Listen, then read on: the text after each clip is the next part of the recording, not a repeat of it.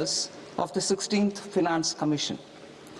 Number 3, explanatory memorandum as to the action taken on the recommendations contained in the above report. Item number 2, माननीय वित्त मंत्री निर्मला सीतारमण जी।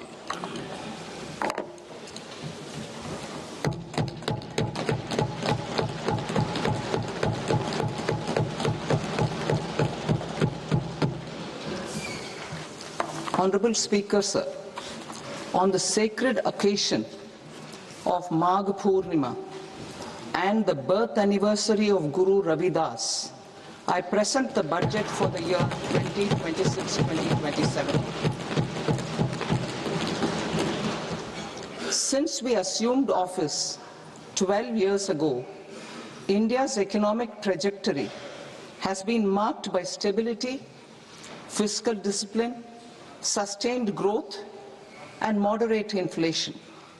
This is the result of conscious choices we have made, even in times heightened uncertainty and disruption. Our government, led by Honorable Prime Minister Modi, has decisively and consistently chosen action over ambivalence, reform over rhetoric, and people over populism. We have pursued far-reaching structural reforms, fiscal prudence and monetary stability, whilst maintaining a strong thrust on public investment. Keeping Atmanirbharta as a lodestar, we have built domestic manufacturing capacity, energy security, and reduced critical import dependencies. Simultaneously, we have ensured that citizens benefit from every action of the government, undertaking reforms to support employment generation, agricultural productivity, household purchasing power, and universal services to people. These measures have delivered a high growth rate of around 7% and helped us make substantial strides in poverty reduction and improvement in the lives of our people. Today, we face an external environment in which trade and multilateralism are imperiled and access to resources and supply chains are disrupted. New technologies are transforming production systems while sharply increasing demands on water, energy, and critical minerals. India will continue to take confident steps towards Vikasit Bharat, balancing ambition with inclusion. As a growing economy with expanding trade and capital needs, India must also remain deeply integrated with global markets, exporting more and attracting stable long-term investment. As I begin Part A, I want to express my gratitude to the people for standing firmly with us as we forge our way together towards becoming one of the largest economies of the world.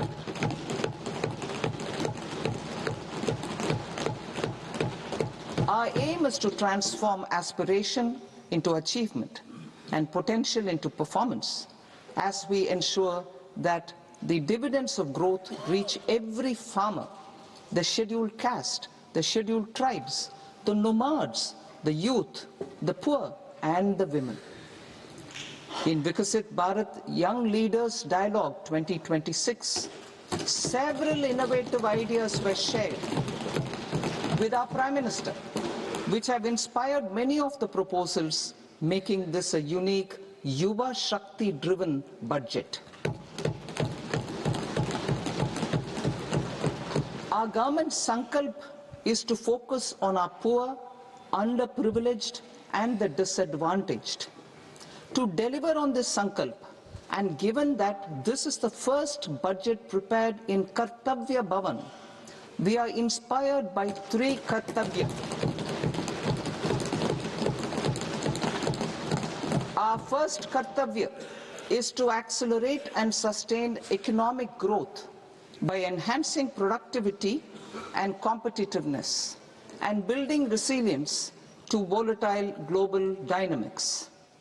Our second Kartavya is to fulfill aspirations of our people and build their capacity, making them strong partners in India's path to prosperity.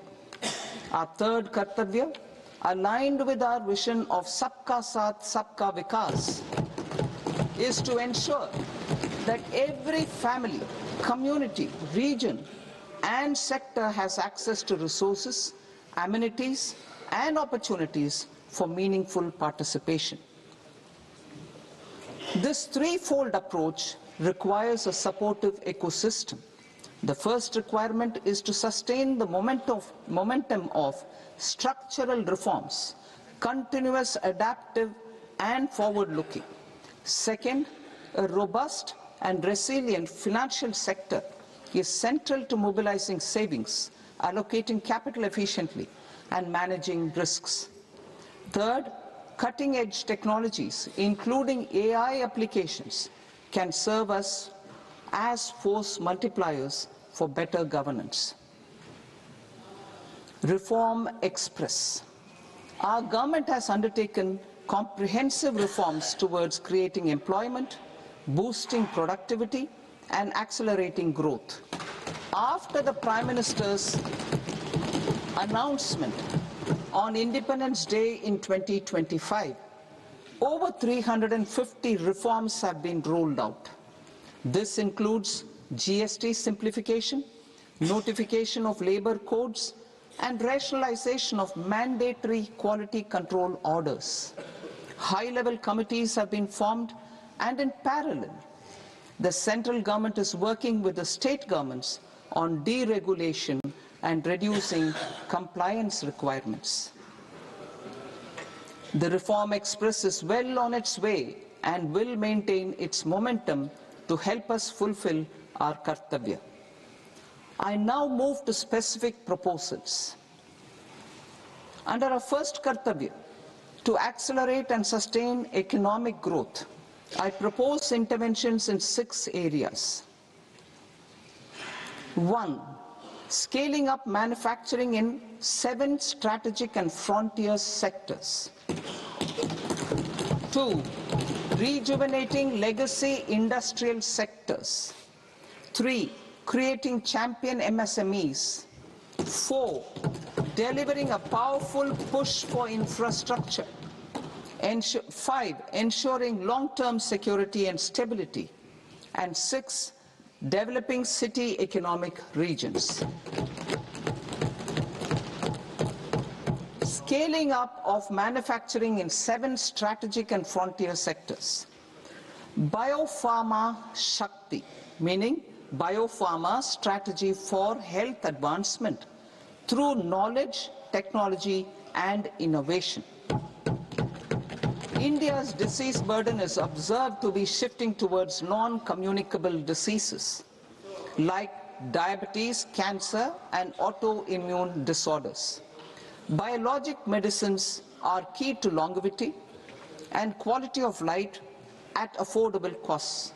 To develop India as a global biopharma manufacturing hub,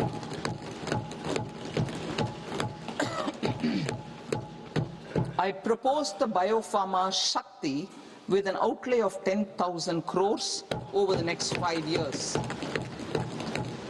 This will build the ecosystem for domestic production of biologics and biosimilars. The strategy will include a biopharma-focused network with 3 new national institutes of pharmaceutical education and research, popularly known as NIPERs, and upgrading 7 existing ones. It will also create a network of 1,000 accredited India clinical trials sites. We propose to strengthen the Central Drug Standard Control Organization to meet global standards and approve timeframes through approval timeframes through a dedicated scientific review cadre and specialists. India's semiconductor mission 1.0 expanded India's semiconductor sector capabilities. Building on this, we will launch ISM 2.0 to produce equipment and materials, design full-stack Indian IP, and fortify supply chains. We will also focus on industry-led research and training centers to develop technology and skilled workforce. The Electronics Components Manufacturing Scheme, launched in April 2025 with an outlay of 22,919 crores, already has investment commitments at double the targets. We propose to increase the outlay to 40,000 crores to capitalize on this momentum.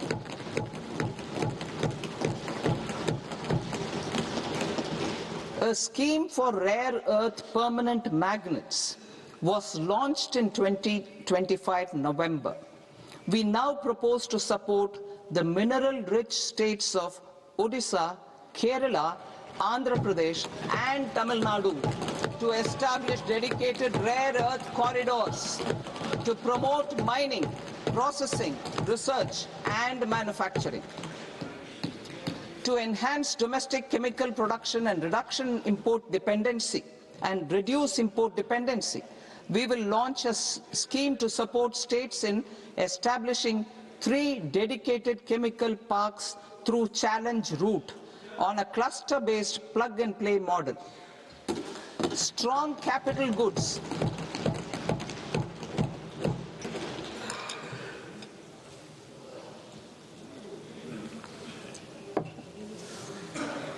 Strong capital goods capability is a determinant of productivity and quality across different sectors.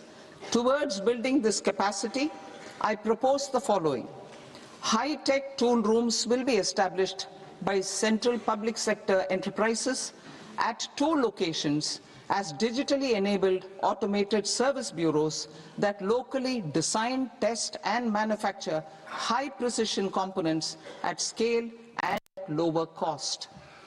2. A scheme for enhancement of construction and infrastructure equipments will be introduced to strengthen domestic manufacturing of high value and technologically advanced CIE. This can range from lifts in a multi-storied apartment or firefighting equipment in multiplexes, large or small, and to tunnel boring equipments for building metros and high-altitude roads.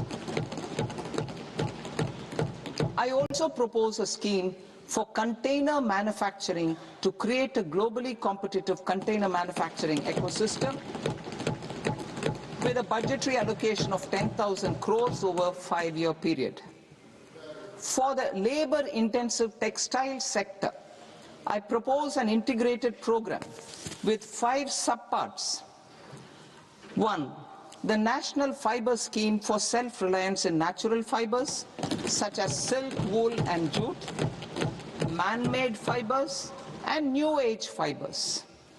Textile expansion and employment scheme to modernize traditional clusters with capital support for machinery, technology upgradation, and common testing and certification centers.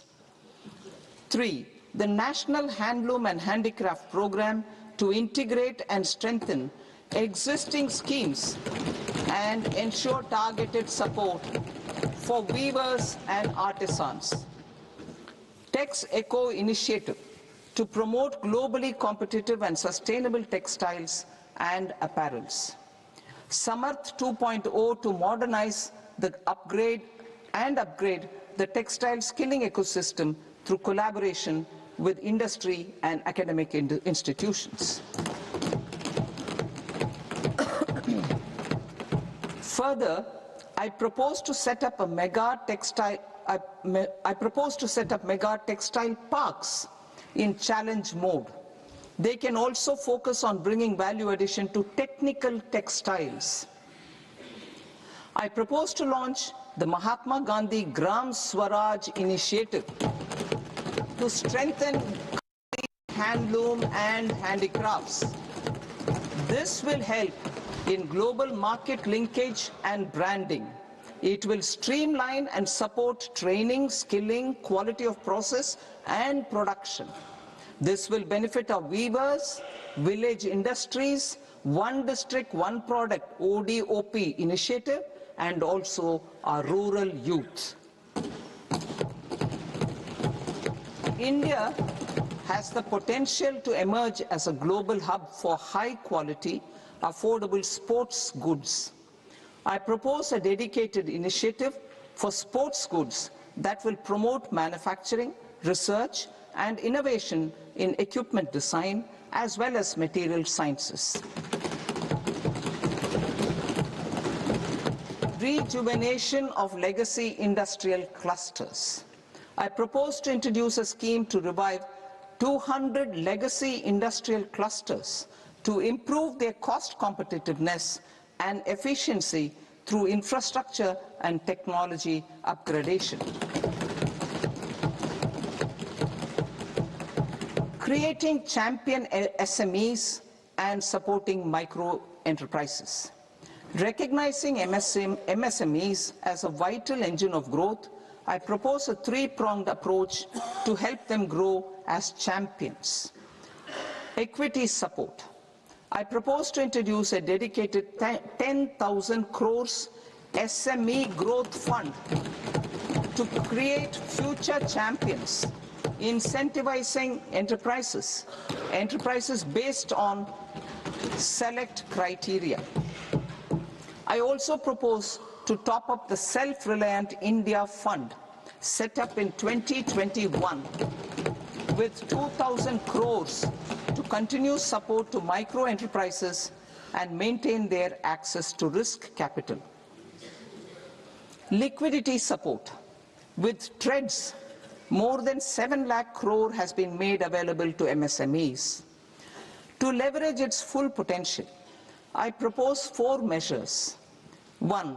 Mandate TREDS as the transaction settlement platform for all purchases from MSMEs by CPSEs, serving as a benchmark for other corporates. 2. Introduce a credit guarantee support mechanism through CGTMSE for invoice discounting on TREDS platform. 3. Link GEM with TREDS for sharing information with financiers about government purchases from MSMEs, encouraging cheaper and quicker financing. 4. Introduce TREDS receivables as asset-backed securities, helping develop a secondary market, enhancing liquidity and settlement of transactions. Professional support.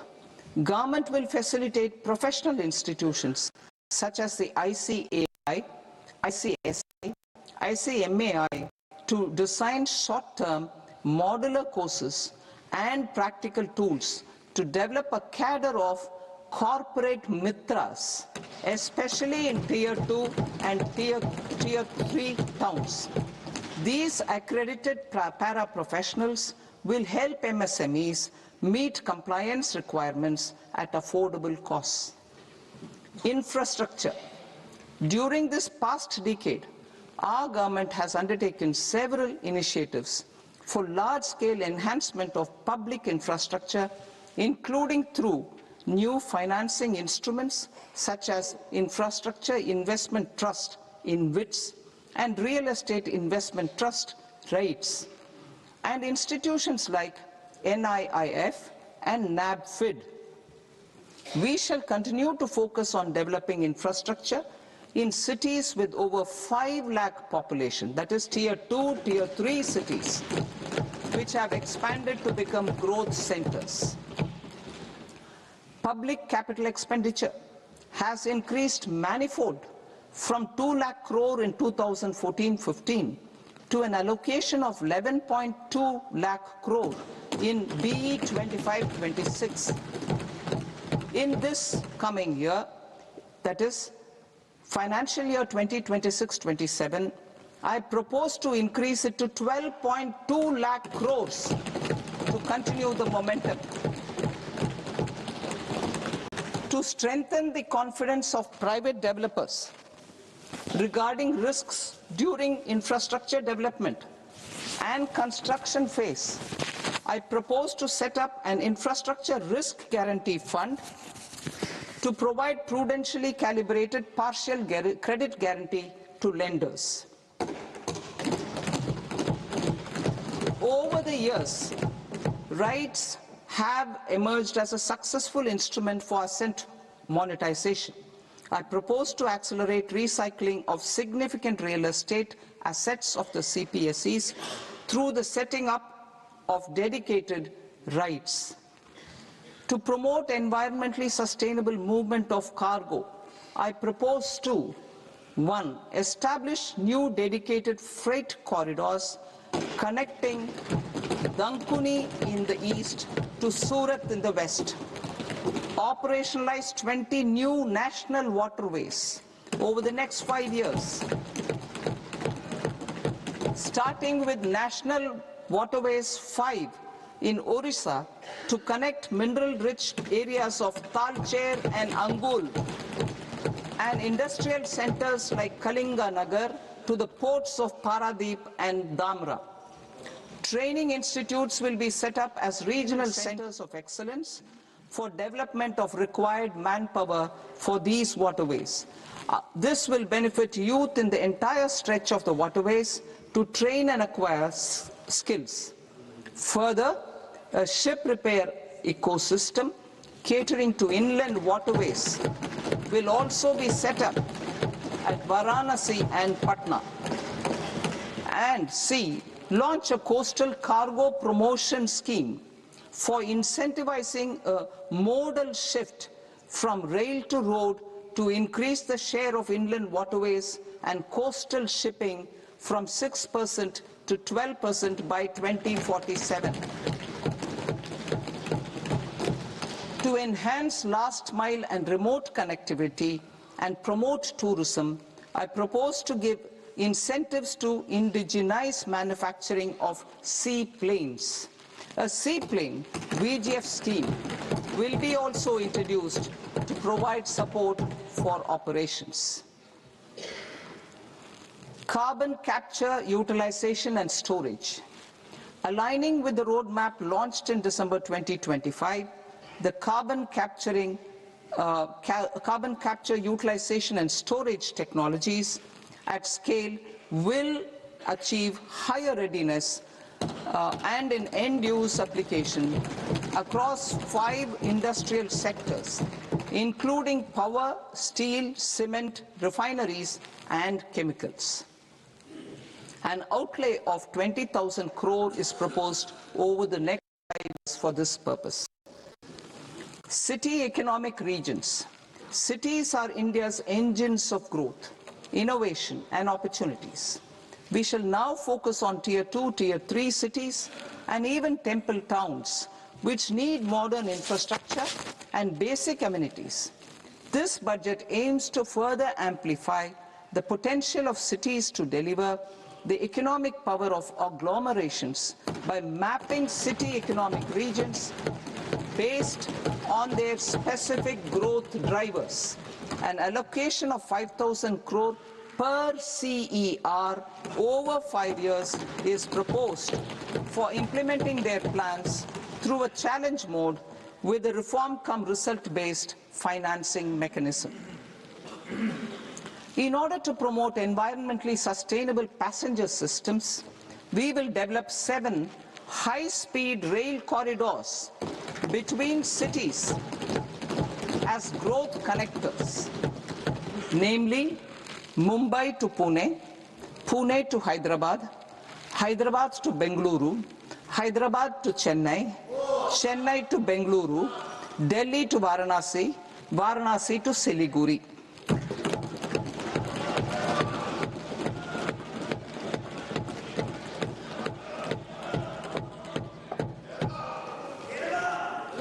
Financial sector. The Indian banking sector today is characterized by strong balance sheet, historic highs in profitability, improved asset quality, and coverage exceeding 98% of villages in the country. At this juncture, we are well placed to futuristically evaluate the measures needed to continue on the path of reform-led growth of this sector. I propose setting up a high-level committee on banking for Vikasit Bharat. High-level committee on banking for Vikasit Bharat to comprehensively review the sector and align it with India's next phase of growth, while safeguarding financial stability, inclusion, and consumer protection. The vision for NBFCs for Vikasit Bharat has been outlined with clear targets for credit disbursement and technology adoption in order to achieve scale and improve efficiency in the public sector NBFCs. As a first step, it is proposed to restructure the Power Finance Corporation and Rural Electrification Corporation. I propose a comprehensive review of the foreign exchange management non-debt instruments rules to create a more contemporary, user-friendly framework for foreign investments consistent with India's evolving economic priorities. Corporate bond market. I propose to introduce a market-making framework with suitable access to funds and derivatives on corporate bond indices. I also propose to introduce total return swaps on corporate bonds. Municipal bonds. To encourage the issuance of municipal bonds of higher value by larger cities, I propose an incentive of 100 crore rupees for a single bond issuance. 100 crore rupees for a single bond issuance of more than 1,000 crore. The current scheme under Amrit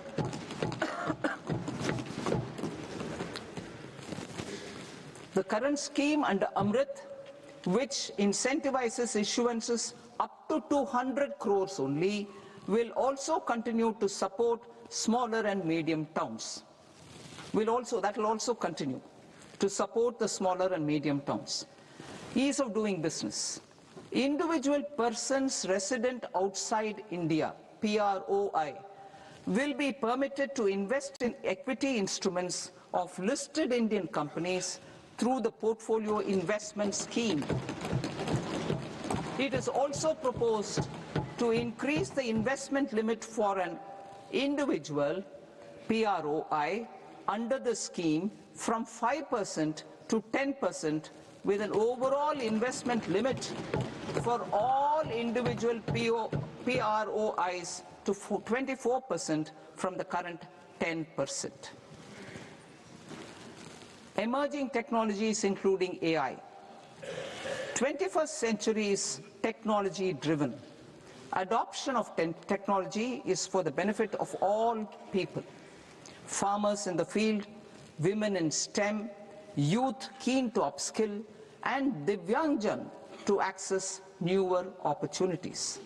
The government has taken several steps to support new technologies through AI Mission, National Quantum Mission, Anusandhan National Research Fund, and Research and Development and Innovation Fund. Our second kartavya is to fulfill aspirations and build capacities.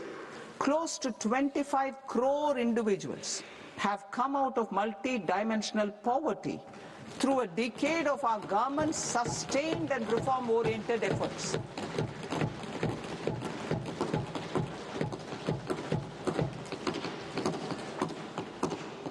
Our government has therefore decided to place a renewed emphasis on the service sector to provide a pathway to fulfilling aspirations of a youthful India with the following measures. I propose to set up a high-powered education to employment and enterprises standing committee to recommend measures that focus on services sector as a core driver of Vikasit Bharat. This will make us a global leader in services with a 10% global share by 2047. The committee will prioritize areas to optimize the potential for growth, employment, and exports. They will also assess the impact of emerging technologies, including AI, on jobs and skill requirements and propose measures thereof. To create a range of skilled career pathways, a new range of skilled career pathways for our youth, I propose interventions in the following sectors. Health. Existing institutions for allied health professionals will be upgraded and new AHP institutions established in private and government sectors. This will cover 10 selected disciplines, including optometry, radiology, anesthesia, OT technology, applied psychology and behavioral health, and add 1 lakh AHPs over the next 5 years. A strong care system covering geriatric and allied care services will be built. A variety of NSQF-aligned programs will be developed to train multi-skilled caregivers, combining core care and allied skills such as wellness, yoga, and operation of medical assistive devices. In the coming year, 1.5 lakh caregivers will be trained.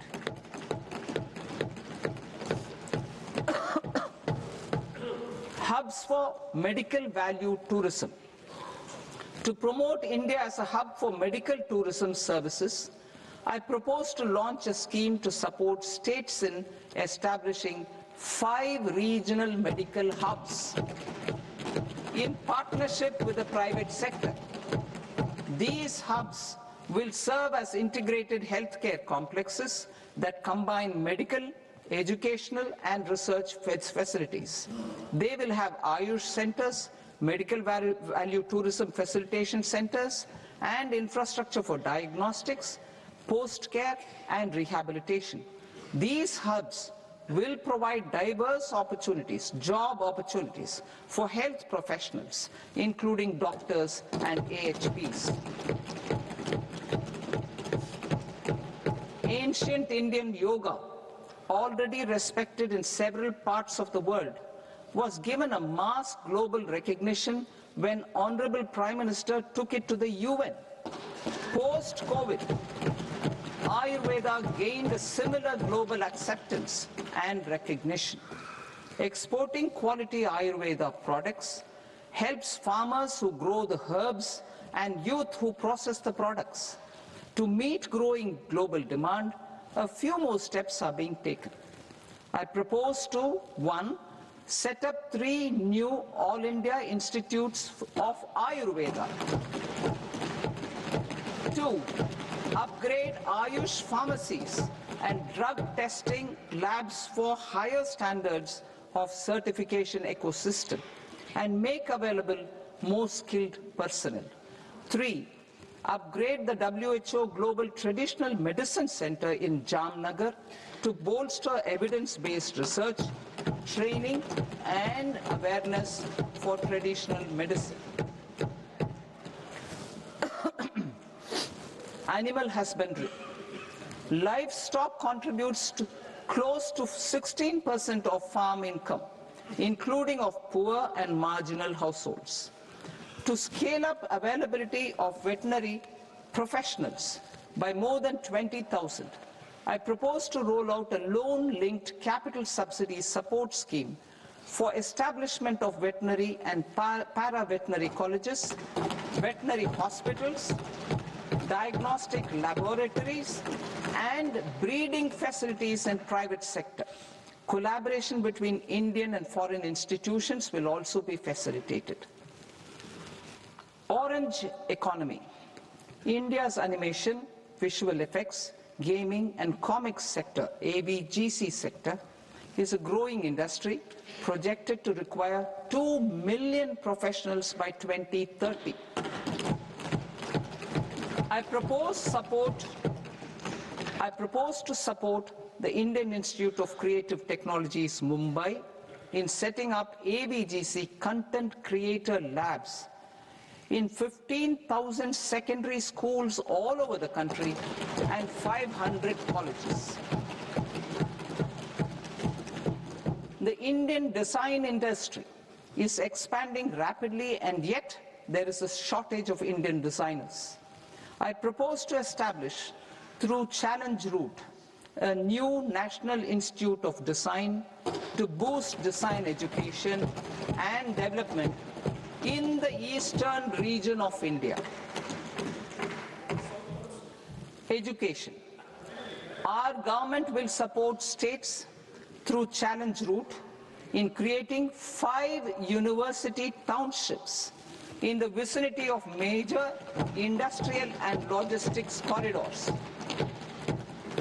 These planned academic zones will host multiple universities, colleges and research institutions, skill centers and residential complexes. In higher education, STEM institutions, prolonged hours of study and laboratory work pose some challenges for girl students. Through VGF, Viability Gap Funding and capital support, one girls' hostel will be established in every district.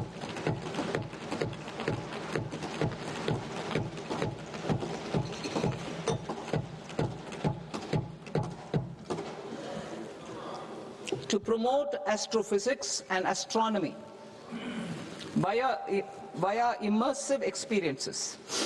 4 telescope infrastructure facilities will be set up or upgraded. The National Large Solar Telescope, the National Large Optical Infrared Telescope, the Himalayan Chandra Telescope, and the Cosmos 2 Planetarium. Tourism. The tourism sector has the potential to play a large role in the employment generation, forex earnings, and expanding the local economy. I propose to set up a National Institute of Hospitality by upgrading the existing National Council for Hotel Management and Catering Technology. It will function as a bridge between academia, industry, and government. I also propose a pilot scheme for upskilling 10,000 guides in 20 iconic tourist sites through a standardized, high-quality, 12-week training course in hybrid mode in collaboration with the Indian Institute of Management. A national destination digital knowledge grid will be established to digitally document all places of significance, cultural, spiritual, and heritage. This initiative will create a new ecosystem of jobs for local researchers, historians, content creators, and technology partners. India has the potential and opportunity to offer world-class trekking and hiking experience. We will develop ecologically sustainable mountain trails in Himachal Pradesh, Uttarakhand, and Jammu Kashmir. Also in Araku Valley in the Eastern Ghats and Podigai Malai in the Western Ghats. Turtle trails along key nesting sites in the coastal areas of Odisha, Karnataka, and Kerala. And 3 bird watching trails along the Pulikat Lake in Andhra Pradesh, Tamil Nadu. It's on the border. Under the visionary leadership of Honorable Prime Minister, we established the International Big Cat Alliance in 2024. This year, India is hosting the first ever Global Big Cat Summit, where heads of governments and ministers from 95 range countries will deliberate on collective strategies for conservation. Heritage and culture tourism. I propose to develop 15 archaeological sites, including Lothal, Dolavira, Rakhi Gadi, Adichanallur, Saranath, Hastinapur, and Leh Palace into vibrant experiential cultural destinations. Excavated landscapes will be open to the public through curated walkways. Immersive storytelling skills and technologies will be introduced to help conservation labs, interpretation centers, and guides. The sports sector provides multiple means of employment, skilling, and job opportunities. Taking forward the systematic nurturing of sports talent which is set in motion through the Khelo India program earlier, I propose to launch a Khelo India mission to transform the sports sector over the next decade. The mission will facilitate an integrated talent development pathway supported by training centers which are foundational, intermediate, and elite levels. B, systematic development of coaches and support staff. C, integration of sports science and technology.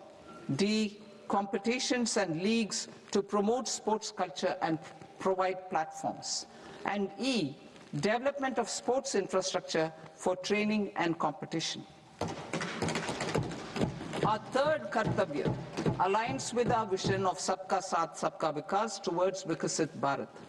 This requires targeted efforts for 1. Increasing farmer incomes through productivity enhancement and entrepreneurship, with special attention to small and marginal farmers. B. Empowering Divyangjan through access to livelihood opportunities, training, and high-quality assistive devices. C. Empowering the vulnerable to access mental health and trauma care. D. Focus on the Purvodaya states and the Northeast region to accelerate development and employment opportunities. Fisheries.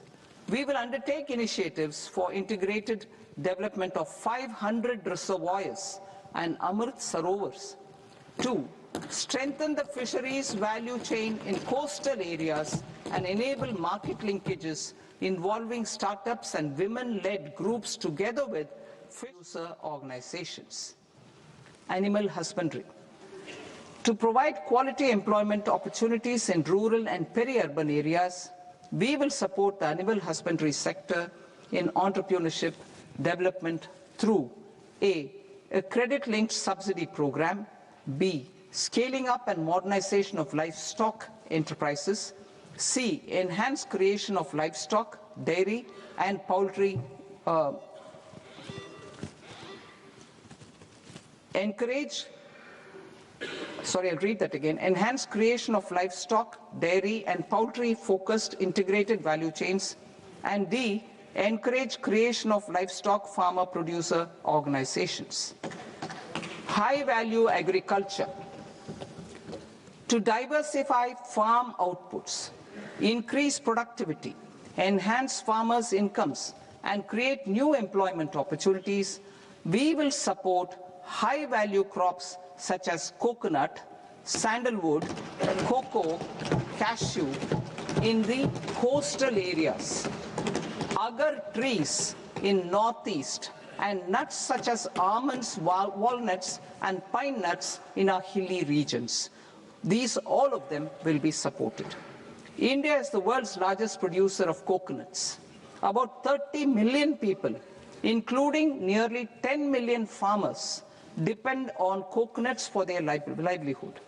To further enhance competitiveness in coconut production, I propose a coconut promotion scheme to increase production and enhance productivity through various interventions, including replacing and non-productive trees with new saplings or plants or varieties in major coconut growing states.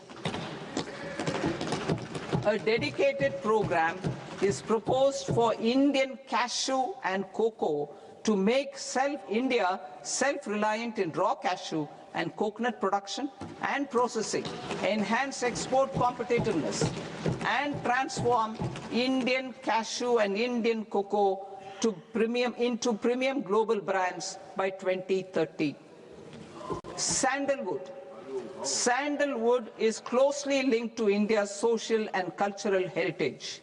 Our government will partner with state governments to promote focused cultivation and post-harvest processing to restore the glory of the Indian sandalwood ecosystem, to rejuvenate old, low-yielding orchards, and expand high-density cultivation of walnuts, almonds, and pine nuts. We will support a dedicated program to enhance farmer incomes and in bringing value addition by engaging youth.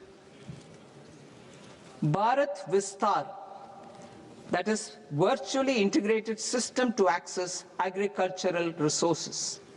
I propose to launch Bharat Vistar, a multilingual AI tool that shall integrate the AgriStack portals and the ICAR package on agricultural practices with AI systems. This will enhance farm productivity, enable better decisions for farmers, and reduce risk by providing customized advisory support. She Marts for rural women-led enterprises. Building on the success of Lakpati Didi program, I propose to help women take the next step from credit-linked livelihoods to being owners of enterprises. Self-help entrepreneur, She Marts will be set up as community-owned retail outlets within the cluster-level federations through enhanced and innovative financing instruments. Empowering Divyangjan. Divyangjan Kaushal Yojana. Information technology, AVGC sectors, hospitality and food and beverages sectors often offer task-oriented and process-driven roles which are suitable for Divyangjan. We will ensure dignified livelihood opportunities through industry-relevant and customized training specific to each Divyangjan group. Divyang Sahara Yojana. Timely access to high-quality assistive devices for all eligible Divyangjan is a fundamental need. I propose to 1. Support the Artificial Limbs Manufacturing Corporation of India, ALIMCO, to set up and to scale up production of assistive devices, invest in R&D and AI integration, strengthen PM Divyasha Kendras, and support setting up of assistive technology marts as modern retail style centers where Divyangjan and senior citizens can see, try and purchase assistive products. Reaffirming our commitment to mental health and trauma care. There are no national institutes for mental health care in North India. We will therefore set up a NIMHANS 2 and also upgrade national mental health institutes in Ranchi and in Tezpur as regional apex institutions. Emergencies expose families, particularly the poor and vulnerable, to unexpected expenditure. We will strengthen and increase these capacities by 50% in district hospitals by establishing emergency and trauma care centers. Focus on Purvodaya states and northeastern regions. Purvodaya. I propose the development of an integrated East Coast industrial corridor with a well-connected node at Durgapur, creation of 5 tourism destinations in 5 Purvodaya states, and the provision of 4,000 e-buses. Buddhist sites in northeastern region. The northeastern region is a civilizational confluence of Theravada and Mahayana, or Vajrayana traditions, I propose to launch a scheme for development of Buddhist circuits in Arunachal Pradesh, Sikkim, Assam, Manipur, Mizoram, and Tripura. The scheme will cover preservation of temples and monasteries, pilgrimage interpretation centers, connectivity, and pilgrim amenities. 16th Finance Commission. On 17th November 2025, the 16th Finance Commission submitted its report to the President. As mandated under Article 281 of the Constitution, the government is to lay the report along with the explanatory memorandum on the action taken report on the recommendations of the Commission in Parliament, which, Sir, Honourable Speaker, you've allowed me to do at the commencement of this session. The government has accepted the recommendation of the Commission to retain the vertical share of devolution at 41%. As recommended by the Commission, I have provided 1.4 lakh crores of rupees to the states for the year 2026-2027 as Finance Commission grants. These include rural and urban local body and disaster management grants. Fiscal consolidation. Government has been delivering on our fiscal commitments consistently without compromising on social needs. To strive towards accepted standards of fiscal management in Budget 25-26, I had indicated that the central government would target reaching a debt to GDP ratio of 50 plus or minus 1% by 2030-31. In line with this, the debt to GDP ratio is estimated to be 55.6% of GDP in BE 26-27, compared to 56.1% of GDP in RE 25-26. A declining debt to GDP ratio will gradually free up resources for priority sector lending and expenditure by reducing the outgo on interest payments. One of the main operational instruments for debt targeting is the fiscal deficit. I am happy to inform this august House that I fulfilled my commitment made in 2021-2022 to reduce fiscal deficit below 4.5% of GDP by 25-26.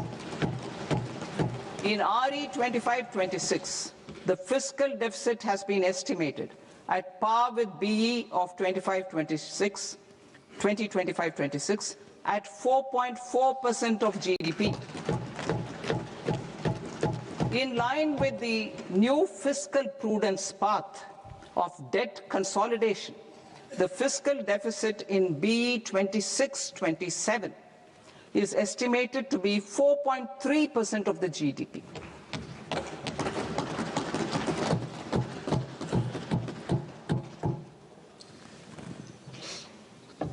The revised estimates of the non-debt receipts are 34 lakh crore rupees, of which the centre's net tax receipts are 26.7 lakh crore. The revised estimate of the total expenditure is 49.6 lakh crore rupees, of which the capital expenditure is about 11 lakh crores. Budget estimates 2026 to 2027. Coming to 26-27, the non-debt receipts and the total expenditure are estimated as 36.5 lakh crore and 53.5 lakh crore respectively. The centre's net tax receipts are estimated at 28.7 lakh crore rupees. To finance the fiscal deficit, the net market borrowings from dated securities are estimated at 11.7 lakh crore rupees. The balance financing is expected to come from small savings and other sources. The gross market borrowings are estimated at 17.2 lakh crore rupees. I'll now move to Part B. Part B, direct taxes.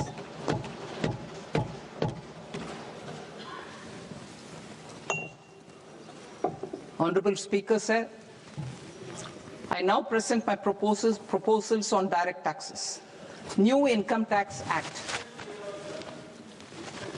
In July 2024, I announced a comprehensive review of the Income Tax Act 1961. This was completed in a record time, and the Income Tax Act 2025 will come into effect from 1st April 2026. The simplified income tax rules and forms will be notified shortly, giving adequate time to taxpayers to acquaint themselves with its requirements. The forms have been redesigned such that ordinary citizens can comply without difficulty. Ease of living. I propose that any interest awarded by the Motor Accident Claims Tribunal to a natural person will be exempt from income tax, and any TDS on this account will be done away with. I propose to reduce TCS rate on the sale of overseas tour program package from the current 5% and 20% to 2% without any stipulation of amount. I propose to reduce TCS rate for pursuing education and for medical purposes under the Liberalized Remittance Scheme, popularly known as LRS, from 5% to 2%. Supply of manpower services is proposed to be specifically brought within the ambit of payment to contractors for the purpose of TDS to avoid ambiguity. Thus, TDS on these services will be at the rate of either 1% or 2% only. I propose a scheme for small taxpayers, wherein a rule-based automated process will enable obtaining a lower or nil deduction certificate instead of filing an application with the assessing officer.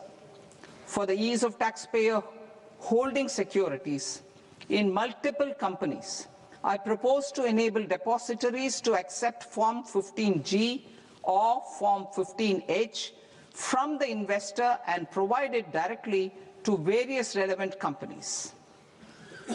I propose to extend time available for revising returns from 31st December to up to 31st March with the payment of a nominal fee. I also propose to stagger the timeline for filing of tax returns. Individuals with ITR 1 and ITR 2 returns will continue to file till 31st July, and non-audit business cases or trusts are proposed to be allowed time till 31st August. TDS on sale of immovable property by a non-resident is proposed to be deducted and deposited through resident buyers and his or her PAN-based challan instead of requiring a TAN, which is a temporary accounting number.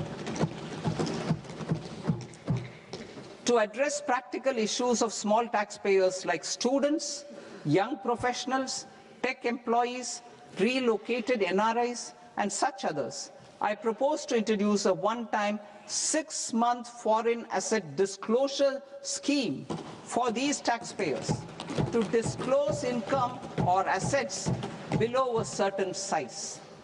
This scheme would be applicable for two categories of taxpayers, namely A, who did not disclose their overseas income or assets, and B, who disclosed their overseas income and or paid due tax but could not declare the asset acquired. For category A, the limit of undisclosed income or asset is proposed to be up to 1 crore rupees. They need to pay 30% of fair market value of asset or 30% of undisclosed income as tax and 30% as additional income tax in lieu of penalty, and would thereby get immunity from prosecution. For category B, asset value is proposed to be up to 5 crore rupees. Here, immunity from both penalty and prosecution will be available with a payment of fee of 1 lakh rupees. Rationalizing penalty and prosecution. Multiplicity of proceedings are hindrance to the ease of doing business. I propose to integrate assessment and penalty proceedings by way of a common order for both. There will be no interest liability on the taxpayer on the penalty amount for the period of appeal before the first appellate authority, irrespective of the outcome of appeal process. Further, quantum of prepayment is being reduced from 20% to 10% and will continue to be calculated only on core tax demand. As an additional measure for reducing litigation, I propose to allow taxpayers to update their returns even after reassessment proceedings have been initiated, and an additional 10% tax rate over and above the rate applicable for the relevant year. The assessing officer will then use only this updated return in his proceedings. There is already a framework for immunity from penalty and prosecution in the cases of underreporting. I propose to apply this framework for immunity to misreporting too. However, in such a case, the taxpayer will need to pay 100% of the tax amount as an additional income tax over and above the tax and interest due. Penalties for certain technical defaults, such as failure to get accounts audited, non-furnishing of transfer pricing audit report, and default in furnishing statement for financial transactions are proposed to be converted into fee.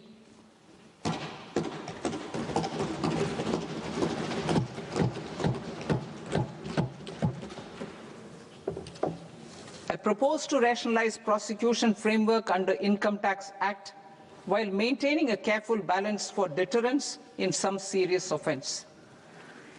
Non-production of books of account and documents and requirement of TDS payment where payment is made in kind are being decriminalized. Further, minor offences will attract fine only. The remaining prosecutions will be graded commensurate with the quantum of offence. They will entail only simple imprisonment with maximum imprisonment reduced to 2 years and power to courts to convert even those into fines. There is no penalty. There is no penalty presently for non-disclosure of non-immovable foreign assets with aggregate value less than 20 lakh rupees. I propose to also provide them with immunity from prosecution with retrospective effect from 1/10/2024.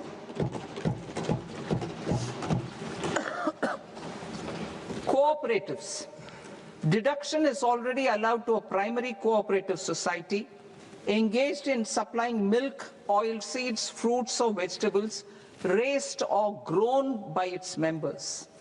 I propose to extend this deduction to also include supply of cattle feed and cotton seed produced by its members.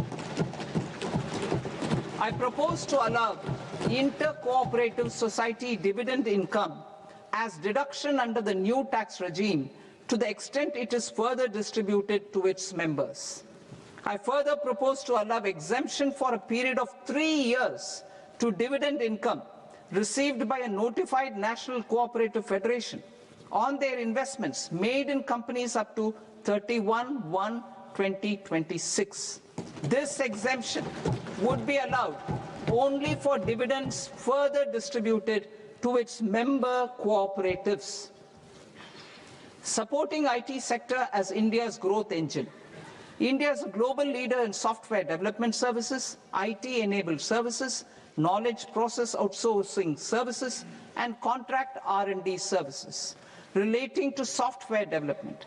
These businesses and their segments are quite interconnected with each other. All these services are proposed to be clubbed under a single category of information technology services with a common safe harbor margin of 15.5% applicable to all. The threshold for availing safe harbor for IT services is being enhanced substantially from 300 crore rupees to 2,000 crore rupees. Safe harbor for IT services shall be approved by an automated rule-driven process without any need for tax officer to examine and accept the application. Once applied by an IT services company, the same safe harbor can be continued for a period of 5 years at a stretch at its choice. For IT services companies who want to conclude advanced pricing agreement, APA, I propose to fast-track unilateral APA process for IT services and endeavor to conclude it within a period of 2 years. The period of 2 years can be extended by a further period of 6 months on taxpayers' request. I propose to extend the facility of modified returns available to the entity entering APA to its associated entities also. Attracting global business and investment. Recognizing the need to enable critical infrastructure and boost investment in data centers, I propose to provide tax holiday till 2047 to any foreign company that provides cloud services to customers globally by using data center services from India. It will, however, need to provide services to Indian customers through an Indian reseller entity. I also propose to provide a safe harbor of 15% on cost in case the company providing data center services from India is a related entity. To harness the efficiency of just-in-time logistics for electronic manufacturing, I propose to provide safe harbor to non-residents for component warehousing in a bonded warehouse at a profit margin of 2% of the invoice value. The resultant tax of about 0.7% will be much lower than in competing jurisdictions. To provide fillip to toll manufacturing in India, I propose to provide exemption from income tax for 5 years to any non-resident who provides capital goods, equipment, or tooling to any toll manufacturer in a bonded zone. To encourage vast pool of global talent to work in India for a longer period of time, I propose to provide exemption to global, non-India sourced income of a non-resident expert for a stay period of 5 years under notified schemes. I propose to provide exemption from minimum alternate tax, the MAT, to all non-residents who pay tax on presumptive basis. Tax administration. I propose to constitute a joint committee of Ministry of Corporate Affairs and Central Board of Direct Taxes for incorporating the requirements of income computation and disclosure standards, the ICDS, in the Indian Accounting Standards, IND AS itself. Separate accounting requirement based on ICDS will be done away with from the tax year 27-28. To support Prime Minister Modi's vision of homegrown accounting and advisory firms to become global leaders, I propose to rationalize the definition of accountant for the purposes of safe harbor rules. Other tax proposals. Change in taxation of buyback was brought in to address the improper use of buyback route by promoters. In the interest of minority shareholders, I propose to tax buyback for all types of shareholders as capital gains. However, to disincentivize misuse of tax arbitrage, promoters will pay an additional buyback tax. This will make effective tax 22% for corporate promoters. For non-corporate promoters, the effective tax will be 30%. TCS rate for sellers of specific goods, namely alcoholic liquor, scrap, and minerals will be rationalized to 2%, and that on tendu leaves will be reduced from 5% to 2%. I propose to raise the STT on futures to 0.05% from the present 0.02%. STT on options premium and exercise of options are both proposed to be raised to 0.15% from the present rate of 0.1% and 0.125% respectively. We reformed the taxation landscape for corporates in 2019 by providing them a simplified regime with lower tax rate so that they could productively focus on business rather than on claim of deductions and exemptions.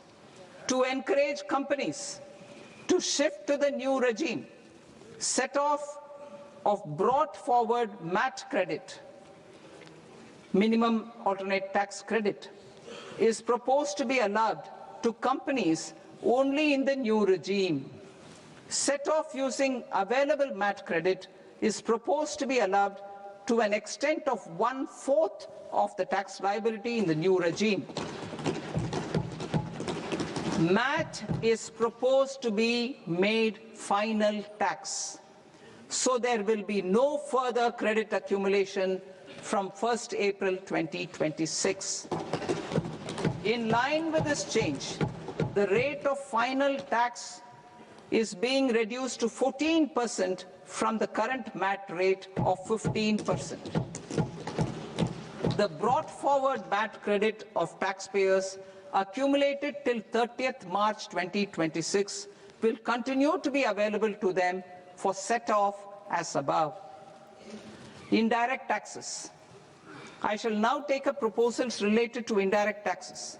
My proposals for customs and central excise aim to further simplify the tariff structure, support domestic manufacturing, promote export competitiveness, and correct inversion in duty.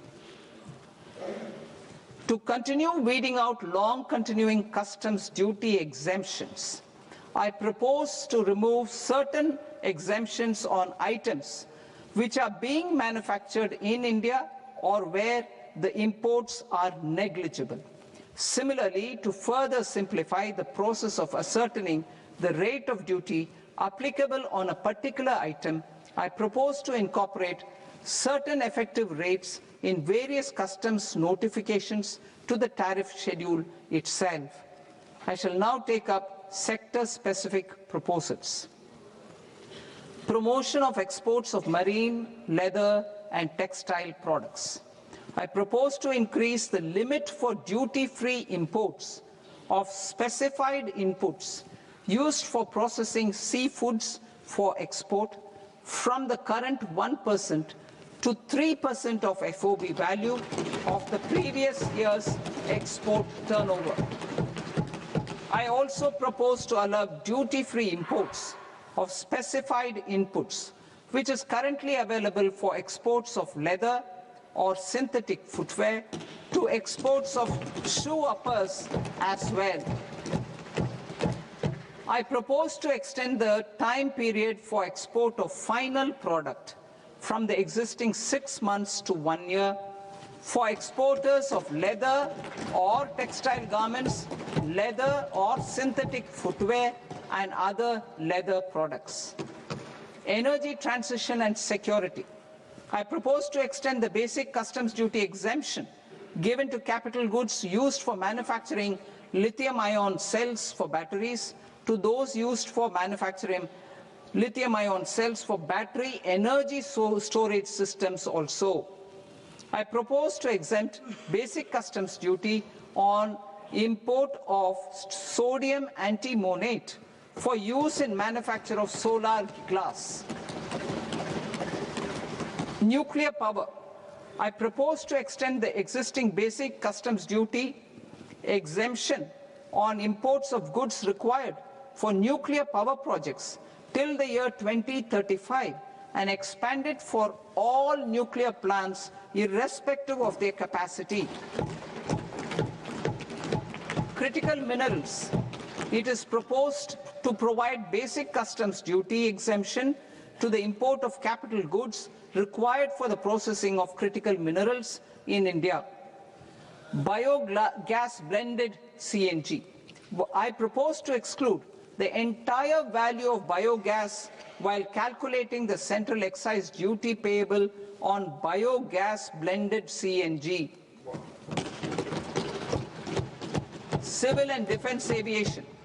I propose to exempt basic customs duty on components and parts required for the manufacture of civilian training and other aircrafts.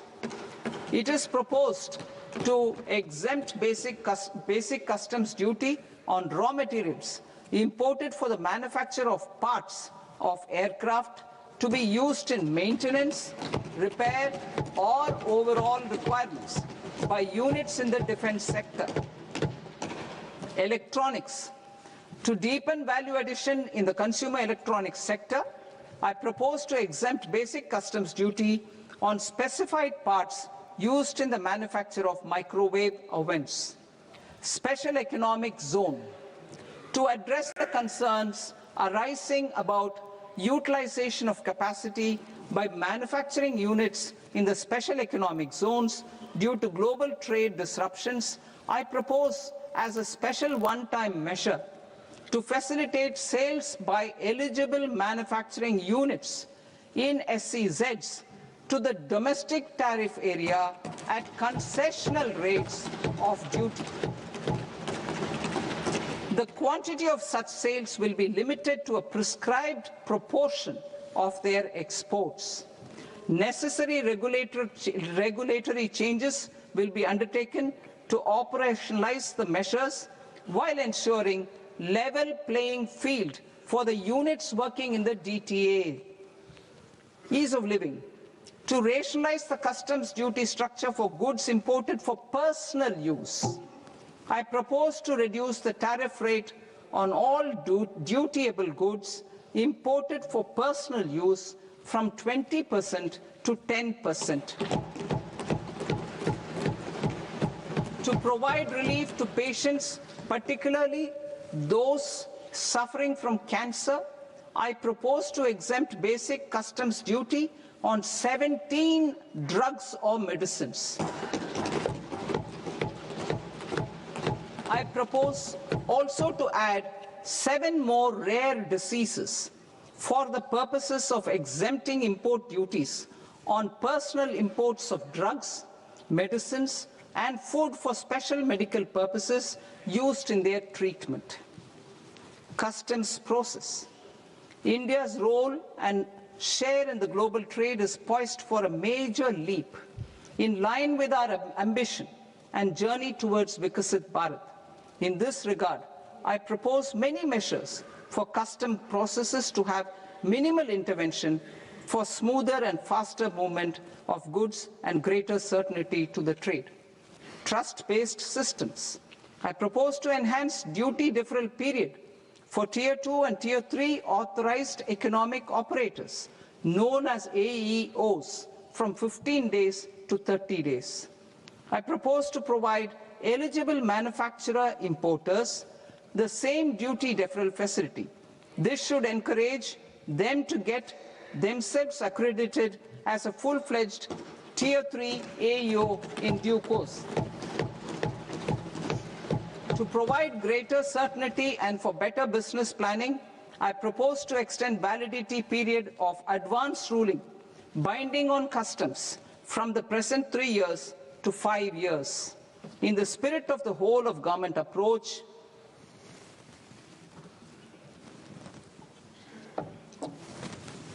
government agencies will be encouraged to leverage AEO accreditation for preferential treatment in clearing their cargo.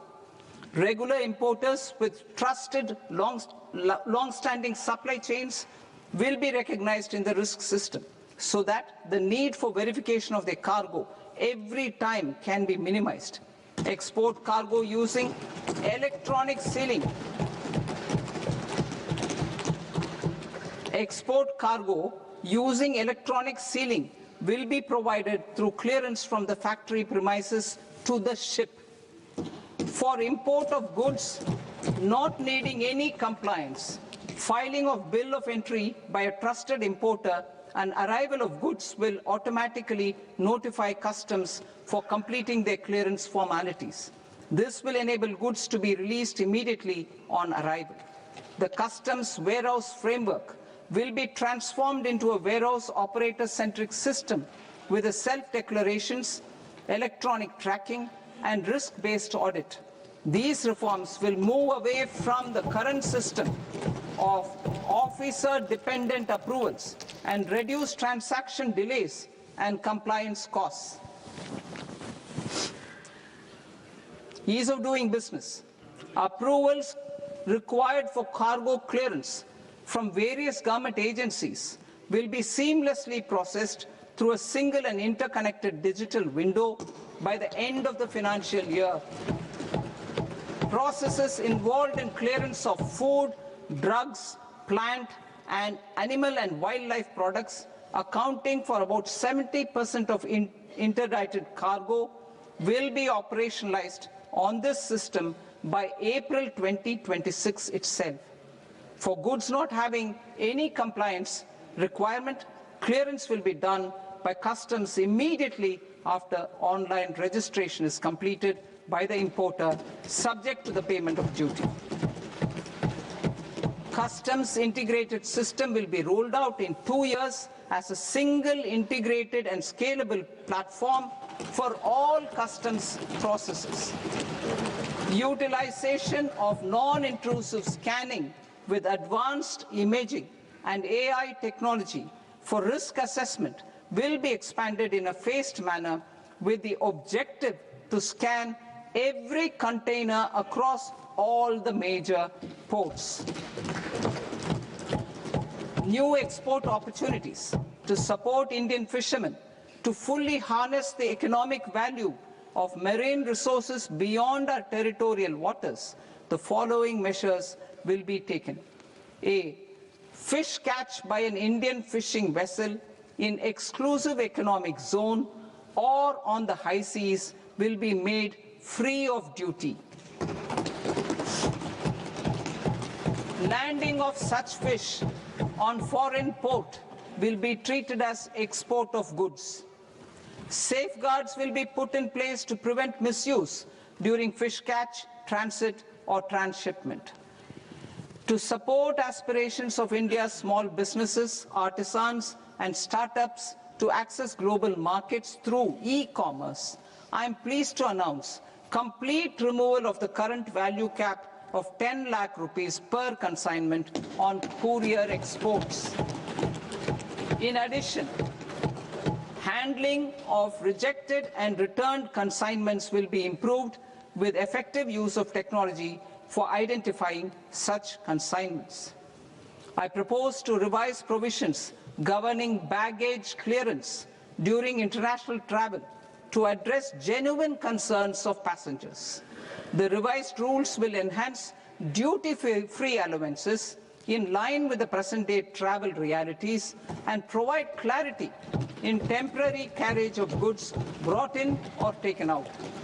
There are honest taxpayers who are willing to settle disputes by paying all their dues, but they get deterred due to negative connotation associated with penalty. They will now be able to close cases by paying an additional amount in lieu of penalty. Honorable Speaker, sir, with this, I commend the budget to this august House. Jai Hind.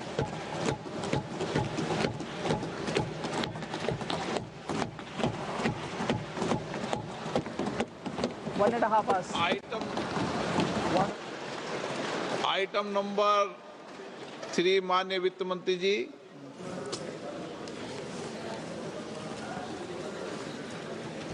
Item number 2, sir. 3.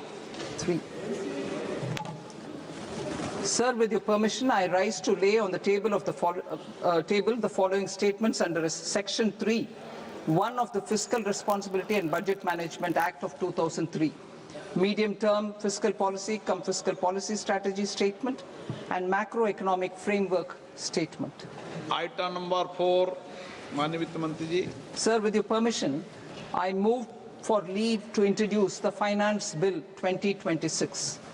प्रश्न ये कि विधेयक को पुनर्स्थापित करने की अनुमति प्रदान की जाए. जो सदस्य इस पक्ष में हाँ गए, जो सदस्य विरोध में ना गए, मेरे विचार में निर्णय हाँ वालों के पक्ष में, हाँ वालों के पक्ष में अनुमति प्रदान की जाती है. माननीय मंत्री जी, अब विधेयक पूरे स्थापित करें. Sir, I introduce the bill.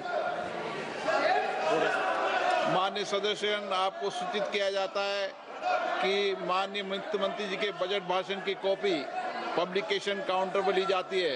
Budget भाषण और बजट से संबंधित दस्तावेज आपके मोबाइल फोन और मेंबर पोर्टल्स पर ही उपलब्ध है.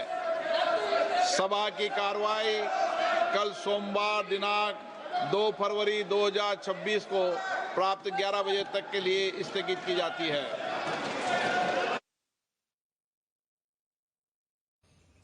So there you heard Finance Minister Nirmala Sitharaman delivering.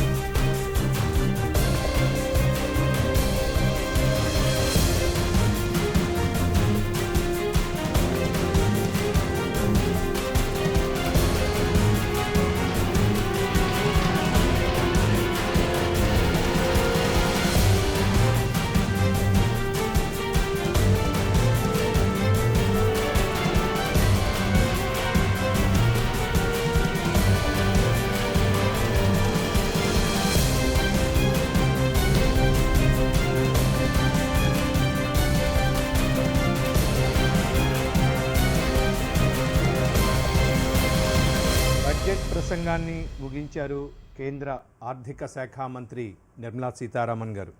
Budget సమావేశాలకు కాంచీవరం చీరలో అటెండ్ అయినటువంటి నిర్మలా సీతారామన్ గారు ఖాదీ పరిశ్రమ పట్ల, చేనేత వస్త్రాల పట్ల తనకున్నటువంటి మక్కువను చాటుతూనే అనేక అంశాల మీద తన యొక్క సుదీర్ఘ ప్రసంగం చేశారు. ఒక బడ్జెట్కి సంబంధించి ముందు స్వల్ప నష్టాలతో స్టాక్ మార్కెట్లు మొదలైనా కూడా బడ్జెట్ వేళ బంగారం, వెండి ధరలు కూడా కొంత దిగువకు వస్తున్నాయని చెప్పవచ్చు. ముఖ్యంగా మల్టీ కమోడిటీ ఎక్స్చేంజ్లో 9% చొప్పున పతనమైనట్టుగా మనకు వస్తున్నటువంటి వార్తలు చెప్తూ ఉంటే, వరుసగా 9వసారి బడ్జెట్ని ప్రవేశపెట్టడం అనేది ఒక ఘనతగా చూడొచ్చు. స్వాతంత్ర అనంతరం ఆదివారం పూట బడ్జెట్ ప్రవేశపెట్టడం కూడా గౌరవ ప్రధాని నరేంద్ర మోదీ నేతృత్వంలోని ప్రస్తుత ప్రభుత్వం తీసుకున్న ఒక సాహసోపేత నిర్ణయాలు ఒకటిగా తీరవచ్చు.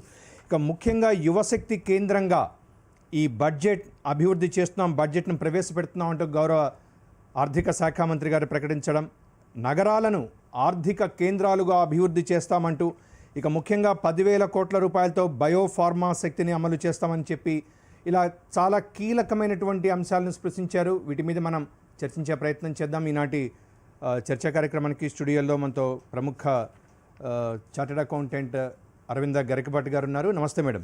నమస్తే అండి.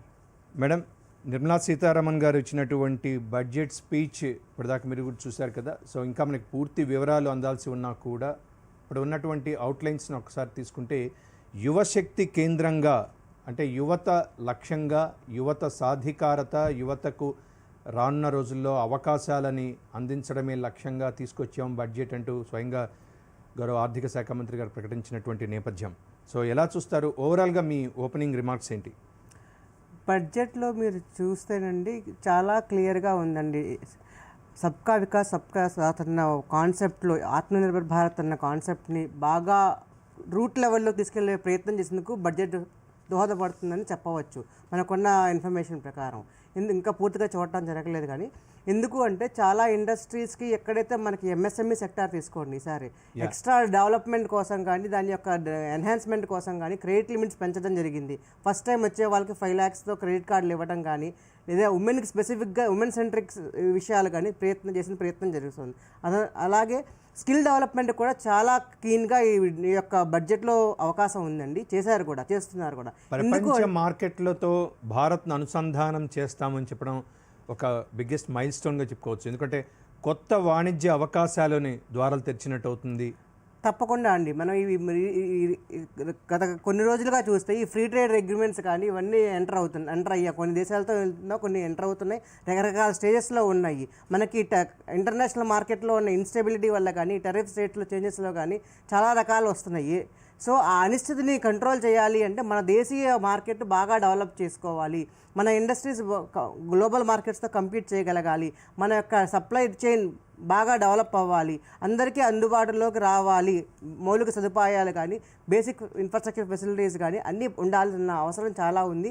అలాగే మన యొక్క యూత్ యొక్క స్కిల్ డెవలప్మెంట్ జరిగినప్పుడు మాత్రమే దాన్ని వాళ్ళు అందపుచ్చుకోగలిగే అవకాశం ఉంటుంది.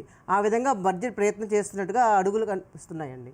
మీరు చెప్పినట్టుగా సబ్కా సాత్ సబ్కా వికాస్, ఈరోజు మనం మౌలిక సదుపాయాల దానికి సంబంధించి నిర్మాణ మౌలిక సదుపాయాల పథకాన్ని ఒకదాన్ని ప్రవేశపెడతామంటూ గౌరవ ఆర్థిక శాఖ మంత్రి గారు ప్రకటించడం, అన్నిటికంటే ముఖ్యంగా ఇండియా సెమీ కండక్టర్ మిషన్ 2.0 దాన్ని ప్రారంభిస్తున్నామని చెప్పడం, ఎలక్ట్రానిక్ పరికరాల ఉత్పత్తి పథకానికి కేటాయింపులు పెంచడం, అరుదైన ఖనిజాల కారిడార్ల ఏర్పాటుకు రాష్ట్రాలకు సహకరిస్తామంటూనే ఒడిశా, ఆంధ్రప్రదేశ్, తమిళనాడు మీదుగా ఒక కారిడార్ను కూడా అనౌన్స్ చేయడం మనం చూసాం. సో అనేక రంగాల్లో జౌళి రంగం కావచ్చు, లేకుంటే అగ్రికల్చర్ కావచ్చు, వ్యవసాయ రంగానికి కావచ్చు, ఎంఎస్ఎంఈ కావచ్చు, లేకుంటే క్రీడా రంగానికి కావచ్చు, ఖాదీ చేనేత రంగాన్ని బలోపేతం చేయడానికి మహాత్మా గాంధీ గ్రామ స్వరాజ్ మిషన్ని ఒకదాన్ని అనౌన్స్ చేశారు. ఇక seaplane VGF viability gap funding ద్వారా పర్యాటక రంగ అభివృద్ధిని కూడా అక్కడ తీసుకుంటూ వచ్చారు. టూరిజంకి మన యొక్క దేశంలో చాలా అవకాశాలు ఉన్నాయండి. ఈ కోవిడ్ వల్ల చాలా ఎఫెక్ట్ అయిన వన్ ఆఫ్ ద ఇండస్ట్రీలో టూరిజం కూడా ఉంది. టూరిజంని పుష్ చేయాల్సిన అవసరం ఎంతైనా ఉంది ఈ నార్త్ ఈస్టర్న్ స్టేట్స్లో కానీ లేదా ఈ హెరిటేజ్. మేడం, మనకి రామచంద్రరావు గారు లైవ్లో మాట్లాడుతున్నారు. ఒకసారి వాళ్ళ ఒపీనియన్ తీసుకున్న తర్వాత మళ్ళీ మనం కంటిన్యూ చేద్దాం. దేశ ఆర్థిక ప్రగతి, అదేవిధంగా ప్రజలకు ఏదైతే అవసరమో, ఏ విధంగా అయితే ప్రజలు ఈ యొక్క ప్రగతిలో అభివృద్ధిలో భాగస్వామ్యం కావాలి, మరి వారి ఒక జీవితాల్లో మార్పులు రావాలి అనేటటువంటి ఒక ఆకాంక్షని ఈ యొక్క బడ్జెట్ని మనము దాంట్లో ఉన్నటువంటి ఒక ప్రతిబింబాన్ని చూస్తూ ఉన్నాం. మూడవది, కర్తవ్యంగా చేసేటటువంటి యొక్క మనం అందరు గుర్తు చేసేటటువంటి యొక్క ఈ యొక్క ప్రభుత్వం అందరినీ సబ్కా సాత్ సబ్కా వికాస్ అంటే అందరితో ఈ సమాజంలో అన్ని రంగాలకు ఈ యొక్క ప్రభుత్వం ఒక తోడు ఉంటుంది. ఈ యొక్క ప్రభుత్వం తీసుకున్నటువంటి నిర్ణయాలన్నీ కూడా అందరి కోసము, ప్రతి ఒక్కరి యొక్క వికాసం కోసము, వికసిత భారత్ ఏదైతే మనం స్వప్నం చూస్తూ ఉన్నామో దాని మేలుకై ఈ బడ్జెట్ని ప్రవేశపెట్టడం జరిగింది. ముఖ్యంగా తెలంగాణలో హైదరాబాద్ నుంచి అనేక స్థానాలకు స్పీడ్ ట్రైన్స్ ఈరోజు పెట్టడం జరిగింది. తద్వారా హైదరాబాద్ నుంచి అనేక స్థానాలకు రాకపోకలు కానీ, ఇక్కడ ఉన్నటువంటి యొక్క ఆర్థిక లావాదేవీలు కానీ, వ్యాపారం కానీ పెరిగేట అవకాశాలు ఉంటాయి. ఎంఎస్ఎంఈ కానీ, గ్రోత్ సెంటర్ కానీ, వీటన్నిటి కూడా మొత్తం రాష్ట్రంలో ఈరోజు అవకాశం ఉన్నది. తెలంగాణకు ఒక ఈ యొక్క నిర్ణయం వలన, ఈ విధానం వలన మంచి ఒక కారిడోర్, అది ఫార్మసీ కావచ్చు, ఎంఎస్ఎంఈసీ కావచ్చు, లేకుంటే ఏరోస్పేస్ ఇండస్ట్రీ కావచ్చు, రకరకాలైనటువంటి ఇండస్ట్రీలు హైదరాబాద్ చుట్టుపక్కల వచ్చేటటువంటి అవకాశం ఉంటుంది. కాబట్టి ఈ నిర్ణయాలు ఏదున్నాయో, విధానాలు ఏదున్నాయో భారత ప్రభుత్వం తీసుకున్న విధానం ఇవన్నీ కూడా మన భారత ఒక ఆర్థిక వ్యవస్థతో పాటు ప్రతి ఒక్కరికి కూడా దీంట్లో అభివృద్ధి చెందేటువంటి అవకాశం ఉన్నాయి. ఇటు విద్యార్థులకు, ఇటు ఇండస్ట్రియల్ జోన్స్లో, ఇండస్ట్రీ సెక్టార్స్లో అక్కడ కాలేజెస్, ఎడ్యుకేషన్, హాస్పిటల్స్ ఇవన్నీ కూడా నిర్మాణం అవుతా ఉన్నాయి. అదేవిధంగా ఇక్కడ మెడికల్ ఏదైతే ఫీల్డ్ ఉందో క్యాన్సర్ ఒక మందులకు ధర తగ్గించడము, హాస్పిటల్స్ ముఖ్యంగా ఆయుర్వేదాలో హాస్పిటల్స్ 2 జాతీయ స్థాయిలో హాస్పిటల్స్ నిర్మాణం చేయడము, ఆయుర్వేదానికి పెద్దపీట వేయడం, దాంతోపాటు హెల్త్ సెక్టార్లో కూడా అనేకమైన మార్పులు తీసుకురావడం జరిగింది. ఇవన్నీ కూడా ఈరోజు ఇన్కమ్ ట్యాక్స్ కూడా గతంలో ఏదైతే మన ఒక మధ్యవర్తి కుటుంబాలకు ఇన్కమ్ ట్యాక్స్ రేజ్ చేయడం జరిగిందో దాన్ని అదే విధంగా ఉంచి మరి భారతదేశ ఒక ఆర్థిక వ్యవస్థలో ఒక పెద్ద మార్పు తీసుకురావడానికి ఒక బడ్జెట్ ఒక ప్రయత్నం చేసినటువంటి విషయాన్ని గుర్తుపెట్టుకోవాలి. అనేక అంశాలు ఉన్నాయి, కానీ ముఖ్యంగా నేను ఇండస్ట్రియల్ గ్రోత్ ఏదో అది ఎడ్యుకేషన్ ఇస్తుంది, దానికి దీనికి లింక్ పెట్టి ఇండస్ట్రియల్ జోన్లోనే స్కిల్ డెవలప్మెంట్ కోసం అక్కడ ఉన్నటువంటి కళాశాలలు, విశ్వవిద్యాలయాలు ప్రైవేటైజేషన్తో పాటు ప్రభుత్వ రంగంలో కూడా అనేక మార్పులు జరుగుతూ ఉన్నాయి. కాబట్టి బడ్జెట్ మన ఒక భారతదేశంలో అందరికీ, తర్వాత తెలంగాణ కూడా ఒక మంచి ఉపయోగకరమైనటువంటి ఒక బడ్జెట్గా మేము భావిస్తా ఉన్నాం. ఎందుకంటే తీసుకున్న ప్రతి నిర్ణయం కూడా హైదరాబాద్, తెలంగాణలో దాన్ని అమలు పరచడం జరుగుతుంది.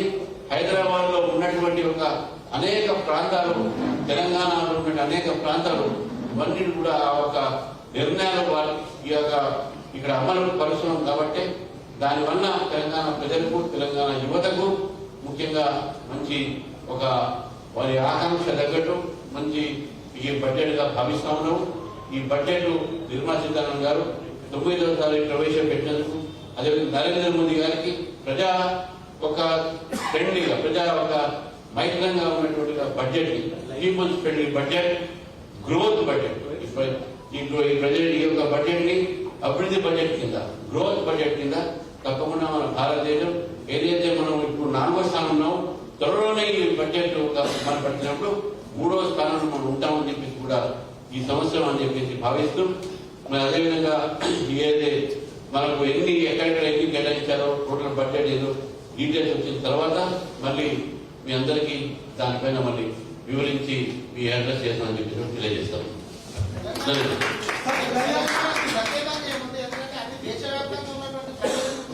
తెలంగాణ బడ్జెట్ లో కూడా తెలంగాణ బడ్జెట్ లో కూడా రైట్, మనం చూసాం తెలంగాణ రాష్ట్ర బీజేపీ అధ్యక్షులు ఎన్ రామచంద్రరావు గారు బడ్జెట్ మీద తన యొక్క అభిప్రాయం చెప్తూ వచ్చారు. సబ్కా సాత్ సబ్కా వికాస్, ముఖ్యంగా అన్ని రంగాలకు అభివృద్ధి పరంగా అభివృద్ధి ఫలాలను అందించే దిశగా ఈ బడ్జెట్ ఉంటుంది. ముఖ్యంగా తెలంగాణ విషయానికి వస్తే హైదరాబాద్ చుట్టుపక్కల ప్రాంతాలకు, తెలంగాణలోని అన్ని ప్రాంతాలకు ఇదొక వరదాయనిగా తను చెప్తూ వస్తున్నారు. అంటే ఇక్కడ అరవింద్ గారు ఇప్పుడు మనం చెప్పుకుంటున్నట్టుగా బడ్జెట్ని పూర్తి స్థాయిలో ఇంటర్ప్రిట్ చేయాలంటే మనకి ఇంకా కొంత టైం పడుతుంది. అక్కడ ఉన్నటువంటి అనేక అంశాలు మనం విశ్లేషించాలి. భారతదేశం ఈ రోజుకి వ్యవసాయ ఆధారిత దేశం. మన దేశానికి, మన దేశ ఆర్థిక వ్యవస్థకి వెన్నెముక వ్యవసాయ రంగం అని చెప్పుకోవచ్చు ఇప్పటికీ కూడా. సో ఈ నేపథ్యంలో భారత్ విస్తార్ అనేటటువంటి ఒక పథకాన్ని గౌరవ కేంద్ర మంత్రి నిర్మలా సీతారామన్ గారు ప్రకటించగలిగింది. రైతుల ఆదాయ వనరులు పెంచడం, రైతులకి అధిక వాళ్ళ యొక్క పెట్టుబడులకు వాళ్ళకి చెప్పిన దానికి వాళ్ళకి రిటర్న్స్ని ఎక్కువగా వచ్చే దిశగా ఈ భారత్ విస్తార్. సో ఎలా చూస్తారు ఈ భారత్ విస్తార్ కార్యక్రమాన్ని? మీరు చెప్పింది కరెక్ట్ అండి. మన దేశానికి రైతులు వెన్నుముక. ఎప్పుడైతే రైతులకి వాళ్ళు పండించిన పంటకి సరైన నాణ్యమైన ధర వచ్చినప్పుడు మాత్రమే ఈ అప్పుల బాధ నుంచి వాళ్ళు తప్పించుకోవడం కానీ ఉంటుంది. దానికి గవర్నమెంట్లు చేయాల్సినది బాధ్యత ఏంటి అంటే వాళ్ళకి అవసరమైన సమయంలో సరైన నాణ్యమైన విత్తనాలు కానీ, క్రెడిట్ ఫెసిలిటీస్ కానీ, మార్కెట్ కానీ ప్రొవైడ్ చేసినప్పుడు మాత్రమే కుదురుతుంది. అలాగే ఈసారి ఫార్మర్స్తో పాటు ఉమెన్ కూడా, రూరల్ ఉమెన్కి చాలా స్పెసిఫిక్గా స్కీమ్స్ షీ అనేది తీసుకొచ్చారండి. దాని ద్వారా ఏంటి అంటే రూరల్ ఉమెన్కి ఒక చోట పనిచేయడమే కాదు, వాళ్ళు సొంతంగా ఎంటర్ప్రెన్యూర్షిప్ స్కిల్స్ వాళ్ళకి వచ్చేందుకు, వాళ్ళు సొంతంగా వాళ్ళ కాలం మీద నిలబడగలిగే శక్తి. ఇప్పుడు ఒక కుటుంబం ఉందనుకోండి, రైతు కుటుంబమే, సో అందులో వాళ్ళు పండించుకున్న పంటను వాళ్ళు సొంతంగా అమ్ముకోగలిగినట్టు దానికి సంబంధించిన యాన్సిలరీ ఇండస్ట్రీస్ ఏదైనా జూట్ ఇండస్ట్రీ కానీ ఇంకేమన్నా కాటన్ ఇండస్ట్రీకి సంబంధించిన కానీ యాన్సిలరీగా దానికన్నా పెట్టుకోగలిగితే ఆ ఉమెన్ సొంతంగా ఎంటర్ప్రెన్యూర్షిప్ స్కిల్స్ డెవలప్ చేసుకోగలిగితే వాళ్ళకి కావాల్సిన ఫెసిలిటీస్ అంటే నాలెడ్జ్ కానీ లేదా క్రెడిట్ కానీ మార్కెట్ కానీ ఎప్పుడైతే ప్రొవైడ్ చేయగలుగుతారో అప్పుడు మాత్రమే ఆ యొక్క ఓవరాల్ డెవలప్మెంట్ అనేది ఆ కుటుంబానికి కానీ ఒక రూరల్ ఏరియాస్ కానీ జరిగేందుకు అవకాశం ఉంటుందండి. కరెక్ట్ మీరు అన్నట్టుగా గ్రామ వికాసం అనేది దేశ అభివృద్ధిలో ఒక కీలక భూమిక పోషిస్తుంది. ఇందాక మనం చెప్పుకుంటున్నట్టుగా మహాత్మా గాంధీ గ్రామ స్వరాజ్య కార్యక్రమం ద్వారా చేనేతని ముఖ్యంగా ఖాదీ రంగాన్ని బలోపేతం చేసే దిశగా తీసుకుంటున్నటువంటి అడుగులు కూడా మంచి సత్ఫలితాలనే ఇస్తాయని చెప్పి మనం భావించవచ్చా? తప్పకుండా అండి. ఎప్పుడైతే ఈ జూట్ ఇండస్ట్రీ కానీ లేదంటే ఈ ఖాదీ పరిశ్రమ కానీ ఇవన్నీ డెవలప్ అయినప్పుడు మాత్రమే మన యొక్క రూరల్ డెవలప్మెంట్ జరుగుతుంది. ఎందుకంటే మీరు ఇప్పుడు ఈ ఐటీ సెక్టార్ కానీ మిగతా మ్యానుఫ్యాక్చరింగ్ సెక్టార్ అవన్నీ కూడా టైర్ 2 టైర్ 3 సిటీస్లో వస్తాయి, మ్యాక్సిమం వస్తాయి. అంతకన్నా కింద రూరల్ ఏరియా మన back bone rural area. So అక్కడ యొక్క జనాలకి ఎంప్లాయ్మెంట్ ఆపర్చునిటీస్ అంటే మేజర్గా వాళ్ళు డిపెండ్ అయ్యేది వ్యవసాయం మీదేనండి. వ్యవసాయ ఆధారిత ఇండస్ట్రీస్ ఎప్పుడైతే బాగుపడతాయో దానికి ఏ గవర్నమెంట్ అయితే సహాయ సహకారాలు అందిస్తుందో అప్పుడు మాత్రమే ఇండియాలో అన్ఎంప్లాయ్మెంట్ రేషియో తగ్గడం కానీ ఈ ఇన్ఈక్వాలిటీస్ అంటే ఇన్కమ్ ప్యారిటీ అంటారు, ఇన్కమ్ ఇన్ఈక్వాలిటీస్ అంటారు. ఏంటి అంటే ఒకటి దగ్గరే మొత్తం డబ్బులు కేంద్రీకరం అయిపోయి ఉండడం కాకుండా అందరికీ అవకాశాలు, అందరి దగ్గర కావాల్సినంత డబ్బు ఉండి కొనుగోలు శక్తి పెరగడం అవన్నీ జరగగలిగేది కేవలం రూరల్ ఏరియా డెవలప్ అయినప్పుడు మాత్రమే. అది కూడా రైతులు రూరల్ ఉమెన్ ఎప్పుడైతే ఆ శక్తిని వాళ్ళు సంపాదించుకోగలుగుతారో గవర్నమెంట్ గాను లేదా ఎన్జిఓస్ సహాయంతో కానీ ఎప్పుడైతే జరుగుతుందో అప్పుడు మాత్రమే వాళ్ళు చేయగలుగుతారు. అంటే ఇక్కడ మనం మొదట్లోనే చెప్పుకున్నాం యూత్ సెంట్రిక్గా అంటే యువశక్తిని లక్ష్యంగా చేసుకుంటూ ఈసారి బడ్జెట్ని గౌరవ ఆర్థిక శాఖ మంత్రి గారు సభలో ప్రవేశపెడుతూ చేసిన వ్యాఖ్యల్ని ఒకసారి మనం గుర్తు చేసుకుంటే యువత నైపుణ్యాన్ని పెంచి వాళ్ళకి ప్రపంచ స్థాయి అవకాశాలు కల్పించడమే ఈ భారీ ప్రాజెక్టు ఉద్దేశం.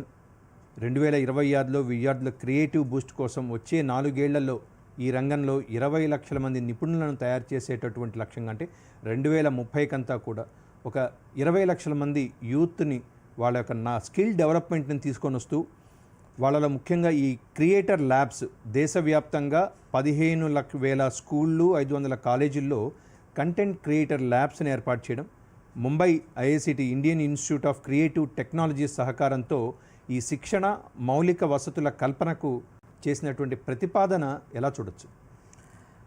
మన ఇండియాలో మీరు చూసుకుంటే మెజారిటీ యూత్ పాపులేషన్ అని చెప్పి చాలా రోజుల నుంచి కానీ చాలా ఏళ్ళ నుంచి మనం చెప్తున్నాం. అది మనకు ఒక అసెట్ ఎప్పుడవుతుంది అంటే దాని మార్గంలో పెట్టినప్పుడు మాత్రమే. మీరు లాస్ట్ బడ్జెట్లో కూడా చూసుకుంటే ఈ స్కిల్ డెవలప్మెంట్ సంబంధించి స్పెసిఫిక్గా స్కీమ్స్ తీసుకొచ్చారు. వాళ్ళకి ఇన్సెంటివ్స్ స్కాలర్షిప్స్ కూడా కంపల్సరీగా ఇండస్ట్రీస్ ఇవ్వాలి అని చెప్పారు. గవర్నమెంటే కాదు ప్రైవేట్ సెక్టార్లో కూడా వాళ్ళకి ప్రొవైడ్ చేయాలి అని చెప్పారు. మన ఇండస్ట్రియల్ బాడీస్తో ఎప్పుడైతే ఈ కాలేజెస్ యూనివర్సిటీస్ టైఅప్ అయ్యి దానికి అవసరానికి అనుగుణంగా వాళ్ళ యొక్క స్కిల్ డెవలప్మెంట్ జరిగినప్పుడు మాత్రమే ఈ డిమాండ్ సప్లై మిస్ మ్యాచ్ అన్నది మీట్ అవుతుంది. అది మీట్ అయిన రోజు మాత్రమే ఇండస్ట్రీస్లో ఇప్పుడు చూడండి కొన్ని ఇండస్ట్రీస్లో మనకు కావాల్సినంత నైపుణ్యం లేకపోవడం వల్ల వాళ్ళేమో ఉద్యోగుల కోసం వెతుక్కుంటారు. ఈ కాలేజ్ నుంచి బయటకు వచ్చిన పిల్లలు పాప వాళ్ళకి సరిపడేంత నాలెడ్జ్ లేదా అంటే నాలెడ్జ్ ఉంది కానీ ఇండస్ట్రీకి సరిపోయేంత నాలెడ్జ్ లేకపోవడం వల్ల వాళ్ళకి అన్ఎంప్లాయ్మెంట్లోకి వెళ్తున్నారు. ఇంత కష్టపడి చదువుకున్నది దేనికి ఎవరైనా ఒక ఉద్యోగం సంపాదించుకోవడానికి లేదా సొంతంగా పరిశ్రమ. సో వాళ్ళకి అక్కడ ఉన్నటువంటి ఆ మైన్యూట్ గ్యాప్ అంటే ఎడ్యుకేషన్ బిట్వీన్ ఇండస్ట్రీ ఎక్స్పోజర్ ఆ థిన్ లైన్ గ్యాప్ ఎక్కడైతే ఉంటుందో ఇద్దరికి ఇండస్ట్రీ రిక్వైర్మెంట్కి కాలేజెస్ నుంచి బయటకు వచ్చే పిల్లలకి మధ్యలో ఉన్న రిక్వైర్మెంట్ని ఎప్పుడైతే అది మీట్ చేయగలుగుతుందో అది గవర్నమెంట్ స్కీమ్స్ కానీ ఇన్సెంటివ్స్ ద్వారా కానీ ప్రధానమంత్రి కౌశల్ యోజన స్కీమ్ ఒకటి ఉంది ఆల్రెడీ మనకి స్కిల్ డెవలప్మెంట్కి సంబంధించి. సో కొత్తగా తీసుకొస్తున్నటువంటి ఈ Indian Institute of Creative technologies ద్వారా తీసుకొస్తే ఆరెంజ్ ఎకనమీ స్పెసిఫిక్గా అక్కడ పదం కూడా వాడారు. సో ఎందుకంటే రానున్న రోజుల్లో ఆర్టిఫిషియల్ ఇంటెలిజెన్స్ టెక్నాలజీ కావచ్చు లేకుంటే కంప్యూటర్ ఆధారిత డేటా సెంటర్లు కావచ్చు, మన భారత్ ఐటీ గ్లోబల్ లీడర్గా ఎదగాలి అంటే స్కిల్ డెవలప్మెంటు కొత్త యువత వాళ్ళ యొక్క అభిరుచుల్ని వాళ్ళ యొక్క పంథాన్ని మార్చుకోవాల్సినటువంటి అవసరం ఎంతైనా ఉంది. తప్పకుండా అండి. మీరు ఈ మధ్య రోజుల్లో పేపర్లలో కానీ న్యూస్ల్లో కానీ చూసినప్పుడు ఆర్టిఫిషియల్ ఇంటెలిజెన్స్ అనేది కొంతమంది దాన్ని బూచిలా చూస్తున్నారు. అంటే ఏంటి అంటే దానివల్ల ఉద్యోగాలు పోతాయి అంటున్నారు. ఎప్పుడైనా సరే ఉద్యోగాలు పోయే అవకాశం ఉంటుంది. ఎప్పుడు పోతాయి అంటే మనం అవసరానికి తగ్గట్టుగా మన అప్గ్రేడ్ చేసుకోకపోతే, అప్స్కిల్ చేసుకోలేకపోతే అప్పుడు మన ఉద్యోగం పోయే అవకాశం ఉంటుందండి. ఎప్పుడైతే ఈ స్కిల్ డెవలప్మెంట్స్ ప్రోగ్రామ్స్ ద్వారా కానీ, ఇండస్ట్రియల్ డెవలప్మెంట్ ప్రోగ్రామ్స్ ద్వారా కానీ మనల్ని అప్గ్రేడ్ చేసుకోగలిగితే మనకు అవకాశాలు పెరుగుతాయే తప్ప తగ్గవు. ఈ జీసీసీ సెంటర్స్ ఉన్నాయి, ఆర్టిఫిషియల్ ఇంటెలిజెన్స్ సంబంధించిన ఉన్నాయి. మామూలుగా బ్యాక్ అండ్ ఆఫీసెస్ కానీ చాలా ఓపెన్ అవుతున్నాయి మధ్య. బెంగళూరులో కానీ, హైదరాబాద్లో కానీ, ఏపీలో కూడా ఓపెన్ అవుతున్నాయి ఈ మధ్య. సో దాని ద్వారా ఎంప్లాయ్మెంట్ క్రియేట్ అవుతుంది. సో ఆ క్రియేట్ అవ్వడానికి కావాల్సినంత ఇన్ఫ్రాస్ట్రక్చర్ మన స్టేట్ గవర్నమెంట్స్ కానీ, సెంట్రల్ గవర్నమెంట్స్ కానీ సమన్వయంతో చేసుకోవాల్సిన అవసరం ఉంది. మన కాలేజెస్ కూడా ఆ యొక్క సెంటర్స్కి ఎటువంటి నైపుణ్యం కలిగిన విద్యార్థులు, ఉద్యోగులు కావాల్సి వస్తారో చూసుకుని వాళ్ళ యొక్క కరికులంను కూడా తదనుగుణంగా మార్చుకున్నప్పుడు మాత్రమే ఆ అవకాశాలను మనం అందిపుచ్చుకోగలుగుతాం. లేదంటే ఆ రోజులో మనం లైవ్లో కల్నల్ వివి రావు గారు, రిటైర్డ్ ఇండియన్ ఆర్మీ, తను మనకి జూమ్ కాల్లో సిద్ధంగా ఉన్నారు. నమస్తే కల్నల్ వివి రావు గారు. నమస్తే అండి, చెప్పండి సార్. ఈరోజు కేంద్ర బడ్జెట్ మీరు కూడా ఫాలో అయి ఉంటారు. బడ్జెట్లో రక్షణ రంగానికి సంబంధించినటువంటి ప్రతిపాదనలు, రక్షణ రంగానికి భారత ప్రభుత్వం ఇస్తున్నటువంటి ప్రాముఖ్యత మీద మీ రిమార్క్స్ ఏంటి సార్? చాలా బాగుందండి, బడ్జెట్ అలొకేషన్ బాగుంది. అయితే మన టెక్నాలజీ రీసెర్చ్ దాని తర్వాత దాని అవుట్పుట్ మీద ఎంతవరకు రిజల్ట్స్ వస్తాయో అన్నది ఆలోచించాల్సి ఉంది. ఎందుకంటే వీటి మీద ఎక్కువ పెట్టారు. Capital acquisition of material, air craft కానివ్వండి, షిప్స్ కానివ్వండి, మిగతా ఎక్విప్మెంట్ కానివ్వండి, దాని మీద కూడా కరెక్ట్గానే స్ట్రెస్ పెట్టారు. రీసెంట్గా చూసాం మనము రఫేల్ లాంటి ఫైటర్ జెట్స్ మీద కూడా ఒక భారీ డీల్ భారత ప్రభుత్వం సైన్ చేయడం మనం వార్తల్లో విన్నాం. ఎగ్జాక్ట్లీ $1,14,000 పైన రూపాయల పైన మనం పెట్టుబడి విమానాల మీద పెడుతున్నాం. అలాగే లాస్ట్ ఇయర్ 2 సార్లు ఎమర్జెన్సీ మీటింగ్స్లో దాదాపు 2 లక్షల కోట్ల రూపాయలు పెట్టారు. అయితే అది పాత బడ్జెట్లో క్యాటర్ అవ్వలేదు. అది ఈ సంవత్సరం దాంట్లోకి క్యారీ ఫార్వర్డ్ అవుతుంది అనుకుంటాం. సో ఆ విధంగా చూస్తే ఏంటంటే 8 lakh crore వరకు మనకి డిఫెన్స్ బడ్జెట్ వస్తుంది. అయితే ఇది ఇంకా 2.5% లోపలే ఉంది జీడిపికి. ఆ విధంగా ఒక డెవలప్ అవుతున్న కంట్రీకి చాలా మంచిది ఇది. ఎందుకంటే agriculture, unemployment, youth development, industries development, entrepreneurship development, వీటి మీద ఫోకస్ చేయడానికి వీలుగా ఉంటుంది. అయితే రానున్న రోజుల్లో మాత్రం దీన్ని 3% వరకు పెంచాల్సిన అవసరం ఉంది. అంతర్జాతీయంగా కూడా అమెరికా, యూరోపియన్ యూనియన్ని అంటే ప్రోత్సహిస్తోంది 3% వరకు పెంచాలని. అందులో ఏంటంటే మనకి ఇండిజినియస్గా, అంటే మన ఇండియాలో తయారయ్యే విధంగా కేవలం హాల్ మాత్రమే కాదు, ప్రైవేట్ సెక్టర్ని వీళ్ళందరినీ ప్రోత్సహించి ఎటువంటి పరిస్థితుల్లోనూ వీటిని చాలా ఇంప్రూవ్ చేయాల్సిన అవసరం ఉంది. రైట్. అలాగే మన డిఫెన్స్ రక్షణ రంగంలో అత్యంత కీలకమైనటువంటిది రీసెర్చ్ అండ్ డెవలప్మెంట్. రీసెర్చ్ అనేది ఒక చాలా ఉత్కృష్టమైన, దట్టు ఇప్పుడు మనకున్నటువంటి మేక్ ఇన్ ఇండియా, మనం ఏదైతే లక్ష్యంతో 2047కు ఒక స్వయం సమృద్ధిని సాధించాలి, అభివృద్ధి పదంలో పరిగణించాలి, వికసిత భారత లక్ష్యంతో వెళ్తున్నామో దానికి ఈరోజు బడ్జెట్లో ఇచ్చినటువంటి అంశాలు ఎంతవరకు దోహదపడతాయని మీరు భావిస్తున్నారు? చాలా వరకు దోహదపడతాయని. అయితే మన యాటిట్యూడ్ బట్టి అది ఎంతవరకు రిజల్ట్స్ తీసుకొస్తుంది అన్నది ఉంటుంది. కొలాబరేషన్స్కి మోస్ట్ తావిస్తున్నాం మనం ఈ రోజుని. ఎయిర్ క్రాఫ్ట్ ఇంజిన్లు కానీ, ఎయిర్ క్రాఫ్ట్ కానీ, ఎయిర్ డిఫెన్స్ సిస్టమ్స్ కానీ, అలాగే వేరియస్ అదర్ మిసైల్ సిస్టమ్స్ కానీ వీటిని ప్రోత్సహిస్తున్నాం. ఇది ఒకందుకు మంచిదే. బహుశా మన టార్గెట్ రీచ్ అయ్యే అవకాశాలు చాలా కనిపిస్తున్నాయి. Right sir, thank you so much colonel V V Rao garu. ప్రస్తుతం మనకి federation of Indian chamber of commerce FICCI ప్రతినిధులు మాట్లాడుతున్నారు. ఆ అంశాలను లైవ్లో చూద్దాం. Income tax antara, which my colleagues will talk about it, and added to that infrastructure gurinchi మాట్లాడినప్పుడు ఈ 7 high speed corridors announcement చేశారు growth connectors కి. And being a federation, we should talk of MSMEs, but being involve with Telangana and exclusively Telangana importance ఇస్తున్నాం కాబట్టి ఈ 7 కారిడార్స్లో హైదరాబాద్కి importance ఇచ్చారు. హైదరాబాద్ టు చెన్నై, హైదరాబాద్ టు బెంగళూరు అని, హైదరాబాద్ టు పూణే అని చెప్పి, which is a very good advantage. దాంతోపాటు continued focus on Tier 2 and Tier 3 city infrastructure development, which federation has been talking also. కేవలం హైదరాబాద్ మాత్రమే కాదు, వేరే డిస్ట్రిక్ట్స్లో కూడా డెవలప్ చేయాలనే ఉద్దేశంతో తెలంగాణ గవర్నమెంట్ కూడా ఫోకస్ చేస్తున్నది అండ్ FTCCA కూడా దానికి ప్రోత్సహిస్తూ సపోర్ట్ చేస్తున్నది. ఆ సందర్భంగా centre also announces this will be of an advantage to us. And so these are in general it's a good progressive budget and sustaining budget, but my colleagues will add to it. And over to my Senior Vice President KK Maheshwari will add from the finance angle. And yeah, thank you very much. I will speak from the perspective of the capital market. 10,000 crores have been allotted to SME growth fund. That is very positive. Bond market has always been a problem in India. It was never taking off. And now they're coming out of the market making in corporate bonds. This is a very, very positive step. This will help in reviving the bond market and slowly develop the capital market, which is the need of the hour. Investment from NRIs have been increased from 5% to 10%. And from the point of ease of doing business, if we do not want TDS to be deducted, we are required to submit Form 15G, and it was not possible for an individual with a small holding to be giving Form 15G to each company. Now it has been transferred to the depository, who will be intimating the companies for whom TDS is required to be deducted. So from that point of view, it is ease of doing business, and small tax holders with small holdings will not be burdened with TDS. All very, very positive steps from the view of the capital market and from the point of ease of doing business. Coming to buyback, there has been a change in the taxation, wherein earlier a buyback used to be treated as other income. మనం federation of Telangana chamber of commerce and industries ప్రతినిధులు సమావేశం చూసాం. ఒకసారి మనం ఇప్పుడు CII ప్రతినిధులు మాట్లాడుతున్నారు, ఆ అంశాన్ని కూడా లైవ్లో చూద్దాం. 2 trains are connected to Hyderabad, one to Pune and one to Bangalore. That's a good.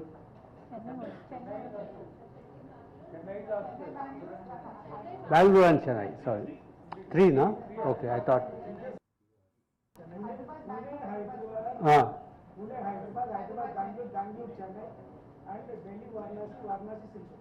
Okay.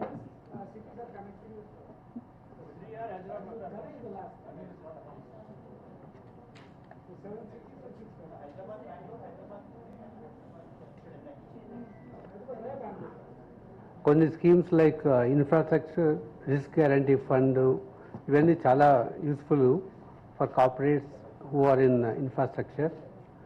And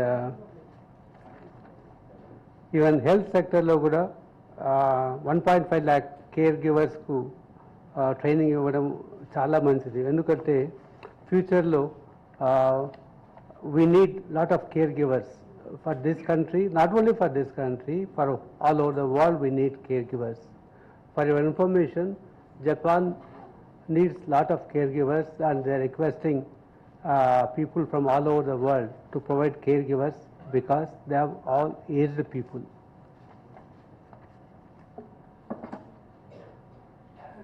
And education, 5 university townships allot చేశారు. దీంట్లో in fact for one we can request the Telangana government to have in the future city one township which will with the support of central government.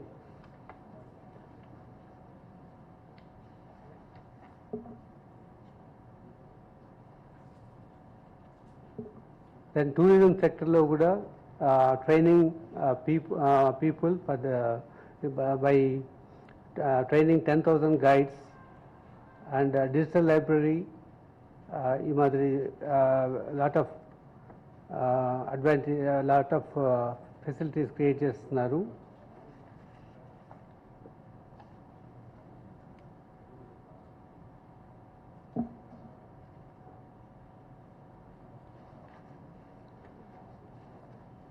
So in general, I feel it's a futuristic budget. Now I request our Vice Chairman, Mr. Gautam Reddy Garu, to say a few words.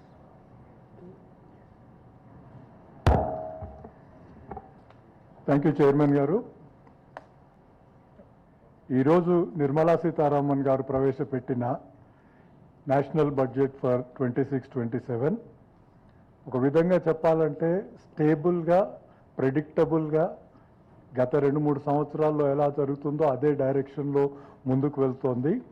ఇది policy స్టెబిలిటీకి, long term ఇన్వెస్ట్మెంట్స్కి it's మంచి ఆలోచన.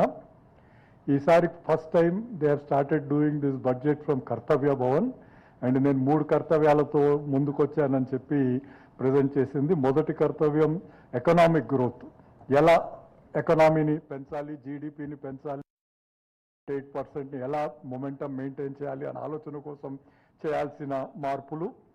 రెండో కర్తవ్యం ప్రజల ఆస్పిరేషన్స్ను meet అవ్వటం, ప్రజలు ఏం expect చేస్తున్నారు, దీన్ని మనం ఎలా ప్రజలకు అందించాలనే రెండో కర్తవ్యంతో రెండో మార్పులు. మూడో కర్తవ్యం సబ్కా వికాస్ సబ్కా సాత్ అన్న ఆలోచన ప్రకారం అందరినీ ఇంక్లూడ్ చేయటం, మైనారిటీస్ని, ఫార్మర్స్ని, విమెన్ని, చిల్డ్రన్ని, వీళ్ళందరినీ ఇంక్లూడ్ చేస్తూ మార్పులు ఎలా తేవాలనే మూడో కర్తవ్యం. ఈ 3 కర్తవ్యాలను దృష్టిలో పెట్టుకుని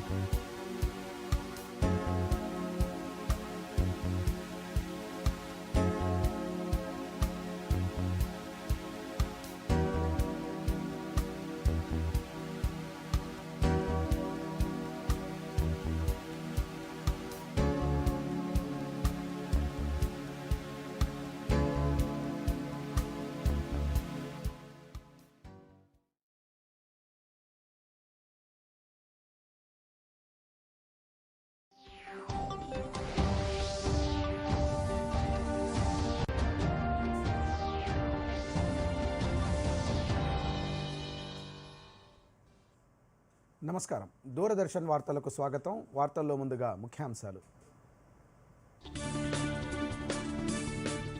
2026-27 బడ్జెట్ను పార్లమెంట్లో ప్రవేశపెట్టిన నిర్మలా సీతారామన్ సుస్థిరాభివృద్ధితో ఆర్థిక సంస్కరణలను పరుగులు పెట్టించడమే లక్ష్యమన్న ఆర్థిక మంత్రి 3 ప్రధాన కర్తవ్యాలతో బడ్జెట్ను తీర్చిదిద్దినట్లు వెల్లడి.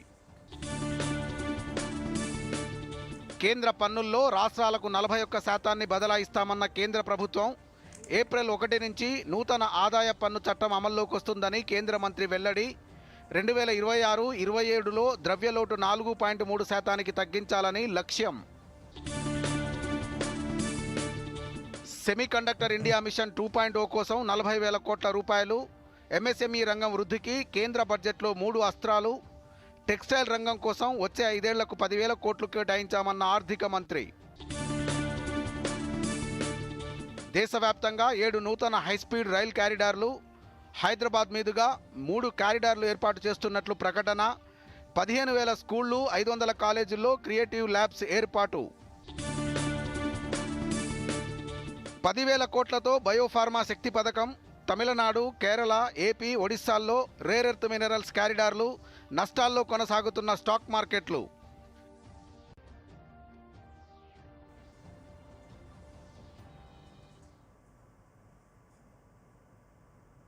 వార్తల్లోని వివరాలు. దేశ సుస్థిరాభివృద్ధిని కొనసాగించడంతో పాటు ఆర్థిక సంస్కరణలను పరుగులు పెట్టించే లక్ష్యంతో 2026-27 సంవత్సరానికి సంబంధించిన బడ్జెట్ను కేంద్ర ఆర్థిక మంత్రి నిర్మలా సీతారామన్ పార్లమెంట్లో ప్రవేశపెట్టారు. నైపుణ్యం, పోటీతత్వం, ఉత్పాదకతతో భారత్ను ప్రపంచ స్థాయికి తీసుకెళ్తామని ఈ సందర్భంగా ఆర్థిక మంత్రి స్పష్టం చేశారు. యువశక్తి బడ్జెట్గా రూపకల్పన చేయడంతో పాటు 3 కర్తవ్యాలతో ఈ బడ్జెట్ను తీర్చిదిద్దినట్లు వెల్లడించారు. పేదలు, బలహీన వర్గాలు, దళితులు, ఆదివాసీల అభివృద్ధి కోసం కేంద్రం చర్యలు తీసుకుంటోందన్నారు. బడ్జెట్లో తీసుకున్న పలు నిర్ణయాలపై అధికార కూటమి ఎంపీలు బల్లలు చరిచి హర్షం వ్యక్తం చేశారు. బడ్జెట్ ప్రసంగం అనంతరం సభ రేపటికి వాయిదా పడింది.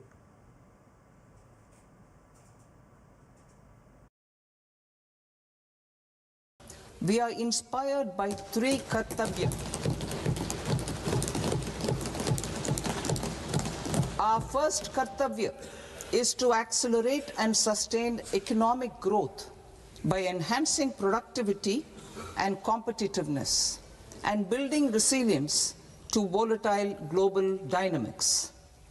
Our second kartavya is to fulfill aspirations of our people and build their capacity, making them strong partners in India's path to prosperity. Our third kartavya, aligned with our vision of Sabka Saath, Sabka Vikas. This threefold approach requires a supportive ecosystem. The first requirement is to sustain the momentum of structural reforms, continuous, adaptive and forward-looking. Second, a robust and resilient financial sector is central to mobilizing savings, allocating capital efficiently and managing risks. Third, cutting-edge technologies, including AI applications, can serve us as force multipliers for better governance. Semiconductor India mission 2.0 కోసం 40,000 కోట్ల రూపాయలు ఖర్చు చేస్తున్నట్లు నిర్మలా సీతారామన్ వెల్లడించారు. అరుదైన ఖనిజాల కోసం కేరళ, ఆంధ్రప్రదేశ్, ఒడిశా సహా 4 రాష్ట్రాల్లో కారిడార్లు ఏర్పాటు చేస్తామన్నారు. దేశంలో కొత్తగా 3 కెమికల్ పార్కులను స్థాపించనున్నారు. భవన నిర్మాణ రంగంలో నిర్మాణ రంగ పరికరాల అభివృద్ధి, ప్రపంచ స్థాయి కంటైనర్ తయారీ, కార్పొరేషన్ ఏర్పాటు వంటి నిర్ణయాలు ప్రకటించారు. జాతీయ ఫైబర్ విధానం దిశగా అడుగులు వేస్తామని, జౌళి రంగ విస్తరణ, ఆధునీకరణ, ఉపాధి దిశగా మరిన్ని చర్యలు తీసుకుంటామని అన్నారు. 10,000 కోట్లతో వచ్చే 5 ఏళ్లకు బయోఫార్మా శక్తి పథకం తెస్తున్నట్లు చెప్పారు. A scheme for rare earth permanent magnets was launched in 2025 November.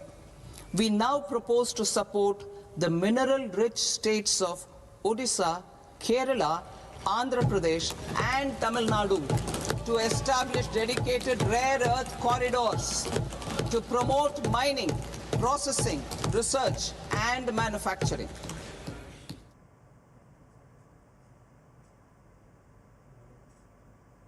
దేశంలో 7 హైస్పీడ్ రైల్ కారిడార్లు ఏర్పాటు చేస్తామని బడ్జెట్లో కేంద్ర ప్రభుత్వం ప్రకటించింది. ముంబై, పూణే హైదరాబాద్, హైదరాబాద్ బెంగళూరు, హైదరాబాద్ చెన్నై, చెన్నై బెంగళూరు, ఢిల్లీ వారణాసి సిలిగుడి మధ్య ఈ కారిడార్లు ఏర్పాటవుతాయని ఆర్థిక మంత్రి ప్రకటించారు. దేశంలో మౌలిక సదుపాయాల కల్పనకు 12.2 లక్షల కోట్లు కేటాయిస్తున్నట్లు తెలిపారు.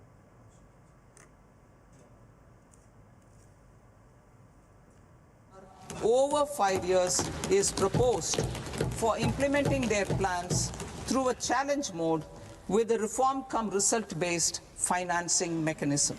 In order to promote environmentally sustainable passenger systems, we will develop 7 high-speed rail corridors between cities as growth connectors, namely Mumbai to Pune, Pune to Hyderabad, Hyderabad to Bengaluru, Hyderabad to Chennai, Chennai to Bengaluru, Delhi to Varanasi, Varanasi to Siliguri.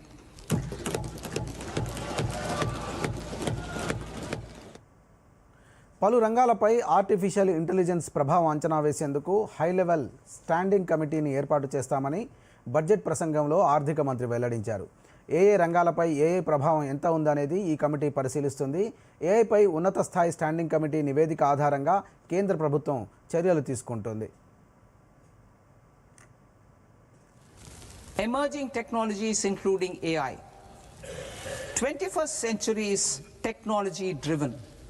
Adoption of technology is for the benefit of all people. Farmers in the field, women in STEM, youth keen to upskill, and Divyangjan to access newer opportunities. The government has taken several steps to support new technologies through AI mission, National Quantum Mission, Anusandhan National Research Fund, and Research and Development and Innovation Fund.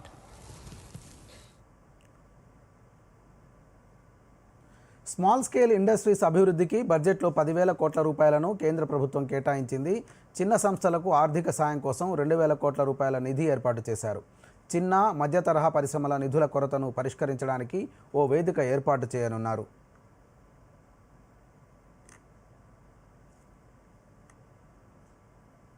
Recognizing MSMEs as a vital engine of growth, I propose a 3-pronged approach to help them grow as champions.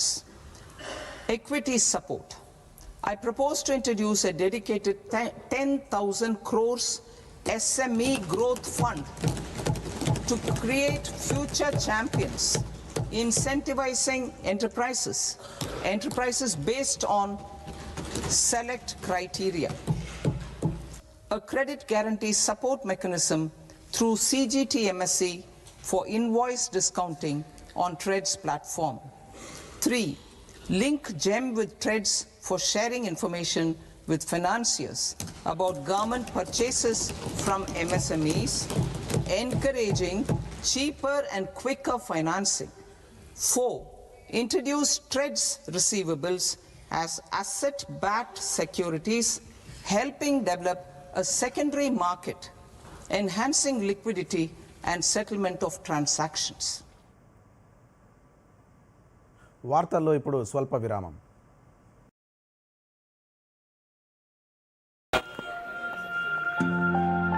ఇది చూపించండి. పోయింది నీ prize money. కాస్తైనా invest చేసుకో. వచ్చేప్పుడు చేసేసా మొబైల్తో. ఎందులో? Government securities లో. RBI retail direct mobile app ఉందిగా. రీటైల్ డైరెక్ట్ స్కీమ్ ద్వారా ఇన్వెస్ట్మెంట్ అంటే మెచ్యూరిటీకి guaranteed returns. No brokerage, no hidden fees. మెచ్చుకున్నాం. నిన్ను కాదు, యాప్ ని. ఆర్బీఐ అంటోంది తెలివిగా ఆలోచించండి, అప్రమత్తంగా ఉండండి. Welcome back. దేశంలో 20 కొత్త జల మార్గాల ఏర్పాటుకు కేంద్ర ప్రభుత్వం బడ్జెట్లో ప్రణాళికలు రూపొందించింది. రాబోయే 5 ఏళ్లలో ఈ జల మార్గాలు ప్రారంభమయ్యే విధంగా రూట్ మ్యాప్ను ఖరారు చేసింది. ఈ 20 జల మార్గాల ద్వారా దేశంలో వస్తు రవాణా పెంచాలని ప్రభుత్వం లక్ష్యంగా పెట్టుకుంది. Training institutes will be set up as regional centers of excellence for development of required manpower for these waterways. This will benefit youth in the entire stretch of the waterways to train and acquire skills. Further, a ship repair ecosystem catering to inland waterways will also be set up at Varanasi and Patna. And C, launch a coastal cargo promotion scheme for incentivizing a modal shift from rail to road to increase the share of inland waterways and coastal shipping from 6% to 12% by 2047. April 1 నుంచి కొత్త ఆదాయ పన్ను చట్టం అమల్లోకి వస్తుందని నిర్మలా సీతారామన్ తెలిపారు. సరళతరం చేసిన forms త్వరలో అందుబాటులోకి వస్తాయన్నారు. సామాన్యులు సైతం ఫైల్ చేసేలా మార్పులు తెస్తామన్నారు. ITR 1, ITR 2 ఫామ్స్ దాఖలుకు జూలై 31వ తేదీ వరకు గడువు పొడిగిస్తున్నట్లు చెప్పారు. నామమాత్రపు ఫీజుతో రిటర్న్లు సవరించడానికి అవకాశం కల్పిస్తామని అన్నారు. New Income Tax Act will come into effect from 1st April 2026. The simplified income tax rules and forms will be notified shortly, giving adequate time to taxpayers to acquaint themselves with its requirements. I also propose to stagger the timeline for filing of tax returns. Individuals with ITR 1 and ITR 2 returns will continue to file till 31st July, and non-audit business cases or trusts are proposed to be allowed time till 31st August. Textile రంగ అభివృద్ధి కోసం 5 సూత్రాలతో కేంద్ర ప్రభుత్వం ప్రత్యేక కార్యక్రమం చేపట్టనుంది. Textile రంగం కోసం వచ్చే 5 ఏళ్లకు 10,000 కోట్లు కేటాయిస్తున్నట్లు బడ్జెట్ ప్రసంగంలో ఆర్థిక మంత్రి ప్రకటించారు. అలాగే నేషనల్ డిజిటల్ విజ్ఞాన కేంద్రం ఏర్పాటుతో పాటు 15 పురావస్తు ప్రాంతాల అభివృద్ధికి చర్యలు చేపడతారు. తూర్పు భారతంలో నేషనల్ ఇన్స్టిట్యూట్ ఆఫ్ డిజైన్ ఏర్పాటు చేస్తామని ఆర్థిక మంత్రి తెలియజేశారు. For the labor-intensive textile sector, I propose an integrated program with 5 subparts. 1. The National Fiber Scheme for Self-Reliance in Natural Fibers, such as silk, wool and jute, man-made fibers and new age fibers. Textile expansion and employment scheme to modernize traditional clusters with capital support for machinery, technology upgradation and common testing and certification centers.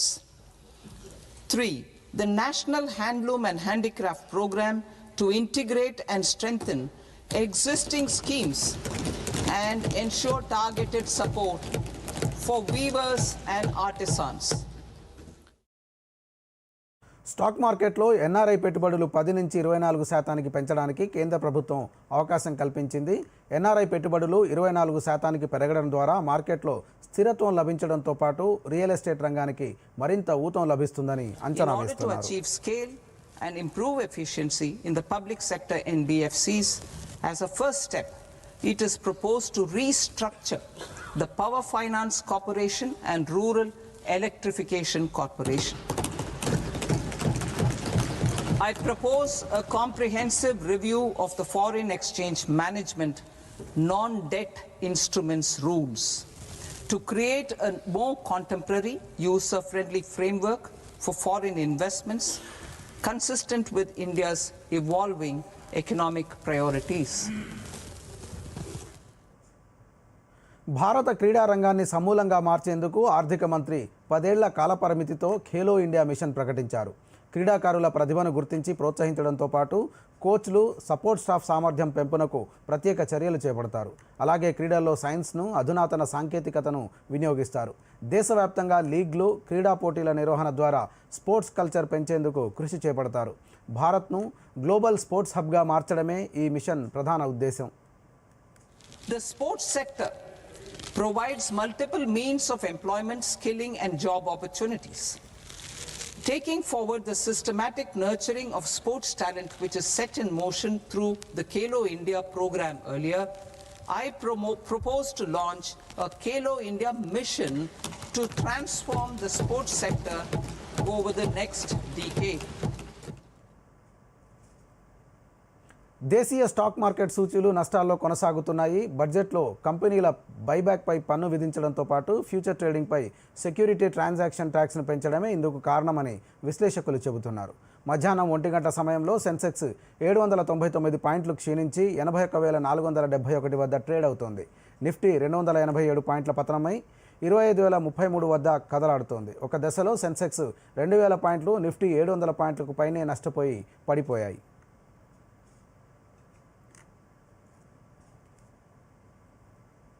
Phone tapping కేసులో BRS అధ్యక్షులు మాజీ ముఖ్యమంత్రి K Chandrashekar Rao కాసేపట్లో SIT విచారణకు హాజరు కానున్నారు. ఎర్రవల్లిలోని కేసీఆర్ నివాసంలో విచారణ సాధ్యం కాదంటూ సిట్ అధికారులు మరోసారి నోటీసులు జారీ చేసిన నేపథ్యంలో ఈరోజు హైదరాబాద్లోని నందీనగర్ నివాసంలో సిట్ విచారణకు హాజరు కావాలని కేసీఆర్ నిర్ణయించారు.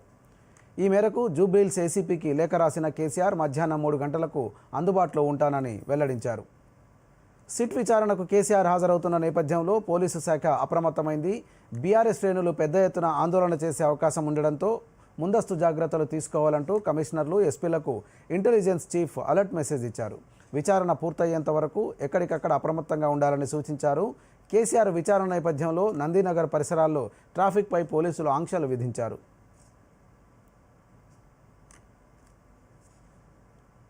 ప్రముఖ సిక్కు గురువు సంత్ గురు రవిదాస్ 649 జయంతి సందర్భంగా ప్రధానమంత్రి నరేంద్ర మోదీ నేడు పంజాబ్లో పర్యటించనున్నారు.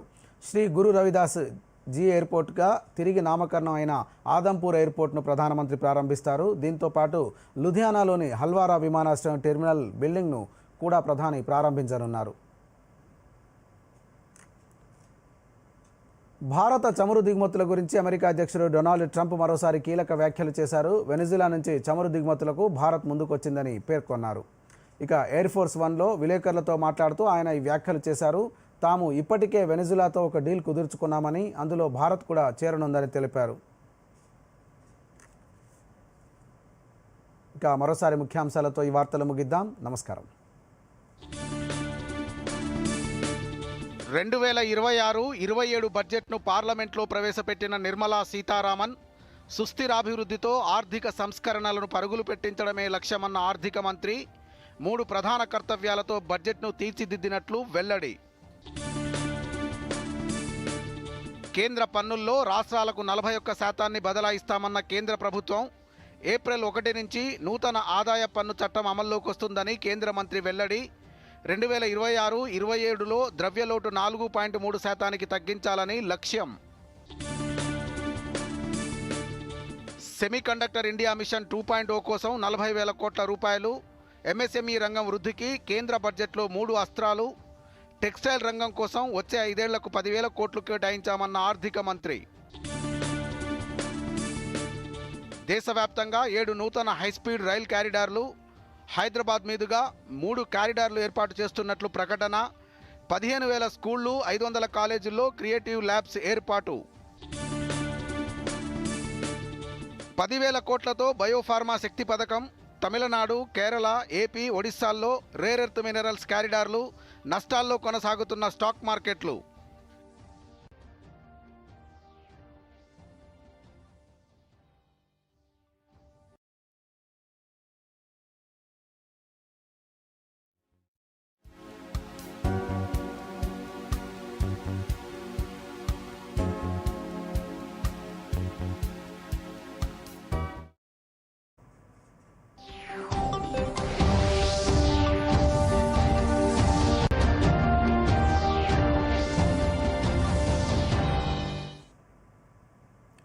आदाब। उर्दू खबरनामे में आपका खैर मकदम है। मैं हूं मोहम्मद रफ़ी। पहले ख़ास खबरें।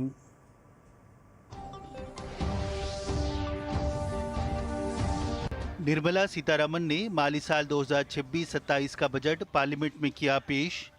कहा, पायदार तरक्की के साथ इक़्तिसादी इस्लाहात को आगे बढ़ाना है हुकूमत का मकसद। वज़ीर ख़जाना ने कहा, बजट 3 फ़राइज़ पर मरकूज़।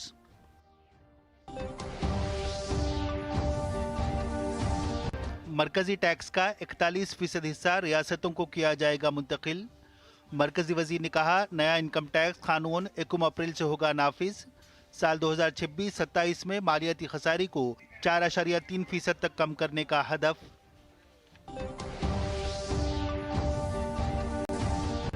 सेमीकंडक्टर इंडिया मिशन 2.0 के लिए 40,000 करोड़ रुपए। एमएसएमई सेक्टर की तरक्की के लिए मरकजी बजट में 3 हिकमतें। निर्मला सीतारमन ने टेक्सटाइल सेक्टर के लिए अगले 5 साल में 10,000 करोड़ रुपए मुख्तस करने का किया ऐलान।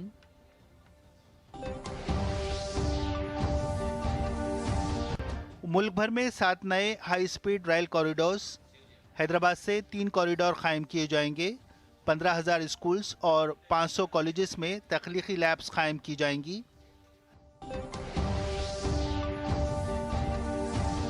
बायोफार्मा शक्ति स्कीम में 10,000 करोड़ रुपए मुख्तस। तमिलनाडु, केरला, एपी और ओडिशा में नायाब ज़मीनी मादनी कॉरिडोर। स्टॉक मार्केट मुसलसल खसारे का शिकार। तफसील।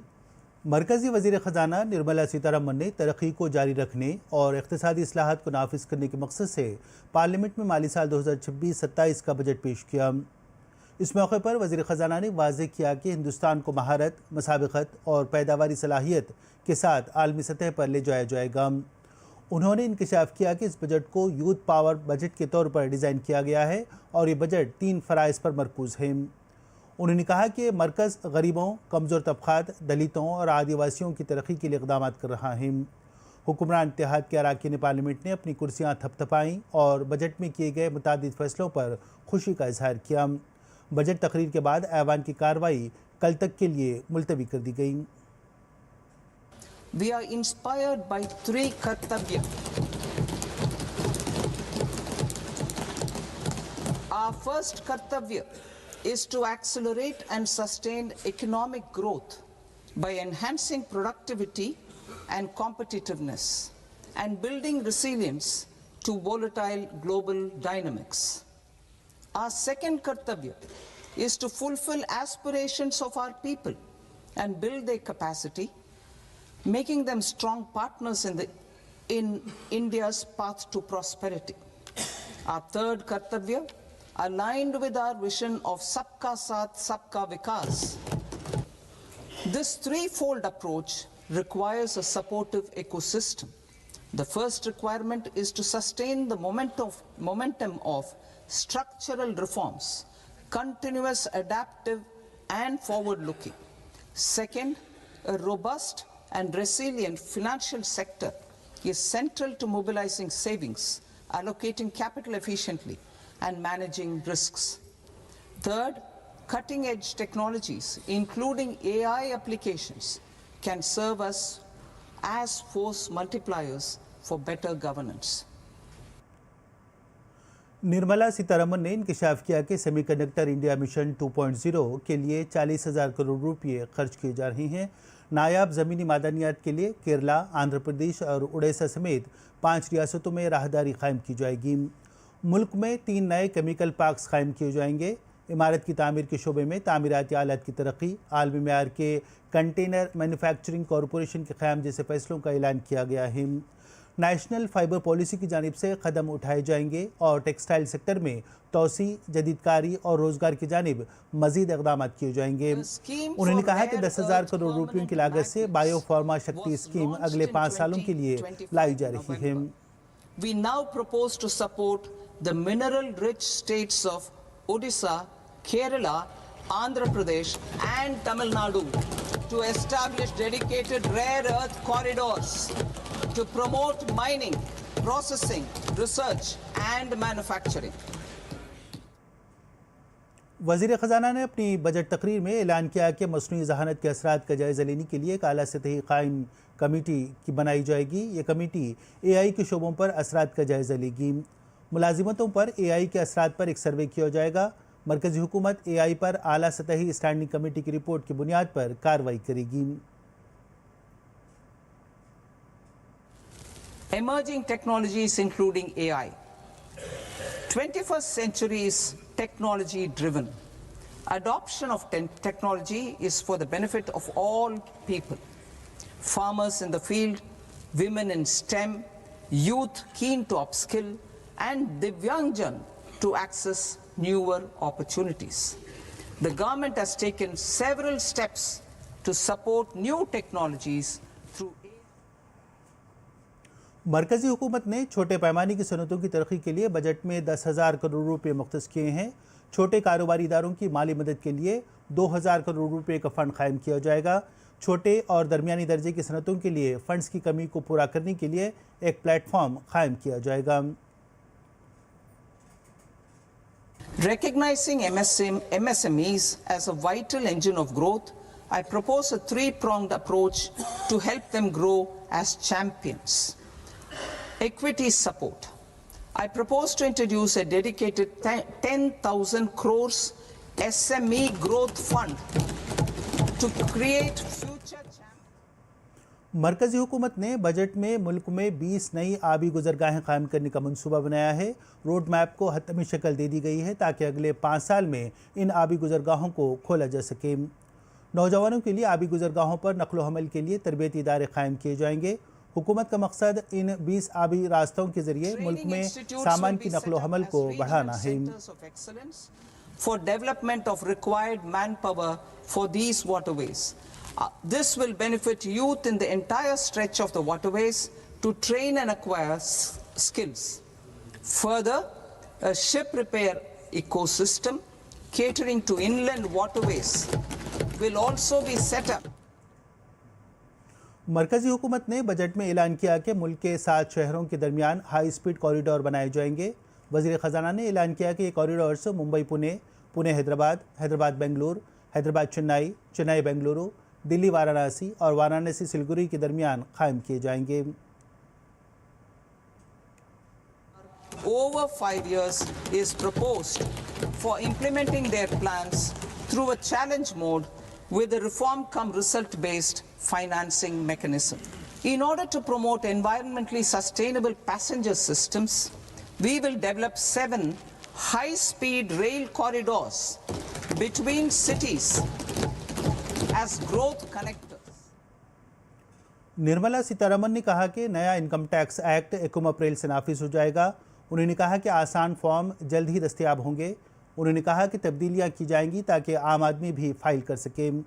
उन्होंने कहा कि ITR 1 और ITR 2 फॉर्म दाखिल करने की आखिरी तारीख 31 जुलाई तक बढ़ाई जा रही है। उन्होंने कहा कि मामूली फीस के साथ रिटर्न में तरमीम करने का मौका फराहम किया जाएगा। Giving adequate time to taxpayers to acquaint themselves with its requirements. I also propose to stagger the timeline for filing of tax returns.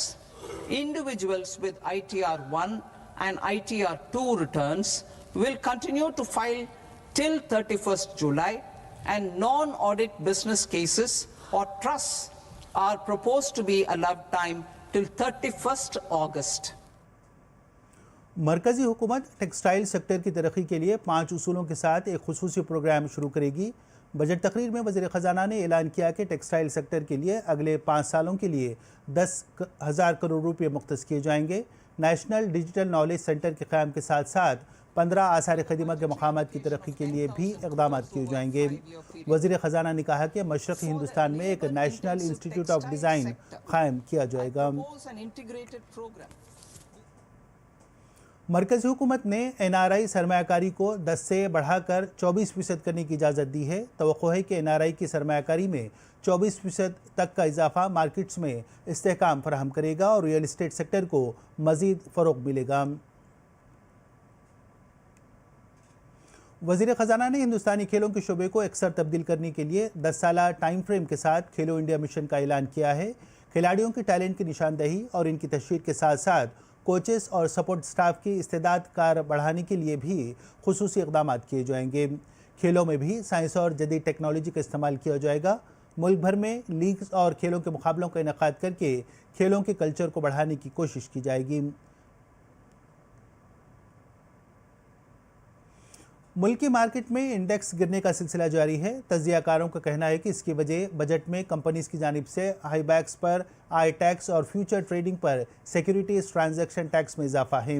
दोपहर 1 बजे सेंसेक्स 799 पॉइंट्स की कमी के साथ 81,471 पर ट्रेड कर रहा था। निफ्टी 287 पॉइंट्स गिरकर 25,033 पर आ गया है। एक मौके पर सेंसेक्स 2000 पॉइंट्स और निफ्टी 700 पॉइंट्स से ज़्यादा गिर गया। बीआरएस के सदर और साबिक चीफ मिनिस्टर के चंद्रशेखर राव जल्द ही फोन टैपिंग केस में एसआईटी के सामने पेश होंगे। एसआईटी के अहदेदारों की जानिब से एक बार फिर नोटिस जारी करते हुए कहा गया है कि केसीआर के एरावली में वाक़ रिहाइशगाह पर तहक़ीक़ात मुमकिन नहीं है। केसीआर ने आज नंदीनगर में वाक़ अपनी रिहाइशगाह पर एसआईटी के सामने पेश होने का फैसला किया है। केसीआर जिन्होंने इस सिलसिले में जुबली हिल्स एसीपी को खत लिखा, इंकशाफ किया कि वो दोपहर 3 बजे दस्तयाब होंगे। एसआईटी तहकीकात में केसीआर की हाजिरी के पेश नज़र महकमा पुलिस को अलर्ट कर दिया गया है। इंटेलिजेंस चीफ ने कमिश्नर्स और एसपीज को एहतियाती तदाबीर अख्तियार करने का अलर्ट पैगाम दिया है, क्योंकि बीआरएस कारकुनों की जानिब से बड़े पैमाने पर एहतजाज का इम्कान है। इन्हें तहकीकात मुकम्मल होने तक हर जगह चौकन्ना रहने का मशवरा दिया गया है। केसीआर की तहकीकात के पेश नज़र पुलिस ने नंदीनगर के आसपास के इलाकों में ट्रैफिक पर पाबंदियाँ आयद कर दी हैं। आखिर में सुर्खियाँ एक बार फिर।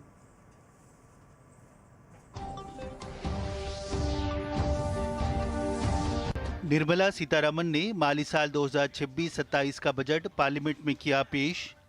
कहा, पायदार तरक्की के साथ इख्तिसादी इस्लाहात को आगे बढ़ाना है हुकूमत का मकसद। वजीर खजाना ने कहा, बजट 3 फराइज पर मरकूज।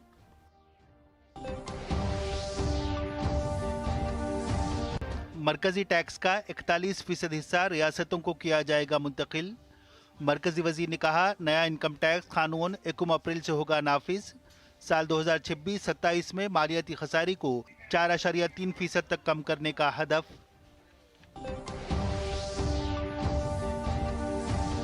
सेमीकंडक्टर इंडिया मिशन 2.0 के लिए 40,000 करोड़ रुपए। एमएसएमई सेक्टर की तरक्की के लिए मरकजी बजट में 3 हिकमतें। निर्मला सीतारमन ने टेक्सटाइल सेक्टर के लिए अगले 5 साल में 10,000 करोड़ रुपए मुख्तस करने का किया ऐलान।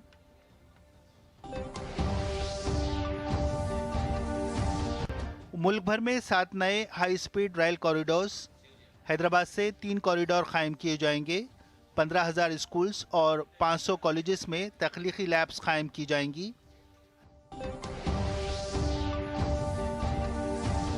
बायोफार्मा शक्ति स्कीम में 10,000 करोड़ रुपए मुख्तस। तमिलनाडु, केरला, एपी और ओडिशा में नायाब ज़मीनी मादनी कॉरिडोर। स्टॉक मार्केट मुसलसल खसारे का शिकार।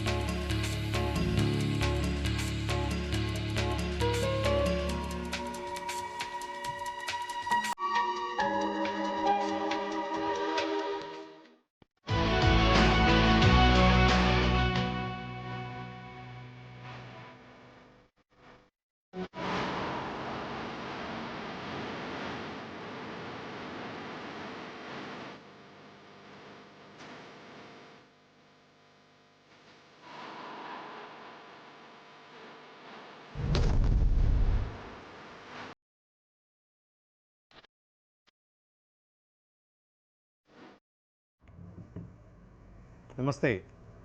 కేంద్ర ఆర్థిక శాఖ మంత్రి నిర్మలా సీతారామన్ గారు వరుసగా 9వసారి బడ్జెట్ను ప్రవేశపెట్టారు. 2026-27 ఆర్థిక సంవత్సరానికి గాను పార్లమెంట్లో ప్రవేశపెట్టినటువంటి బడ్జెట్ సంబంధించి మనం కొంత క్లుప్తంగా వెళ్ళే ప్రయత్నం చేద్దాం. ఈనాటి బడ్జెట్ అనేది ముఖ్యంగా యువతను కేంద్రంగా, యూత్ సెంట్రిక్గా ఇచ్చినటువంటి బడ్జెట్గా చెప్పుకోవచ్చు.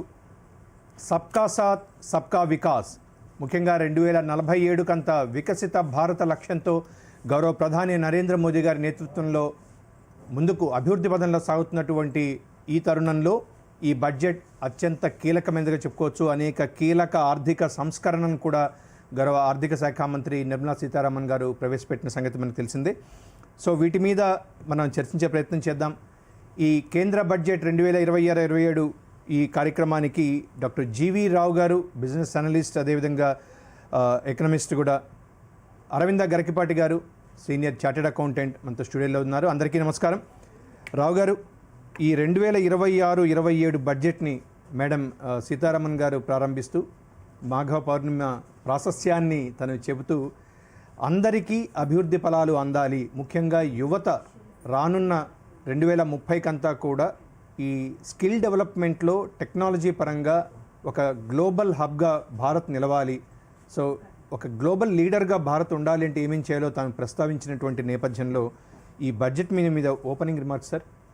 అయితే ప్రధానంగా 3 కర్తవ్యాలే లక్ష్యాలతో ఈ బడ్జెట్ని ప్రవేశపెడుతున్నారని ఆర్థిక మంత్రి గారు ఆవిడ యొక్క బడ్జెట్ ఓపెనింగ్ రిమార్క్స్లో మాట్లాడుతూ, సమ్మిళితమైనటువంటి ఆర్థిక వృద్ధి, ప్రజలందరి యొక్క ఆకాంక్షలను నెరవేర్చడము, సబ్కా సాత్ సబ్కా వికాస్, ఈ 3 కర్తవ్యాలను నెరవేర్చడమే బడ్జెట్ యొక్క ఆశయం అని చెప్పి ప్రారంభంలో చెప్పడం జరిగింది. కాకపోతే ఈ బడ్జెట్ విషయంలో ఏంటంటే ప్రజల యొక్క అంచనాలు చాలా ఎక్కువగా ఉన్నాయి ఒకవైపు, మరోవైపు అంతర్జాతీయంగా ఎన్నో రకాలైనటువంటి క్లిష్ట పరిస్థితులను ఎదుర్కొంటూ, ఒకవైపు టారిఫ్ పరంగా కూడా ఇబ్బందులు ఎదుర్కొంటూ ఆర్థిక మంత్రి గారు ఈ యొక్క పరిస్థితుల్లో బ్యాలెన్సింగ్ చేస్తూ బడ్జెట్ని ప్రవేశపెడతాం అనేటువంటిది అంత ఈజీ అయినటువంటి విషయం కాదు. అయినప్పటికీ కూడా అవైలబుల్ రిసోర్సెస్లో ఉన్నంతలో చాలా వరకు ఆవిడ కర్తవ్యంలో ఆవిడ విజయం సాధించారని మనం చెప్పొచ్చండి. ముఖ్యంగా మనం ఫోకస్ చేయాల్సింది యూత్ పైన అన్న విషయాన్ని మరొకసారి హైలైట్ చేయడం జరిగింది. ఏ దేశంలో అయినా సరే నిరుద్యోగ సమస్యను కనుక అరికట్టకపోతే ఆ దేశం ప్రపంచ అగ్రదేశాల జాబితాలు నిలబడుతున్నటువంటిది అసాధ్యమైనటువంటి విషయం. దీన్ని గ్రహించే ఆ విధంగా మనం ఎంఎస్ఎంఈల పట్ల కానీ, అలాగే కొత్తగా ఉపాధి అవకాశాలు కల్పించే విషయంలో కానీ ఎన్నో చర్యలు తీసుకున్నారు. ఇవన్నీ కూడా మనకి ఈ యొక్క బడ్జెట్లో క్లియర్గా మనకు కనిపిస్తున్నాయి. రావు గారు, ఇక్కడ మనం మీరు అన్నట్టుగా యువత కేంద్రంగా ప్రవేశపెట్టినటువంటి బడ్జెట్ కాబట్టి యువతని ప్రోత్సహించేదానికి అనేక రంగాల్లో వారి రంగాల్లో ప్రోత్సహించేదానికి తీసుకొచ్చినటువంటి కీలక అంశాలను ప్రస్తావించాలంటే ఏం చెప్తారు?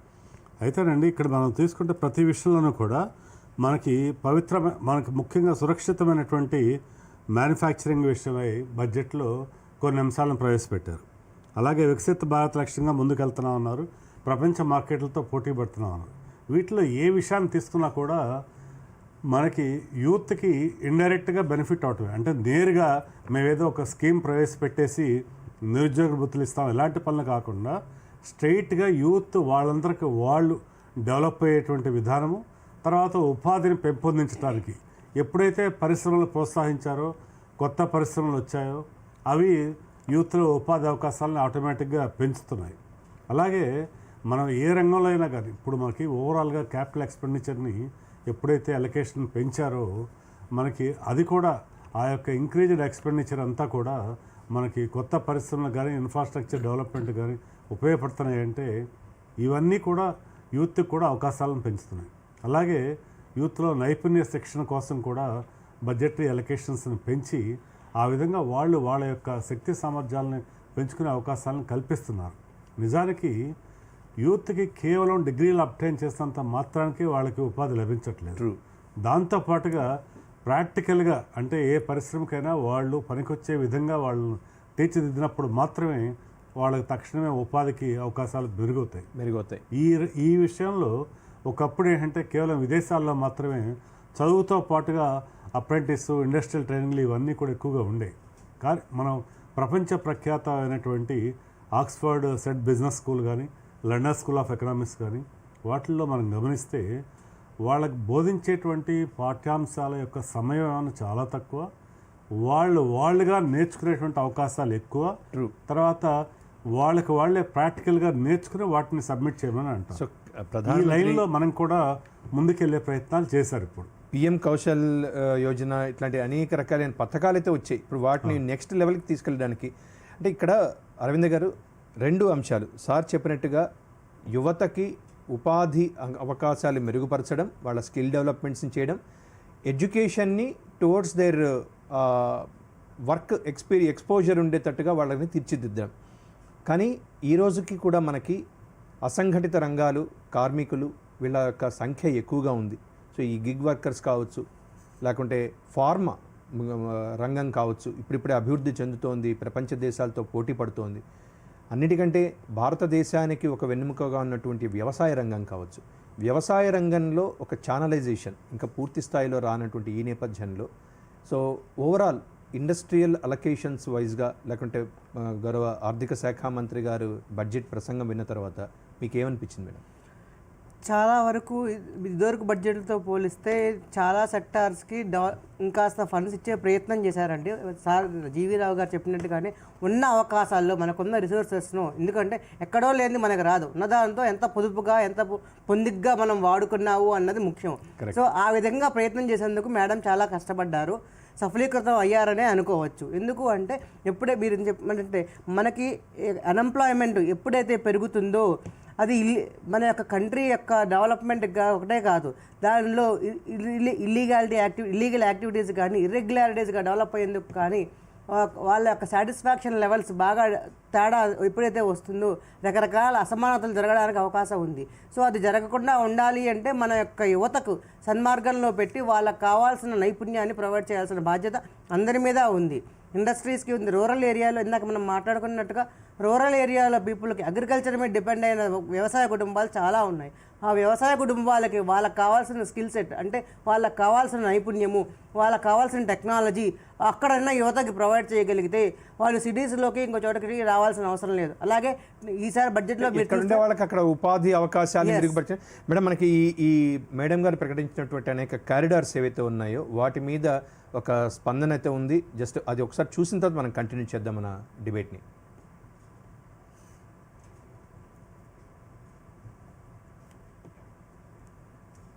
Mechanism.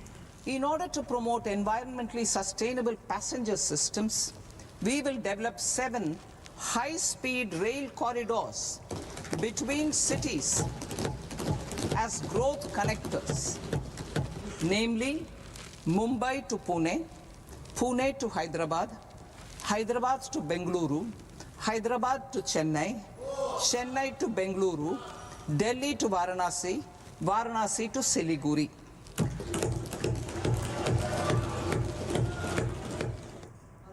Over 5 years is proposed. Right madam, అంటే మనకు ఈరోజు ఉన్నటువంటి ఒక క్లిష్ట పరిస్థితులు రావు గారు ప్రస్తావించినట్టుగా ప్రపంచ ఆర్థిక మందగమనం, మరొక వైపు వివిధ దేశాల మీద వస్తున్నటువంటి టారిఫ్ల ప్రభావం, యుద్ధాలు, వీటన్నిటి నేపథ్యంలో ఒక బడ్జెట్ రూపకల్పన అనేది ఒక కత్తి మీద సామె.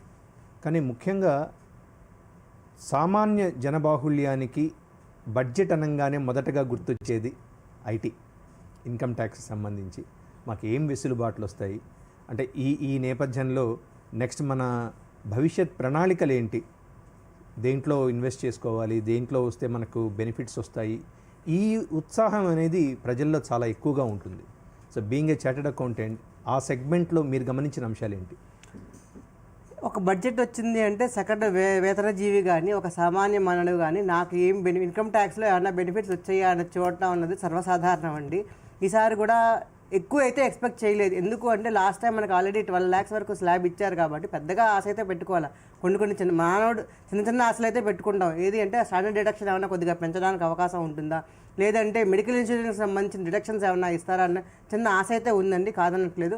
కాకపోతే ఈసారి మీరు చూస్తే ఎప్పుడైతే మనకి ఫైనాన్స్ యాక్ట్ 2025 ఇది కొత్తది వచ్చిందో దానికి సంబంధించిన సరళీకరణ విధానాలను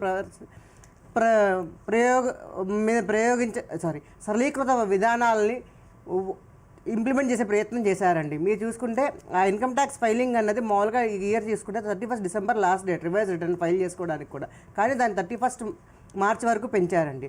అదేవిధంగా గడువు పెంచారు. అదేవిధంగా నెక్స్ట్ మీరు తీసుకుంటే టీడీఎస్ సెక్షన్స్లో కూడా కొన్ని వెసులుబాట్లు ఇచ్చారు. ఎప్పుడైతే ఈ మామూలుగా ఎల్ఆర్ఎస్ స్కీమ్ కింద లిబరలైజ్ ఎల్ఆర్ఎస్ స్కీమ్ కింద ఏం చేస్తామంటే ఏదైనా ఫండ్స్ బయటికి పంపించుకున్నప్పుడు దానికి మీరు టీసీఎస్ పడుతుంది. ఈ ప్రస్తుతం మెడికల్ ఫెసిలిటీస్కి స్టూడెంట్స్ బయటికి వెళ్ళినప్పుడు కూడా టీసీఎస్ ఉంటుంది. ఆ రేట్ని తగ్గించారు ఇదివరకు కన్నా కూడా. తద్వారా ఏమవుతుంది అంటే చాలామంది కుటుంబాలకి ఏదైనా అవసరం ఉండి బయటికి వెళ్ళి మెడికల్ ఇష్యూస్ మీద వెళ్ళినప్పుడు కానీ, లేదంటే మన యొక్క పిల్లలకి బయట చదువుకుంటున్నప్పుడు వాళ్ళకి ఫండ్స్ పంపించినప్పుడు కానీ ఇది చాలా ఉపయోగపడుతుంది. అదేవిధంగా ఇంకొకటి ఏం చేశారంటే ఎన్ఆర్ఐస్కి ఈ ప్రాపర్టీ సేల్ చేసినప్పుడు పర్చేస్ సేల్ చేసినప్పుడు టీడీఎస్ సెక్షన్స్ ఉంటాయండి. దానికి ఏమవుతుంది అంటే మామూలుగా ట్యాన్ నెంబర్ తీసుకోవాల్సి వస్తుంది. మామూలుగా లోకల్గా రెసిడెంట్ టు రెసిడెంట్ ట్రాన్సాక్షన్ జరిగినప్పుడు 26 QB ఫామ్ ఫైల్ చేసుకుంటాం. దానికి విడిగా ట్యాన్ నెంబర్ తీసుకోవాల్సిన అవసరం రాదు. కానీ ఎప్పుడైతే ఎన్ఆర్ఐతో డీల్ చేస్తారో వాళ్ళు కంపల్సరీగా ట్యాన్ నెంబర్ ఒకటి మళ్ళీ తీసుకోవాల్సి, అంటే ఆ పర్టికులర్ ట్రాన్సాక్షన్ వరకు మాత్రమే తీసుకోవాల్సి వస్తుంది. కొన్నిసార్లు సంక్లిష్ట ప్రక్రియని సరళీకృతం చేశారు. మేడం, మనకి Prasanna Kumar Motipalli garu, so Neyveli lignite corporation CMD, so తను ఈ బడ్జెట్ మీద రెస్పాన్స్ ఇవ్వడానికి లైవ్లో సిద్ధంగా ఉన్నారు. ఒక్కసారి సారథి తీసేసుకున్న తర్వాత just will come back. Prasanna Kumar గారు నమస్తే అండి. నమస్కారం అండి. గౌరవ ఆర్థిక శాఖ మంత్రి నిర్మలా సీతారామన్ గారి బడ్జెట్ ప్రసంగం చూసుంటారు. బడ్జెట్లో ముఖ్యంగా పరిశ్రమలకు సంబంధించి, అందులోనూ రినవబుల్ ఎనర్జీ, మీకు అత్యంత ఇష్టమైనటువంటి ప్రీతిపాత్రమైన ఎనర్జీ సెక్టార్కు సంబంధించి మీరు ఏం చెప్తారు సార్? ఎలా ఉన్నాయి రానున్న రోజుల్లో వికసిత భారత దిశగా మేడం గారి ప్రతిపాదనలు ఏ రకంగా ఉన్నాయని మీరు భావిస్తున్నారు? వికసిత భారత దిశగా మనం ఎనర్జీ ఇండిపెండెంట్ 2047 కల్లా అవ్వాలని ఒక టార్గెట్ పెట్టుకున్నాం. 2070 కల్లా నెట్ జీరో అవ్వాలని టార్గెట్ పెట్టుకున్నామంట. సో నాకు ఈ బడ్జెట్ ప్రోగ్రెసివ్ గా, డెవలప్మెంటల్ ఓరియంటెడ్ గా ఈ టార్గెట్స్ అచీవ్ అవడానికి ఫెసిలిటేట్ చేసే విధంగా కనిపిస్తుందండి. నేను ప్రీ బడ్జెట్ టాక్ లో మీకు చెప్పాను, మనకి important topics energy storage system కి, తర్వాత క్రిటికల్ మినరల్స్ కి ఇంపార్టెన్స్ ఇవ్వాలని. అదేవిధంగా బడ్జెట్ లో ఈ ఎనర్జీ స్టోరేజ్ సిస్టమ్ కి చాలా ఇంపార్టెన్స్ ఇచ్చారండి. ఎందుకంటే మనం 500 గిగావాట్ రెన్యూబుల్ ఎనర్జీ టార్గెట్ పెట్టుకున్నాం 2030 కల్లా. అది మన గ్రిడ్ కి రావాలంటే మనకి ఎనర్జీ స్టోరేజ్ సిస్టమ్ కావాలండి, particularly battery storage system. So ఆ బ్యాటరీ స్టోరేజ్ సిస్టమ్ కి లిథియం అయాన్ బ్యాటరీకి కస్టమ్ డ్యూటీ ఎగ్జామ్షన్ ఇవ్వడం, తర్వాత సోలార్ ప్యానల్ గ్లాస్ లో వాడే మెటీరియల్ కి ఎగ్జామ్షన్ ఇవ్వడం, ఇవన్నీ కూడా ఆ దిశగా చాలా ఉన్నాయండి. అది కాకుండా మనం రెన్యూబుల్ పవర్ తో పాటు మన థర్మల్ పవర్ ని కూడా మనం ముందుకు తీసుకెళ్ళాలి. దానికోసం మన కార్బన్ సీక్వెస్ట్రేషన్ చాలా important. Carbon sequestration, carbon storage చాలా ఇంపార్టెంట్ అనమాట. దానికి కూడా ఇంపార్టెన్స్ ఇస్తూ దానికి 20,000 crores అలాట్ చేయడం, ఓవరాల్ గా ఇన్ఫ్రాస్ట్రక్చర్ కి బడ్జెట్ పెంచడం, ఇవన్నీ కూడా చాలా ప్రోగ్రెసివ్ గా ఆలోచించి మనం ఎనర్జీ ఇండిపెండెంట్ అయ్యి వికసిత భారత్ అయ్యే దిశగా. ప్రసన్న కుమార్ గారు, ఈరోజు గౌరవ ఆర్థిక శాఖ మంత్రి క్రిటికల్ మినరల్స్ సంబంధించి ఒక ప్రత్యేకమైనటువంటి మెన్షన్ చేశారు.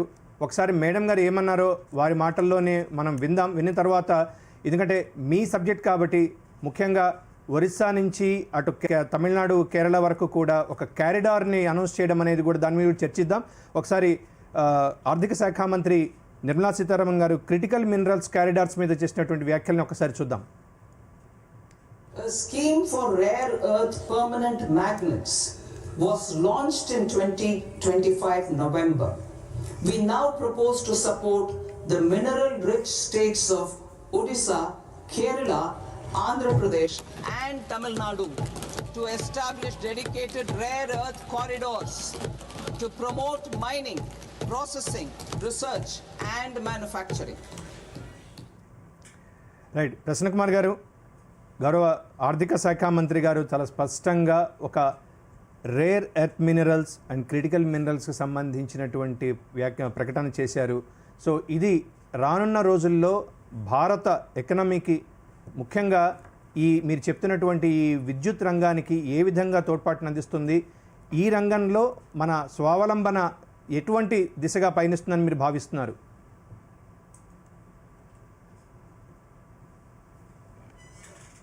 500 గిగావాట్ యాడ్ చేయాలని, తర్వాత 2047 కల్లా ఎనర్జీ ఇండిపెండెంట్ అవ్వాలని, 2070 కల్లా నెట్ జీరో అవ్వాలని, వీటన్నిటికీ కూడా critical minerals and rare earth elements చాలా ఇంపార్టెంట్ అండి. ఈ ప్రస్తుతం మనం ఏంటంటే మనం వీటి మీద విదేశాల మీద వీటి కోసం మనం ఆల్రెడీ డిపెండ్ అయి ఉన్నాం. పర్మనెంట్ మ్యాగ్నెట్ కానీ, రేర్ ఎర్త్ ఎలిమెంట్స్ కానీ, క్రిటికల్ మినరల్స్ కానీ. ఈ సెక్టర్లో ఎంకరేజ్మెంట్ చాలా ఇంపార్టెంట్ అండి. ఎందుకంటే మన డొమెస్టిక్ క్రిటికల్ మినరల్ బ్లాక్స్ని ఐడెంటిఫై చేసి వాటిలో మైనింగ్ చేయడం, వాటిని క్రిటికల్ మినరల్స్ ప్రొడ్యూస్ చేయడం చాలా చాలా ఇంపార్టెంట్ అండి. మన అన్ని టార్గెట్స్కి కూడా ఇది లింక్ అయి ఉంది. ఈ సందర్భంలో ఆ rare earth critical minerals corridor ఏర్పాటు చేయడం వల్ల ఆ critical mineral production, rare earth elements ప్రొడక్షన్కి చాలా ఎంకరేజ్మెంట్ దొరుకుతుందండి. ముఖ్యంగా ఎన్ఎల్సిఐఎల్ కూడా ఈ ఏరియాలో క్రిటికల్ మినరల్ ప్రొడక్షన్లో, రేర్ ఎర్త్ ఎలిమెంట్స్ ప్రొడక్షన్లో చాలా ఇంట్రెస్ట్గా ఉందండి. మేము 2 బ్లాక్లు ఆల్రెడీ మాకు వచ్చాయి, మేము ఆపరేట్ చేస్తున్నాం. సో ఈ డైరెక్షన్లో ఇది చాలా పాజిటివ్ స్టెప్గా దాన్ని మన టార్గెట్స్ అచీవ్ అయ్యే దిశగా నేను అనుకుంటాను. అంటే ఈ క్యారిడార్ వల్ల ఎంఎస్ఎంఈ సెక్టార్ ముఖ్యంగా తెలుగు రాష్ట్రాలకు సంబంధించి ఏదైనా కొంత ఉపయోగకరమైనటువంటి వాతావరణం ఉంటుందంటారా? తప్పకుండా అండి, తప్పకుండా. మనం ఈ కారిడార్ వల్ల మెయిన్ ఉపయోగం అదేనండి. ఫోకస్డ్ వేలో ఆ ఏరియాస్లో వీటిని డెవలప్ చేయడానికి ఉపయోగపడుతుంది. దాంతో ఎంఎస్ఎంఈ అండ్ ఎస్ఎంఈ ఇండస్ట్రీ కూడా డెవలప్ అయ్యి జాబ్ క్రియేషన్ అయ్యే అవకాశం కూడా చాలా ఉందండి. Thank you so much Prasanna Kumar గారు, మీ యొక్క వాల్యుబుల్ టైం స్పేర్ చేశారు. Thank you so much sir.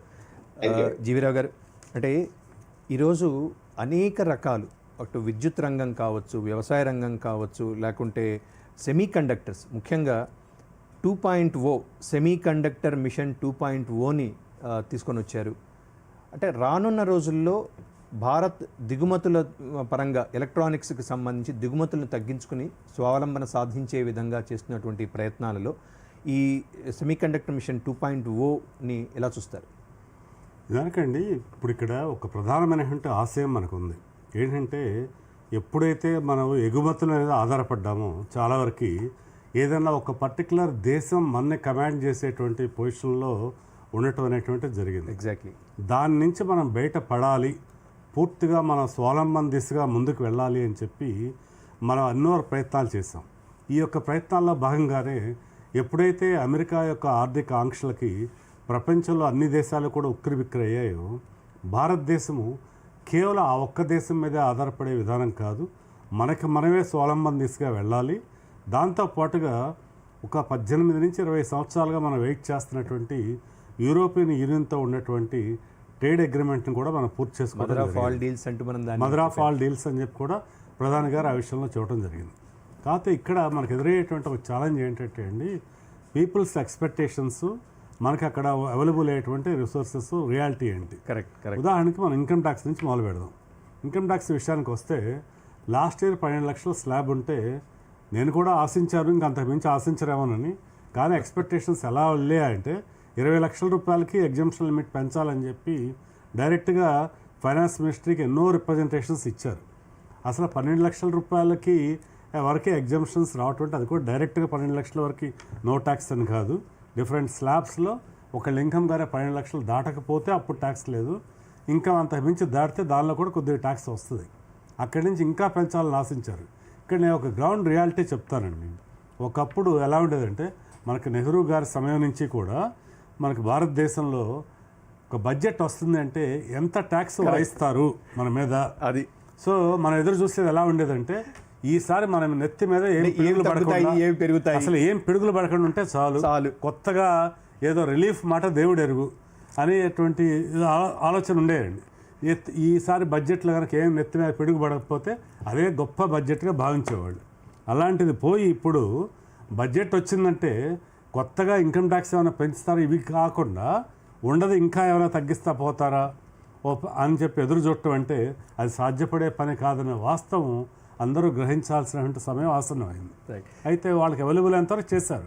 Sir, మనకి confederation of Indian industry CII ప్రతినిధి ఎన్వి రెడ్డి గారు లైన్లో ఉన్నారు. నమస్తే ఎన్వి రెడ్డి గారు. ఎన్వి రెడ్డి గారు, రైట్. సార్ జీవీరావు గారు, ఒకసారి ఎన్వి రెడ్డి గారిని మళ్ళీ తిరిగి కనెక్ట్ చేద్దాం. అంటే మీరు అన్నట్టుగా ఆశలకి ఉండాలి, తప్పేం కాదు, ఎందుకంటే సగటు మానవులు వాళ్ళ యొక్క ఆశల దీనికి సంబంధించి. కానీ మన యొక్క అప్రోచ్ ఎలా ఉంది ఎందుకంటే అత్యంత కీలకమైనటువంటి రంగం ఈ ఎకనామిక్స్ అనేది. పట్టునట్టే ఉంటుంది, అంత ఇదిగా దొరకదు. సో ఒక చిన్న మిస్టేక్ కూడా మొత్తం దేశ ప్రగతికి కుంటుపడడానికి అది దోహద కారణం అవుతుంది. ఈ బడ్జెట్లో కేవలం ఒక అభివృద్ధి లక్ష్యమా, లేకుంటే ఒక దూరదృష్ట్యా, లేకపోతే షార్ట్ టర్మ్ గోల్సా, దేన్ని కాన్సన్ట్రేట్ చేశారు అని చెప్పి మీరు భావిస్తున్నారు? అసలు షార్ట్ టర్మ్ గోల్స్ మీద ఏమాత్రం కాన్సన్ట్రేషన్ లేదండి.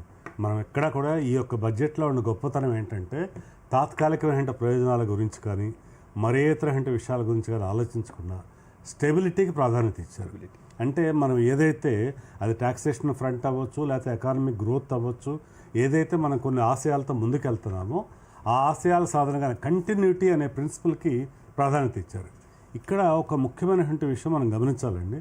సెక్యూరిటీస్ ట్రాన్సాక్షన్ ట్యాక్స్ అంటే ఫ్యూచర్స్ అండ్ ఆప్షన్స్ మీద 0.02 నుంచి ఇప్పుడు అది ఒక 0.05కి పెంచితే ఒక్కసారిగా ఆ న్యూస్ రాగానే మనకి స్టాక్ మార్కెట్లో మహాపతనం చూసాం.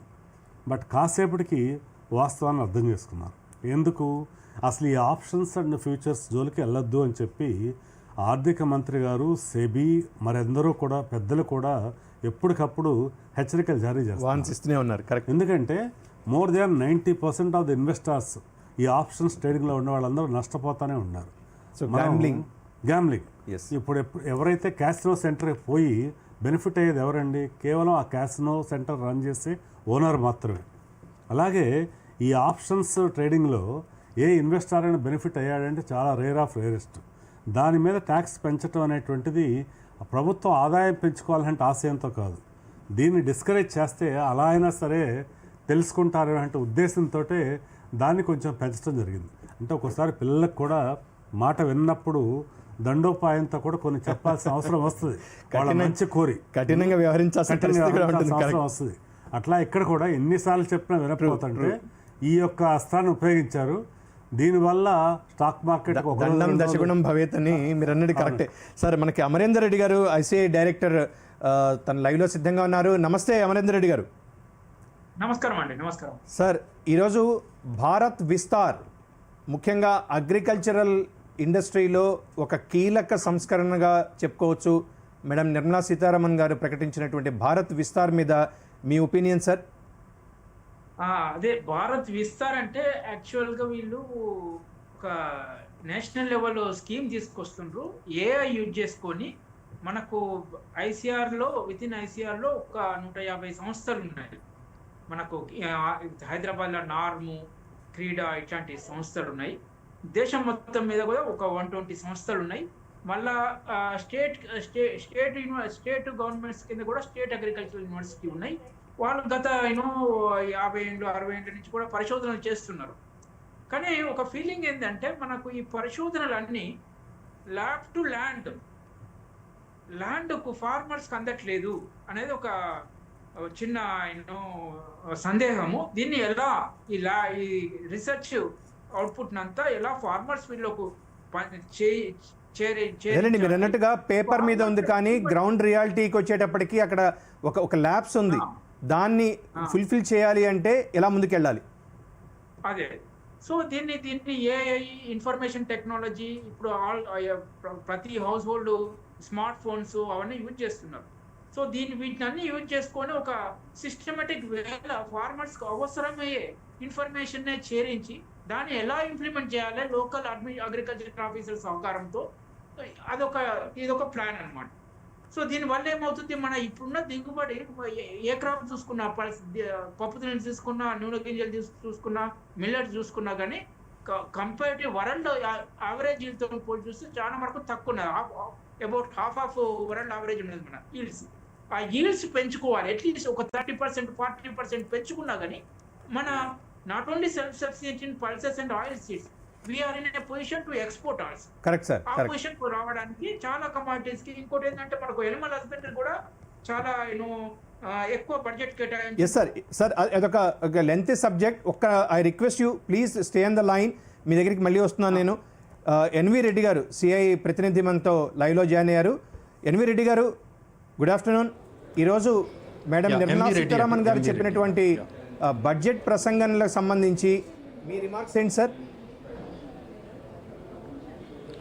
I speak more about IT industry and my name is MV Reddy.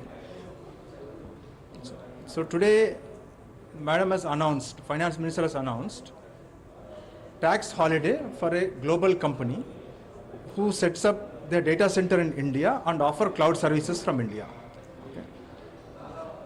దీనివల్ల ఏమవుతుందంటే next 22 years somebody who set up their data center in India and offer cloud services till 2047 they got a tax holiday.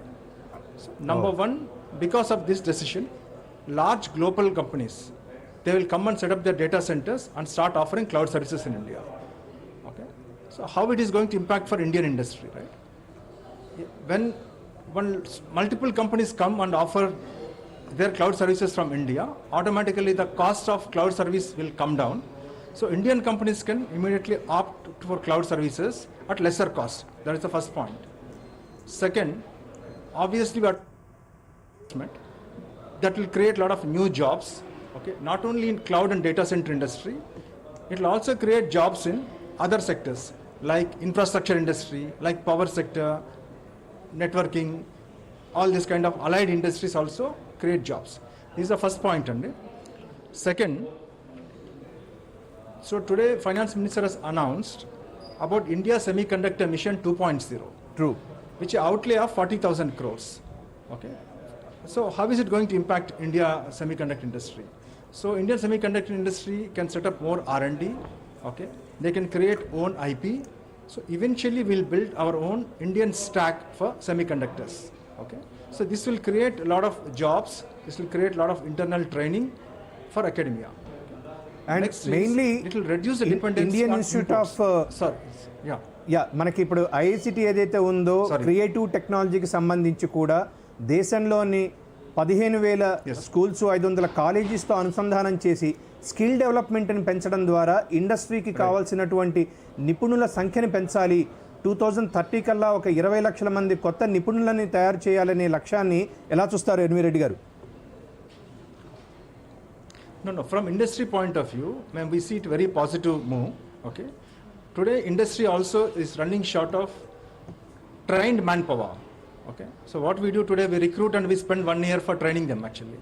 So if government is taking that initiative, it will help entire industry. It's a positive move actually. It's a good initiative. Right.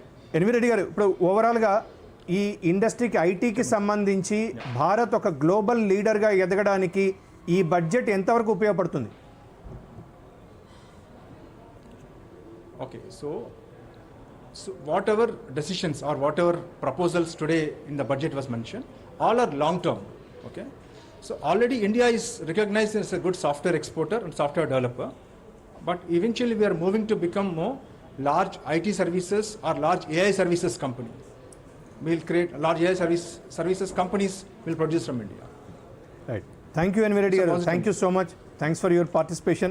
Right. మనం will come back to Amarender Reddy గారు. ఇందాక చెప్తున్నారు వ్యవసాయ రంగానికి సంబంధించి క్విక్గా అమరేందర్ రెడ్డి గారిని connect అవుదాం.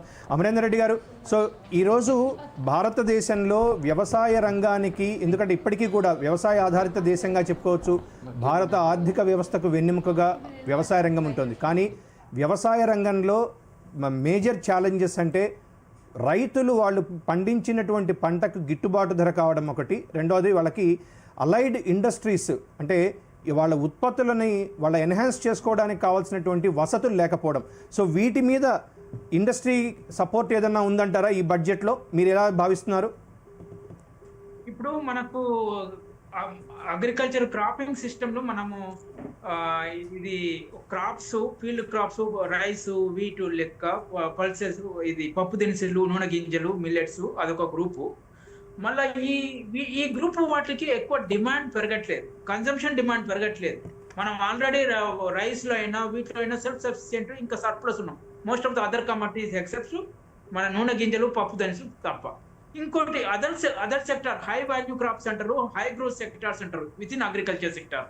ఏంటంటే ఇది life stock, dairy sector, fisheries, ఈ meat, all this allied sectors, వాటి గ్రోత్ అనేది ఇది poultry sector, all this sectors చాలా గ్రోత్ ఉంది. 7-8% ఉంది. అగ్రికల్చర్ ఈ క్రాప్ సెక్టార్ 2-3% ఉంటే ఈ sectors, Animal husbandry related sectors 7-8% growth ఉంది లాస్ట్ 10 years. అంటే ఈ బడ్జెట్లో గవర్నమెంట్ బాగా ఫోకస్ చేసింది అంటే హై గ్రోత్ సెక్టర్ని ఫోకస్ చేసింది విత్ ఇన్ అగ్రికల్చర్ సెక్టర్. ఈ హై గ్రోత్ సెక్టర్ అంటే ఎనిమల్ హస్బెండరీ బాగా ఫోకస్ చేసింది. క్రెడిట్ లింక్డ్ సబ్సిడీస్ స్కీమ్స్ అని, ఇంకోటి ఏంటంటే ఈ మన ఊరిలో పోతే 1-2 ఎనిమల్స్ ఉంటాయి జనరల్గా యావరేజ్గా. ఆ 1-2-3 ఎనిమల్స్ అవి అంత ప్రొడక్టివ్ ఉండవు. So middle level at least 20-30 animals ఉన్న ఒక స్మాల్ స్కేల్ సెక్టర్ లెక్క scale up from 2 to 3 to 10 animals or 20 animals అట్లా స్కేల్ అప్ చేసుకుంటా మోడరైజ్ చేసుకుంటా దానికి and hybrid animals cows buffalo ఇవన్నీ తెచ్చుకుంటే ఏంటంటే సార్ అమరేందర్ రెడ్డి గారు గౌరవ ప్రధాని నరేంద్ర మోదీ గారు బడ్జెట్ మీద ప్రసంగిస్తున్నారు. ఆ ప్రసంగం అయిన తర్వాత మనకు వద్దాం sir. Please over to PM speech. Okay कि हर घर लक्ष्मी जी पधारे, हर जिले में छात्राओं के लिए नए हॉस्टल बनाने का अभियान भी शिक्षा को सुलभ बनाएगा. साथियों, भारत की कृषि, डेयरी सेक्टर, फिशरीज, इन्हें हमारी सरकार ने हमेशा सर्वोच्च प्राथमिकता दी है. इस बजट में भी नारियल, काजू, कोको और चंदन की पैदावार से जुड़े किसानों के लिए अनेक अहम कदम उठाए गए हैं. भारत विस्तार AI इस टूल से किसानों को उनकी भाषा में जानकारी मिलने से उन्हें बहुत मदद मिलेगी. फिशरीज और पशुपालन में उद्यमिता उसको बढ़ावा देने से गांव में ही रोजगार और स्वरोजगार के और ज्यादा अवसर बनेंगे. साथियों, ये बजट एम्बिशियस भी है और ये बजट देश की एस्पिरेशन को भी एड्रेस करता है. मैं एक बार फिर निर्मला जी और उनकी पूरी टीम को इस फ्यूचरिस्टिक बजट के लिए, संवेदनशील बजट के लिए, गांव गरीब किसान का कल्याण करने वाले बजट के लिए बहुत बहुत बधाई देता हूं. बहुत बहुत धन्यवाद. ప్రధాని నరేంద్ర మోదీ గారు చాలా స్పష్టంగా చెప్పారు. ఇప్పుడు గౌరవ ఆర్థిక శాఖ మంత్రి నిర్మలా సీతారామన్ గారు ఇచ్చినటువంటి బడ్జెట్ మీద తన అభిప్రాయం చెబుతూ కూడా ఇది అన్ని రంగాలకి, ముఖ్యంగా వ్యవసాయ రంగంలో భారత్ విస్తార్ వంటి ఏఐ ఆధారిత స్థానిక భాషలలో సేవలు అందించేటటువంటి ఒక విప్లవాత్మకమైన మార్పులను తీసుకురావడం, ఫిషరీస్, యానిమల్ హస్బెండరీ ద్వారా గ్రామాలలో స్వయం ఉపాధిని పెంపొందించడం, కోకో, క్యాష్యూ లాంటి హై వాల్యూ క్రాప్స్ ద్వారా ఎకనమీకి దోహదపడడం, ఇలా అనేక అంశాలను ప్రస్తావించారు. ఒకసారి మనం will take the concluding remarks of Amarender Reddy గారు. అమరేందర్ రెడ్డి గారు పిఎం స్పీచ్ చూశారు. ఆయన కూడా చాలా స్పష్టంగా భారతదేశం యొక్క విధి విధానాలు రానున్న రోజులు ఎలా ఉండబోతున్నాయి అగ్రికల్చర్ రంగంలో అని స్పష్టం చేశారు.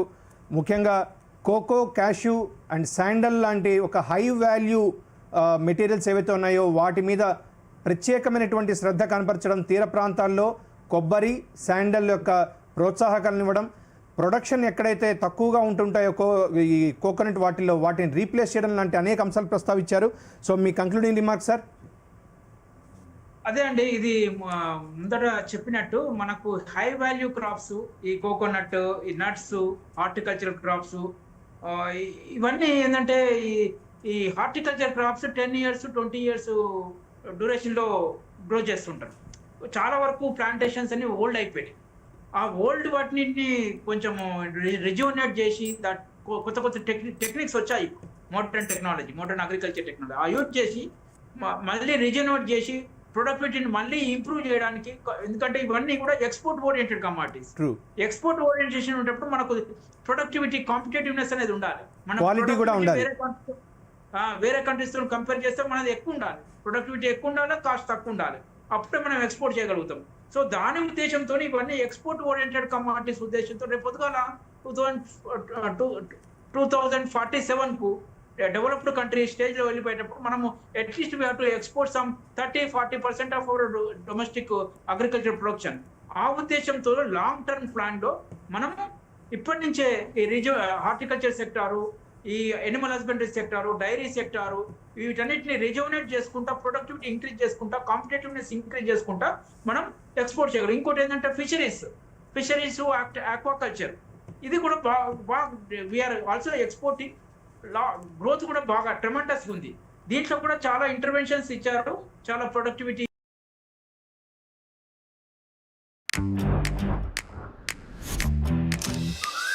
मैंने सोचा था कि वैसा ही होगा, नर्सरी में होगा, मगर रेसिडेंट में ओह माय गॉड बहुत अच्छा लगा। हम जस्ट रिफ्रेशमेंट ले रहे थे, अचानक वो आ गए, जस्ट हम एक सरप्राइज हो गए कि वाओ ये आ गए। यार ठंड लग रही होगी। मिलने के एक्साइटमेंट में सब भूल गए। थक जाए इतना हंसना है जोरों से।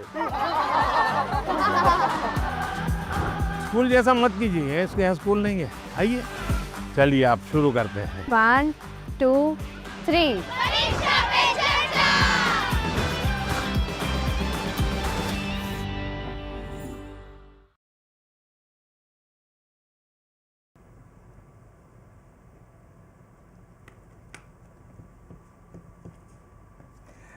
రైట్ సార్, ముఖ్యంగా ఈరోజు సార్ చెప్పినట్టుగా పిఎం గారు ప్రస్తావించినట్టుగా మన ఆర్థిక వ్యవస్థలో కీలకమైనటువంటి అంశాలలో కొంత ఒక బ్లాక్ హోల్స్ కొన్ని ఉన్నాయి. వాటిని ఫిల్ చేసుకుంటే తప్పితే మనం అనుకున్న లక్ష్యాలకు చేరుకోలేం. సో ఈ నేపథ్యంలో ఈ హై వాల్యూ క్రాప్స్ కావచ్చు, లేకుంటే గ్రామాలలో ఎక్కడికక్కడ ఉపాధి అవకాశాలు మెరుగుపరచడం కావచ్చు. మీరు పిఎం స్పీచ్ చూశారు కదా సార్, ఇచ్చినటువంటి ఆ బ్రీఫ్ మీద మీరేమంటారు క్లుప్తంగా? ముఖ్యంగా ప్రధాని గారు చెప్పినటువంటి విషయంలో ఆయన యొక్క దీర్ఘమైన కాలంలో కావాల్సినటువంటి ఆలోచన అనేది చాలా స్పష్టంగా మనకు అర్థమవుతుంది. ఏంటంటే ఇవాళ రైతు కేవలం ఈ ఒక్క సంవత్సరమో లేకపోతే ఈ పంటకి మద్దతు ధర ఇచ్చేసాము, ఈ రోజుకి నీ యొక్క జీవితం ఒక మాదిరిగా ముందుకెళ్తుందని కాకుండా ఇంకొక జనరేషన్ స్పాట్గా, అంటే మనం ఎప్పుడు కూడా ఒక ప్రపంచంలో ఒక దేశం ఉన్నత స్థాయికి వెళ్ళాలి అంటే ఫ్యూచర్ ప్లాన్ ఏంటంటే కరెక్ట్గా ఉండాలి. ఇప్పుడు ఈ యొక్క ప్రణాళికలో రానున్న 10 సంవత్సరాలు, 15 సంవత్సరాలు, 20 సంవత్సరాలు కూడా, అంటే ఈరోజు రైతు తన యొక్క బిడ్డల భవిష్యత్తు కోసం అని చెప్పి రైతు వృత్తులనే కాకుండా వేరే వృత్తులకు వాళ్ళు వెళ్ళిపోతున్నారు. అయితే రైతు బిడ్డల్ని పెళ్లి చేసుకోవడానికి కూడా ఎవరు ముందుకు రావట్లేదని చెప్పి చాలా విలేజెస్లో ఈ యొక్క ప్రాబ్లం కూడా వాళ్ళు చెప్తున్నారు. అందుకని చెప్పి అక్కడి నుంచి పట్టణాలకు వెళ్ళిపోవాలి.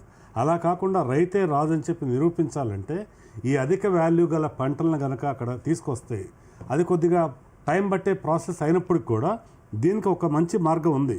ఇక్కడ ఏంటంటే మనం కొబ్బరి, గంధపు చెట్లు, జీడిపప్పు, కోకో ఉత్పత్తి వీటి గురించి చెప్పారు. నిజంగానే ఇవి దీర్ఘకాలికమైనటువంటి ప్రాజెక్ట్సే. అయితే కాయనటువంటి చెట్లని తీసేసి వాటి స్థానంలో ఇవి పెడతానికి ప్రోత్సాహకాలను అందిస్తూ ఉంటున్నారు.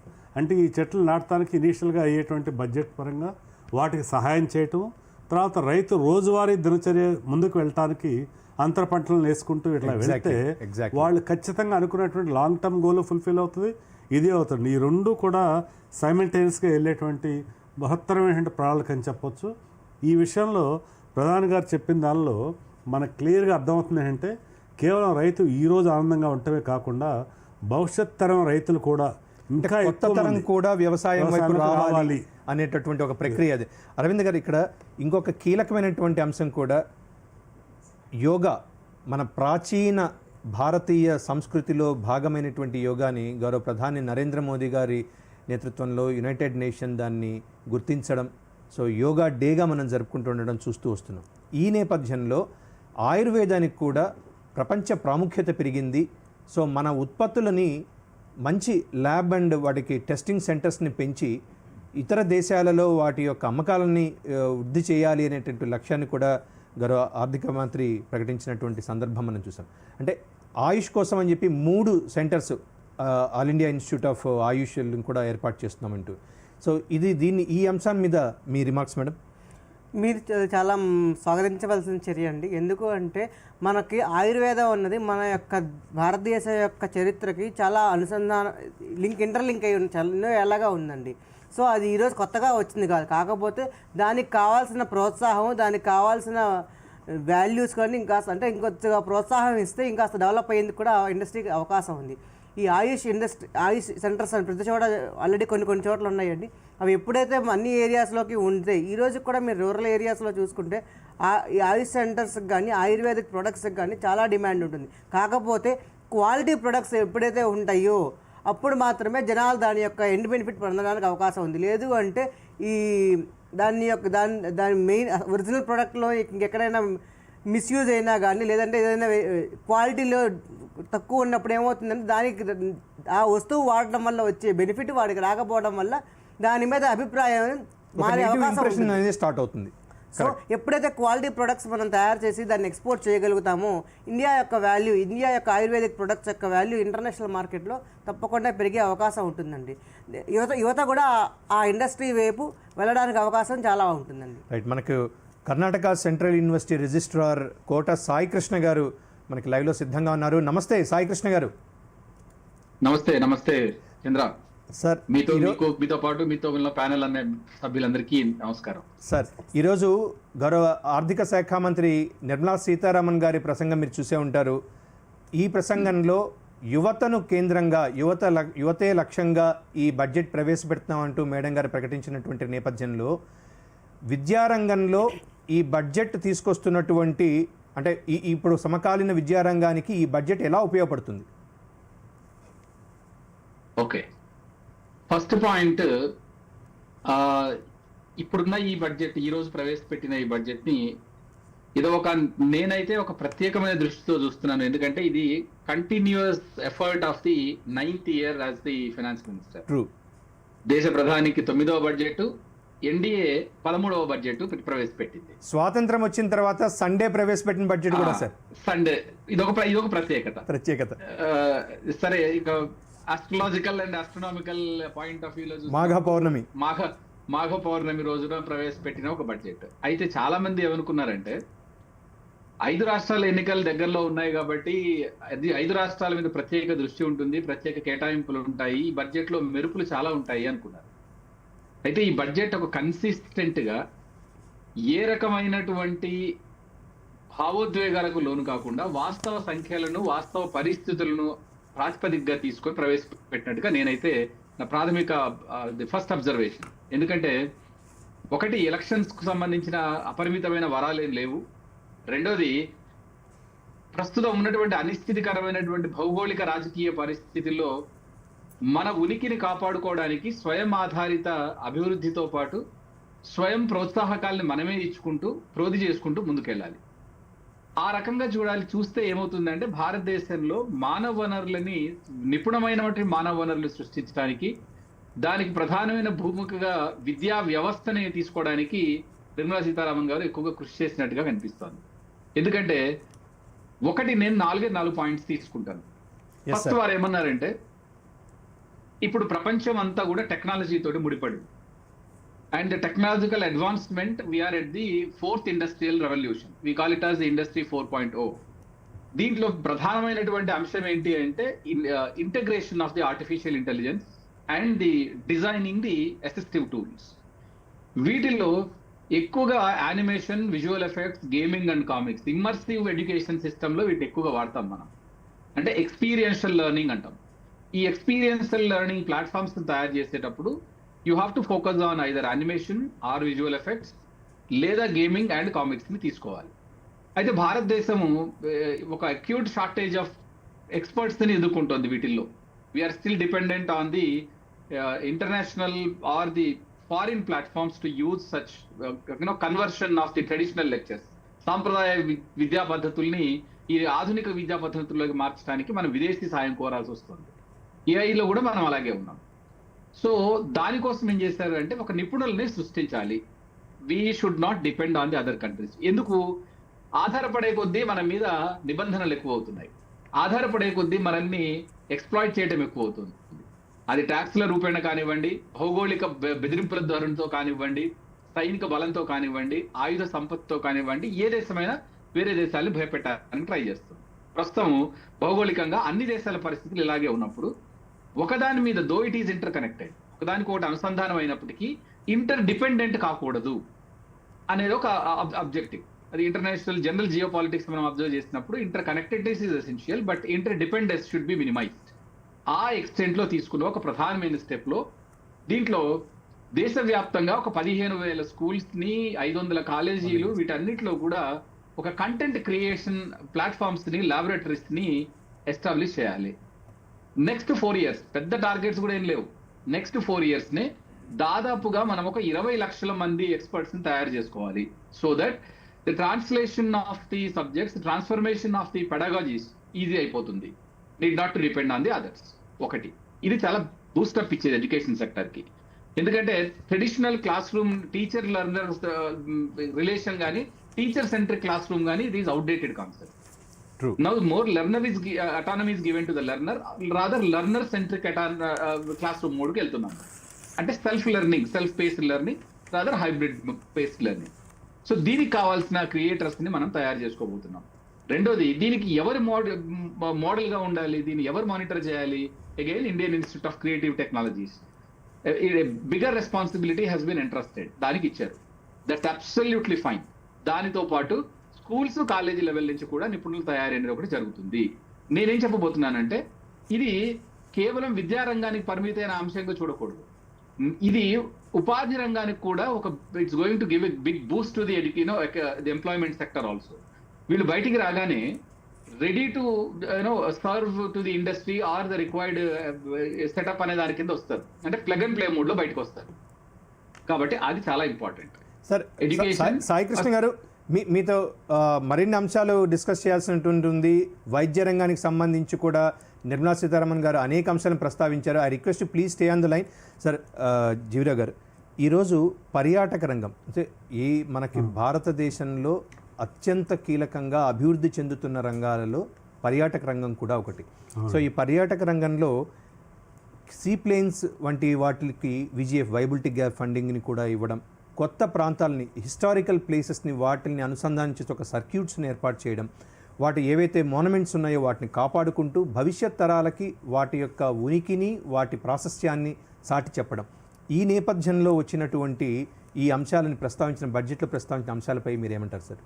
నిజానికండి, ప్రపంచంలో ఎన్నో దేశాలతో పోలిస్తే భారతదేశంలోనే టూరిజంకి అనువైన ప్రాంతాలు చాలా ఎక్కువ. భారతదేశంలో ఉన్నటువంటి టూరిజం ప్రాంతాలు మన పిలిగ్రిమేజ్ పాయింట్ ఆఫ్ వ్యూలో కానివ్వండి, ఇంకా వేరే విషయాల్లో కానివ్వండి, ఇంకా ప్రపంచంలో మరే దేశంలో లేవని చెప్పొచ్చు.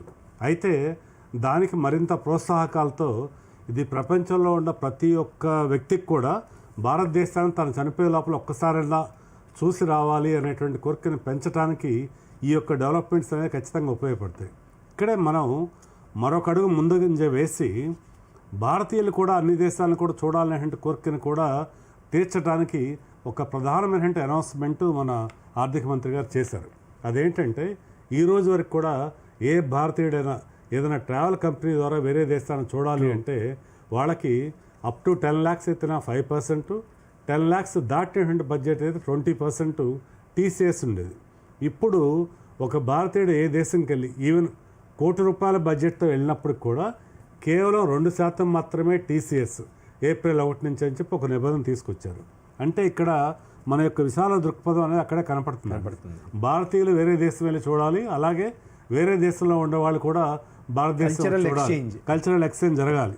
మనకి ఇప్పుడు మనకి ఉత్తరాఖండ్లో ఎన్నో ప్రదేశాలు, ఇప్పుడు చార్ధామ్ యాత్ర విషయమే కానివ్వండి, అలాగే ఇంకా ప్రధానమైనటువంటి ప్రాంతాలు టూరిజంకి అనుకూలమైన వాటిల్లో కొత్త కొత్త డెవలప్మెంట్స్ తీసుకొస్తున్నారు.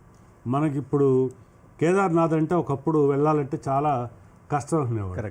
వాటన్నిటినీ కూడా ఇప్పుడు చాలా ఈజీ చేసి మరికొత్త కారిడార్స్ ఏర్పాటు చేయటము, టూరిజం కారిడార్స్, వీళ్ళందరూ కూడా దానికి సంబంధించిన బడ్జెట్ నిధులను కూడా ఇమ్మీడియట్గా కూడా విడుదల చేసే ప్రయత్నాలు చేయడంతో ఇప్పుడు కమింగ్ 1-2 yearsలోనే మన ఈ యొక్క ఏరియాస్లో ఎంతో డెవలప్మెంట్ చూస్తాం. కనెక్టివిటీ కూడా పెరిగేటటువంటి అవకాశం ఉంది. సార్, మనకి బడ్జెట్ మీద గౌరవ మంత్రివర్యులు రాజ్నాథ్ సింగ్ అండ్ కిరణ్ రిజిజు గారు వాళ్ళ యొక్క రెస్పాన్స్ ఇచ్చారు. సో ఒక్కసారి అవి చూసిన తర్వాత మనం డిస్కషన్ కంటిన్యూ చేద్దాం. So bites please.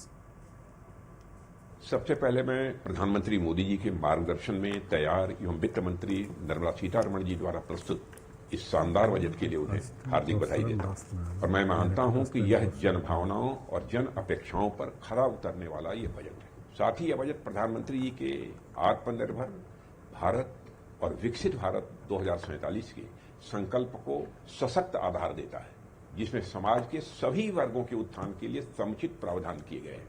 और इस बजट में रक्षा क्षेत्र के लिए 7.85 लाख करोड़ रुपए का प्रावधान किया गया है। मैं इसके लिए भी प्रधानमंत्री मोदी जी का हृदय से आभार व्यक्त करता हूं।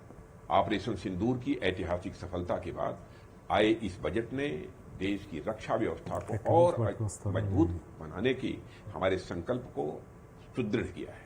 यह आवंटन पिछले वर्ष की तुलना में 15% से भी अधिक है, यानी इस बार भी केंद्रीय बजट का सबसे बड़ा हिस्सा रक्षा मंत्रालय को मिला है। इस वर्ष हमारी सेनाओं के ओवरऑल कैपिटल एक्सपेंडिचर के लिए 2.19 लाख करोड़ रुपया का प्राविजन किया गया है। और इस बजट का सबसे महत्वपूर्ण पक्ष हमारी तीनों सेनाओं के मॉडर्नाइजेशन का है, और इसके लिए इस वर्ष 1.85 लाख करोड़ रुपए की प्राविजनिंग की गई है, जो पिछले वित्त वर्ष की तुलना में लगभग 24% अधिक है। और इस वृद्धि के परिणाम स्वरूप हमारी सैन्य क्षमता और अधिक सशक्त होगी। भूतपूर्व सैनिकों और उनके परिवार के कल्याण को भी इस बजट में प्रमुख स्थान मिला है। और young serviceman contributory health scheme के अंतर्गत वर्तमान वर्ष की तुलना में लगभग 45% की बढ़ोतरी करते हुए 12,100 करोड़ रुपए का प्राविजन किया गया है। कुल मिलाकर यदि मैं कहूं तो यह बजट सुरक्षा, विकास और आत्मनिर्भरता के संतुलन को मजबूत करता है। मैं देशवासियों को देश हित में पेश हुए इस बजट पर हार्दिक बधाई देता हूं। रिफॉर्म एक्सप्रेस मोदी जी का जो चला है, उसका एक बहुत बड़ा आज हम लोगों को बजट में देखने को मिला है। और मैं मानता हूं कि आज का बजट कोई पॉलिटिकल भाषणबाजी नहीं, बिल्कुल विकास और विकसित भारत के लिए रिफॉर्म एक्सप्रेस का बहुत अच्छा एक प्रदर्शित हमारा वित्त मंत्री जी ने किया है। मैं बहुत खुश हूं। और एक एक पैकेज जो अनाउंस हुआ, जो इस्टेब्लिश हुआ, वो तो कहना ही नहीं है। आप कितना मैं काउंटिंग करूं, जो पूर्वोदय के लिए जो किया है, और जितना एक्सप्रेस हाईवेज का घोषणा हुआ है, बुद्धिस्ट सर्किट का जो हुआ है, माइनॉरिटीज के लिए तो इतना बड़ा घोषणा हुआ। मैं अभी सारे माइनॉरिटी कम्युनिटी के साथ भी मैं बैठने वाला हूं, क्योंकि हमारा माइनॉरिटी मिनिस्ट्री का इतना अच्छा बजट आया, और जितना गैप फंडिंग होना है सब मैं पूरा कर पाऊंगा। मैं बहुत सेटिस्फाइड हूं।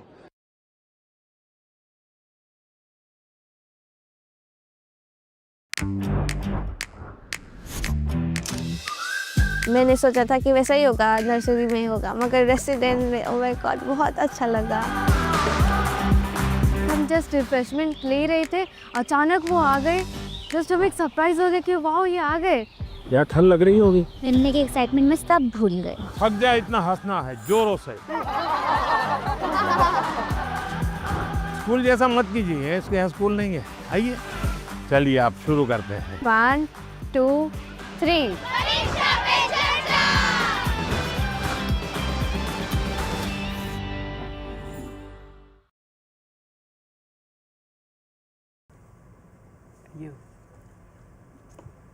రైట్ సాయి కృష్ణ గారు, ఇందాక మనం అనుకున్నట్టుగా వైద్య రంగానికి సంబంధించి కూడా అనేక కీలకమైనటువంటి ప్రకటనలు చేశారు. ముఖ్యంగా అనుబంధ వైద్య సంస్థలను ఆధునీకరించడం, అధునాతన వైద్య సంస్థల్లో పనిచేసే సిబ్బందికి శిక్షణనివ్వడం, ప్రభుత్వ ప్రైవేటు భాగస్వామ్యంతో 5 ప్రాంతీయ వైద్య కేంద్రాల ఏర్పాటు, కొత్తగా 3 అఖిల భారత ఆయుర్వేద కేంద్రాలు, ఆల్ ఇండియా ఇన్స్టిట్యూట్ ఆఫ్ ఆయుష్ ఏర్పాటు. సో ఈ ప్రకటనల మీద మీరేం చెప్తారు సాయికృష్ణ గారు?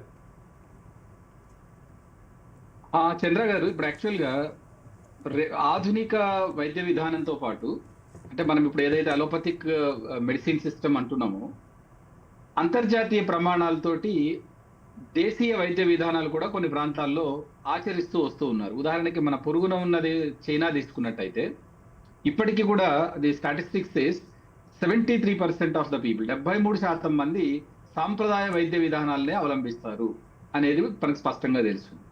అట్లాగే ఏషియన్ కాంటినెంట్లో తైవాన్, టిబెట్, శ్రీలంక, భారత్ వీటిల్లో వాటివైనటువంటి కొన్ని సాంప్రదాయ వైద్య విధానాలు ఉన్నాయి.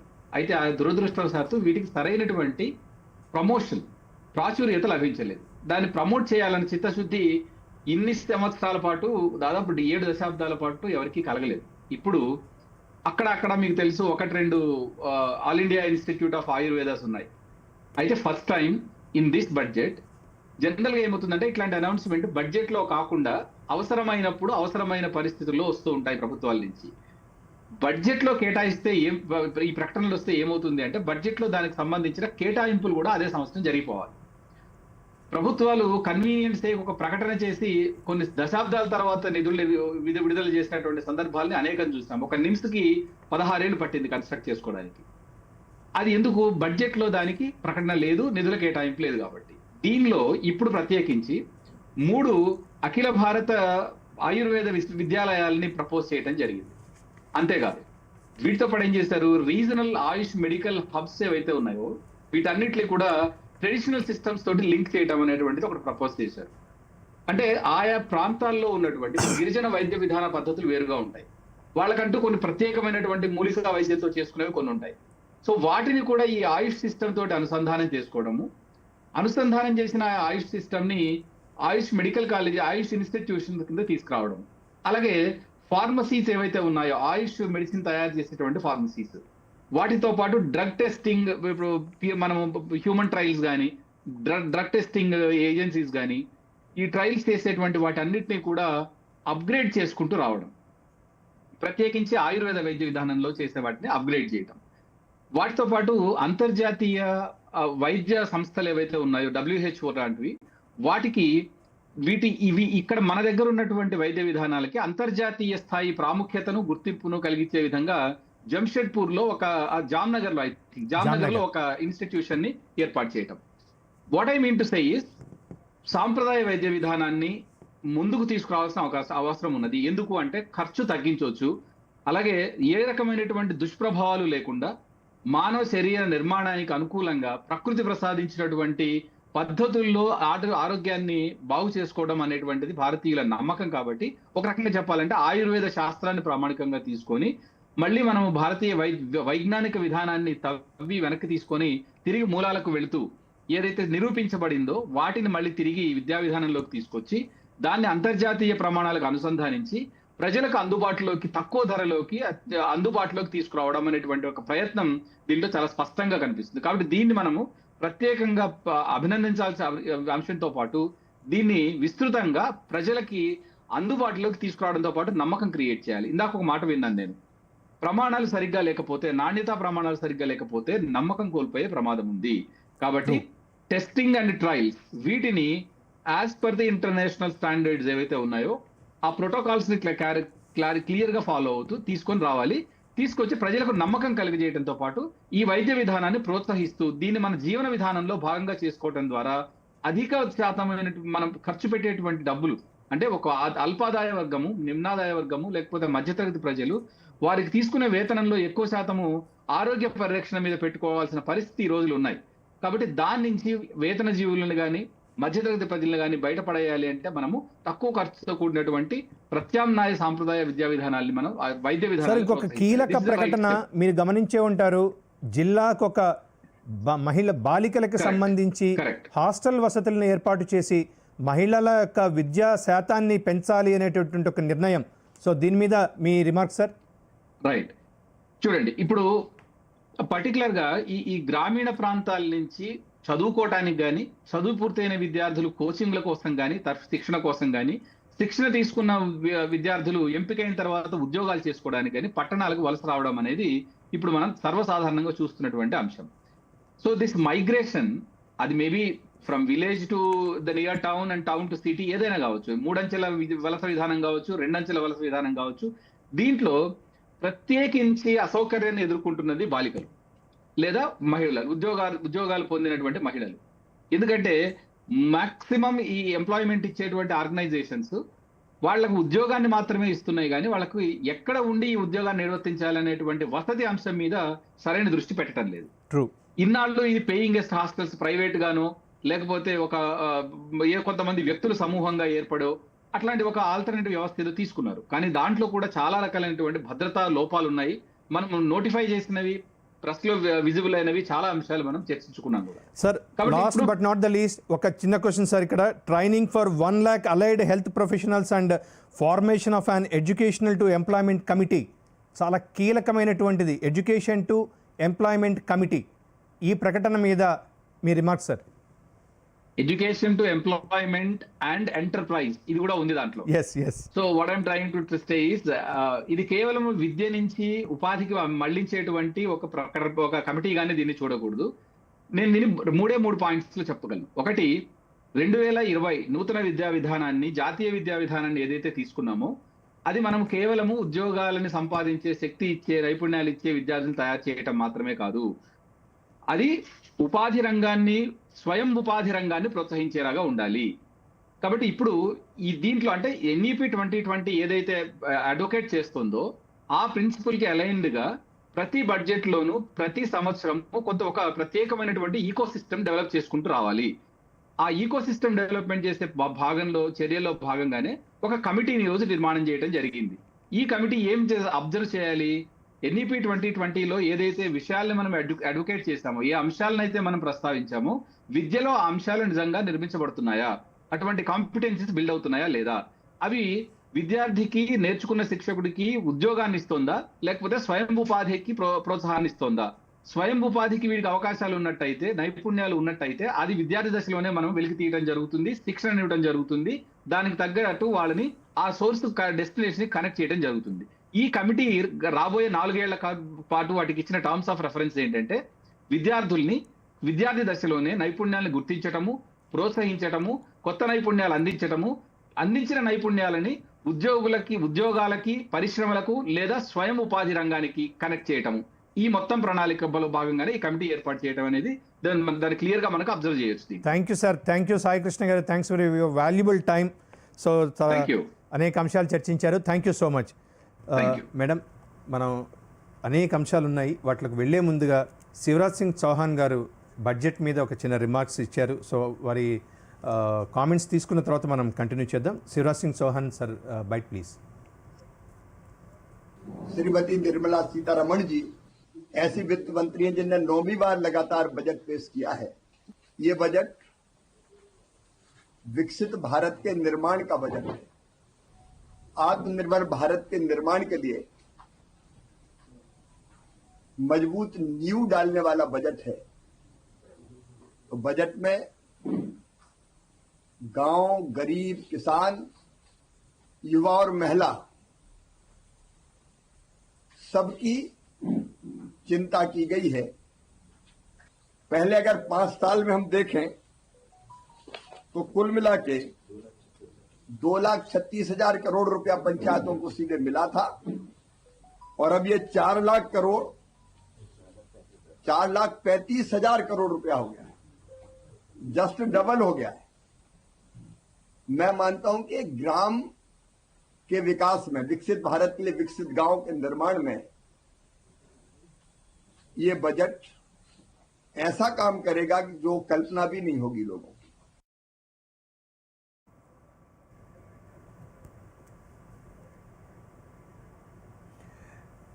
రైట్ మేడం, యూజువల్గా ఈరోజు మనం తీసుకుంటే అంటే క్విక్గా మనకి స్పోర్ట్స్ అనలిస్ట్ చంద్రశేఖర్ గారు కూడా ఉన్నారు, వారి దగ్గరికి వెళ్ళబోయే ముందు అరవింద్ గారు.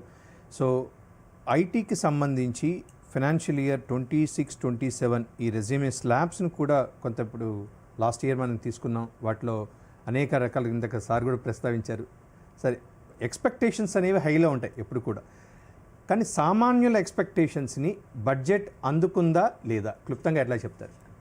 సామాన్యులు లెక్క ప్రకారం అయితే అందుకుందనే చెప్పచ్చండి. ఎందుకు అంటే మనకి ఇవ్వాల్సిన దానికన్నా లాస్ట్ టైం ఎక్కువే ఇచ్చారు, 12 లక్షలు అన్నది.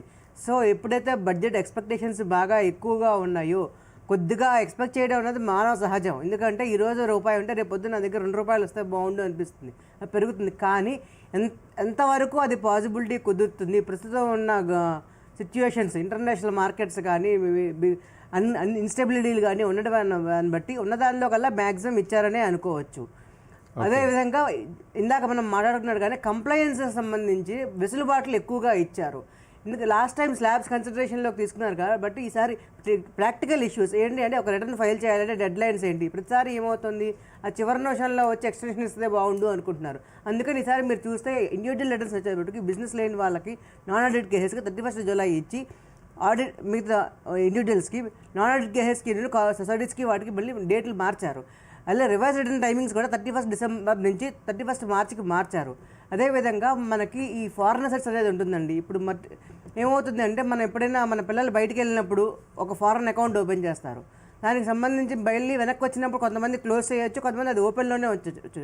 మీరు ITR 2 ఓపెన్ చేసుకుంటే ఫారెన్ అసెట్స్ అంటే మీకు దాని నుంచి ఇన్కమ్ వచ్చినా లేదా సంబంధం లేకుండా మీకంటూ ఒక అసెట్ కానీ లేదంటే ఒక అకౌంట్ కానీ బయట ఉన్నప్పుడు డిస్క్లోజర్ పర్పస్ అంటే చూపించడం వరకు చేయాలన్నమాట. అది కంపల్సరీ. దానివల్ల చూపించకపోతే అది బ్లాక్ మనీ యాక్ట్ కింద అప్లై అయ్యి దానివల్ల కాన్సిక్వెన్సెస్ కూడా హెవీగా ఉంటాయి. దాని జెన్యూన్ కేసెస్ని రెడ్యూస్ చేయాలి అనే ఉద్దేశంతో కొన్ని వెసులుబాట్లు ఈ బడ్జెట్లో ఇవ్వడం జరిగింది. అది చాలా స్వాగతించవలసిన చర్య. రైట్ మేడం, స్పోర్ట్స్ సంబంధించి చంద్రశేఖర్ గారు మనకు స్పోర్ట్స్ అనలిస్ట్ లైవ్లో ఉన్నారు. చంద్రశేఖర్ గారు, మీతో ఈ ఖేలో ఇండియాకి సంబంధించినటువంటి అనేక అంశాలు చర్చించే ముందుగా గౌరవ ఆర్థిక శాఖ మంత్రి నిర్మలా సీతారామన్ గారు ఈ స్పోర్ట్స్కి సంబంధించి ముఖ్యంగా ఖేలో ఇండియాకి సంబంధించి చేసినటువంటి వ్యాఖ్యలను ఒకసారి చూసి మీ దగ్గరికి వస్తాను sir, please. The sports sector provides multiple means of employment, skilling and job opportunities. Taking forward the systematic nurturing of sports talent which is set in motion through the Khelo India program earlier, I propose to launch a Khelo India mission to transform the sports sector over the next decade. The mission will facilitate an integrated talent development pathway supported by training centers which are foundational, intermediate and elite levels. B, systematic development of coaches and support staff. C, integration of sports science and technology. D, competitions and leagues to promote sports culture and provide platforms. And E, development of sports infrastructure for training and competition. Right, స్పోర్ట్స్కి సంబంధించి గౌరవ ఆర్థిక శాఖ మంత్రి నిర్మలా సీతారామన్ గారి వ్యాఖ్యలను చూసాం. ఒకసారి సార్, అంటే మనం ఈ చంద్రశేఖర్ గారిని మళ్ళీ రీకనెక్ట్ చేసే ముందుగా ఈరోజు ట్యాక్సెస్, డైరెక్ట్ ట్యాక్సెస్ కావచ్చు, లేకుంటే మార్కెట్ అనేది చాలా వలటైల్గా కనిపిస్తుంటుంది. దానికి గోల్డ్, తర్వాత సిల్వర్, వీటి చూసుకుంటే వీటి ర్యాలీ చాలా అబ్నార్మల్గా ఉంటున్నటువంటి పరిస్థితి. సరే, దానికి కారణాలు అనేక ఉండొచ్చు. మార్కెట్ పరిస్థితులు, ప్రపంచంలో ఉన్నటువంటి అనేక రకాల ఇష్యూస్ అది చెప్పండి. కానీ మార్కెట్ గౌతం ఇవ్వడానికి ఈ బడ్జెట్లో మీరు గమనించినటువంటి అంశాలంటే ఏం చెప్తారు? ఈరోజు ప్రధానంగా క్యాపిటల్ మార్కెట్స్కి ఊతమిచ్చినటువంటి అంశం అంటే గవర్నమెంట్ పాలసీస్ యొక్క కంటిన్యూటీ అండి. ఎప్పుడు కూడా మార్కెట్స్ ఏంటంటే ఇన్స్టెబిలిటీ, అన్సర్టనిటీస్ని లైక్ చేయవు. మనకిక్కడ ఈ బడ్జెట్లో సర్ప్రైజెస్ ఏమి లేకపోవటమే ఒక పెద్ద సర్ప్రైజ్. ఎందుకంటే ఎక్కువగా కూడా ప్రతిసారి కూడా మార్కెట్ ఓపెన్ అవ్వే టైంలో బడ్జెట్ రోజు ఏమి సర్ప్రైజులు వస్తాయా అని చెప్పి భయపడుతూ ఉంటారు. ఇక్కడ అటువంటి సర్ప్రైజులు ఏమీ ఇవ్వకుండా గవర్నమెంట్ యొక్క పాలసీస్ 10 సంవత్సరాలుగా ఏవైతే ఉన్నాయో ఆ పాలసీస్ కంటిన్యూషన్కి కావాల్సినటువంటి చర్యలు మాత్రమే తీసుకున్నారు. ఈ రోజున ఆదివారం నాడు అసలు మామూలుగా మన స్టాక్ మార్కెట్ చరిత్రలో ఆదివారం నాడు ట్రేడింగ్ అనేది ఉండదు. అలాగే బడ్జెట్ను ప్రవేశపెడతాము ఆదివారం నాడు జరిగింది. అంటే మనం ఎటువంటి విపత్కర పరిస్థితులు ఏదైనా మన యొక్క పాలసీస్లో మాత్రం కంటిన్యూటీ ఉంటాయి అనే దానికి ఇది కూడా ఒక ఉదాహరణ. ఒక స్ట్రాంగ్ మెసేజ్ ఇచ్చినట్టు, అది చాలా స్ట్రాంగ్ మెసేజ్ ఇచ్చినట్టే, మనం దానిలో ఏమి వెనకం చేయమని చెప్పినట్టేనండి. ఇది మార్కెట్కి చాలా అనుకూలమైన అంశం. ఇవాళ మార్కెట్లు వాలటిలిటీ వెళ్ళటానికి 2 కారణాలు మనం చూస్తే, మెటల్ ఓవరాల్గా పడిపోయటం జరిగింది. దీనికి భారతదేశానికి ఏ విధమైన సంబంధం లేదు. మనకి బంగారమును వెండి పెరగటానికి పెళ్ళిళ్ళ సీజన్ అనో లేకపోతే ఏదో పండగలో పబ్బాల కారణం కానే కాదండి. సిల్వర్ వరకు తీసుకుంటే ఇండస్ట్రియల్ కన్సంప్షన్ కూడా పెరగడం అనేది ఒక కారణం అండి. సిల్వర్లో 74% ఇండస్ట్రియల్ కన్సంప్షన్, 26% ఇండివిజువల్ యూసేజ్. అది ఎప్పుడు కూడా, అది ఇవాళ కొత్తగా జరిగిందే కాదు. కాకపోతే ఇటీవల కాలంలో ఇండస్ట్రియల్ కన్సంప్షన్ పెరిగింది సిల్వర్ విషయంలో. అంటే మన సోలార్ ప్యానెల్స్ కారణం కావచ్చు, లేకపోతే ఎలక్ట్రిక్ వెహికల్స్ కోసం అనివ్వండి, చాలా వాటిలో వెండి యొక్క వినియోగం పెరిగింది. దానివల్ల డిమాండ్ సప్లై గ్యాప్ అనేటువంటిది చాలా ఎక్కువగా వచ్చి వెండికి డిమాండ్ అనేది అనూహ్యంగా ప్రపంచవ్యాప్తంగా పెరిగింది. అలాగే బంగారాన్ని కూడా ఎప్పుడైతే దేశాలే పోటీలు పడి బంగారాన్ని కొన్నాయో అలా బంగారం ధరలు పెరిగాయి. మీరు నేను బంగారం కొంటే బంగారం ధరలు పెరగవు. బంగారం ధరలు పెరగడానికి కారణం ప్రపంచవ్యాప్తంగా కేంద్ర బ్యాంకులే బంగారాలను పోటీలు పడి డాలర్ మీద నమ్మకాన్ని తగ్గించుకొని బంగారం మీద నమ్మకాన్ని పెంచుకొని నిల్వలు పెంచాయి. ఎప్పుడైతే స్పెక్యులేషన్ కూడా జరుగుతాయో ఈ యొక్క ఫ్యూచర్స్ మార్కెట్లో కొంత ఫాల్ జరిగిందని వరి అయ్యారు. ఇక్కడ ఏంటంటే మనం ఒక 10 రోజుల్లో 2 లక్షల రూపాయలు 4,25,000 అయితేనే బాధలేదు. 4,25,000 మరి 3 లక్షలు అయిందంటే నాకు చాలా బాధ కలిగిందంటే అది ఆశ్చర్యకరమైన విషయం అండి. అంత హెవీ స్పెక్యులేషన్ జరిగినప్పుడు నెగిటివ్ సైడ్ కూడా ఉంటుంది. కాబట్టి అది వరీయింగ్ ఫ్యాక్టర్ కాదు. అలాగే సెక్యూరిటీ ట్రాన్సాక్షన్ ట్యాక్స్ ఇష్యూ కూడా ఒక 2-3 రోజుల్లో సర్దుమణిగిపోద్ది. ఎందుకంటే అది నార్మల్ ఆల్ ట్రాన్సాక్షన్స్ మీద కాదు, కేవలం ఫ్యూచర్స్ అండ్ ఆప్షన్స్ మీద మాత్రమే స్పెక్యులేషన్ కట్టైల్ చేసే మెజర్. కనుక క్యాపిటల్ మార్కెట్స్ కన్సిస్టెన్సీ అనేది ఉంటే మీరు అన్నట్టు దీర్ఘకాలిక ప్రయోజనాలు, దీర్ఘకాలిక ప్రణాళికలు ఉంటే ఇటువంటి స్పెక్యులేషన్స్ అనేవి లేకుండా ఉంటాయి. సరే, ఇందాక మనం అన్నట్టుగా స్పోర్ట్స్ ఖేలో ఇండియాకి సంబంధించి చర్చించడానికి చంద్రశేఖర్ గారు మనతో జాయిన్ అయ్యారు. నమస్తే చంద్రశేఖర్ గారు. సార్ చంద్రశేఖర్ గారు, ఇప్పుడు బడ్జెట్లో క్రీడా రంగానికి సంబంధించి నిర్మలా సీతారామన్ గారు చేసినటువంటి ప్రతిపాదనలు, సో ఈరోజు బడ్జెట్ని క్రీడా రంగ అభివృద్ధికి ఎలా దోహదపడుతుందని మీరు అనుకుంటున్నారు?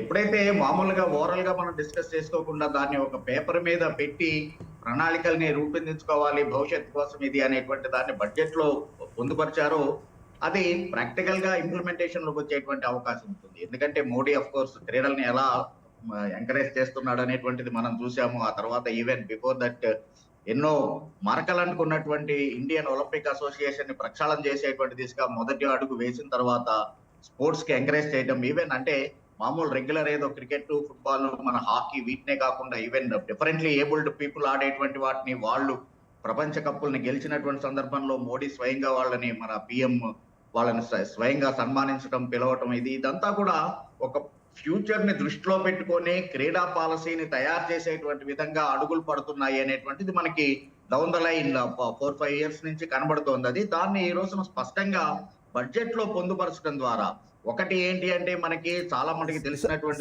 చంద్రశేఖర్ గారు, గౌరవ ఆర్థిక శాఖ మంత్రి నిర్మలా సీతారామన్ గారు ఈ కార్పొరేట్ కల్చర్ వచ్చిన సార్ నిర్మలా సీతారామన్ గారు మాట్లాడుతున్నారు, లైవ్ చూద్దాం.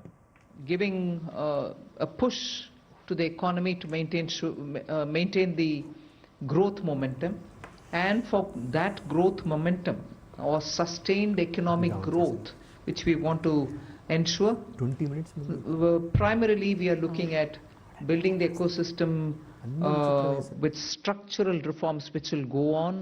Reforms have been carried out. We are continuing to do the reform activities, so it will continue with an aim to make sure that we create enough environment for improving productivity and making sure employment is generated. Also, technology, 21st century, this century is completely driven by technology. So we will ensure that technology is brought in to benefit the common man, to make sure common man benefits in the sense of ease of doing living, or for his business to prosper, or for farmers for greater productivity or better logistics, whatever. So technology for benefiting every common man. And above all, with all this, inclusive development. Sabka Saath, Sabka Vikas, and that is why you heard me bringing in schemes which have good allocations for bringing better health facilities, creating a cadre of people, not cadre in that sense, but a bulk of people who can come in as health workers, paramedics and so on, and also making sure we are able to provide dignified opportunities for Divyangjan. Mental health has also received a lot of attention. So these are the side for Vikasit Bharat and making sure Sabka Vikas hoega. But the idea is the advantage and the momentum that we gained since after COVID by increasing public capital expenditure will continue. We've announced that 12.2 lakh crores are coming through public expenditure this time. It is 4.4% of the GDP. I'd like you all to please notice that, which is the highest, at least in the last 10 years. It could even be highest if you were to take data earlier. No increment in capital expenditure, sustained fashion, has happened ever before. This one marking 4.4% of the GDP. Then what are the kind of things which will happen through it? You will have dedicated freight corridors. I've named Dankuni in the east, Surat in the west. Then I've also highlighted that 20 new national waterways, not national highways, national waterways are being planned. And again there, those are going to pass through some of the critical mineral areas. Orissa, where the mineral-rich state, you have the waterways taking it to the port, and the two ports have been identified, Paradip and Dhamra. Similarly, we are also making sure that the coastal cargo movements will be enabled through a cargo route, so that through the coastal area we are able to cut down on cost of movement of goods. City economic regions, developing them is a very big new measure that we're coming up with. And for that, an allocation of 5,000 crore per city economic region. Imagine the amount, 5,000 crores in 5 years. 1,000 crore per year per city is being given, and the emphasis is going to be largely on tier 2, tier 3 cities. And then talking of infrastructure further, with the capital expenditure coming with the big number, you're having also the high-speed rail corridors. 7 of them announced, and the destinations are clear, so that they become the bridge for all these economical robust centers. So those are for making sure that the infrastructure and the capital expenditure are getting tied up, and the country benefits from the ripple effects that these can bring in. The 7 strategic and frontier sectors in which we've highlighted that will increase productivity and also have new investments come in and give emphasis for India's own brand on those things is on the biopharma sector. I think that's going to be a big change in the way in which we are looking at giving capacity for those who are able to research, who are able to undertake research and development. So 10,000 crore initiative again over five years for domestic biologics and biosimilar production. This is a clear message and backed with enough substance that India's lead in the pharmaceutical sector should be kept intact, but at the same time bring in newer ways of helping the pharma sector, and also because it has an impact on human health. Semiconductor mission had 2 major announcements that will improve the India stack and also the IP related matters.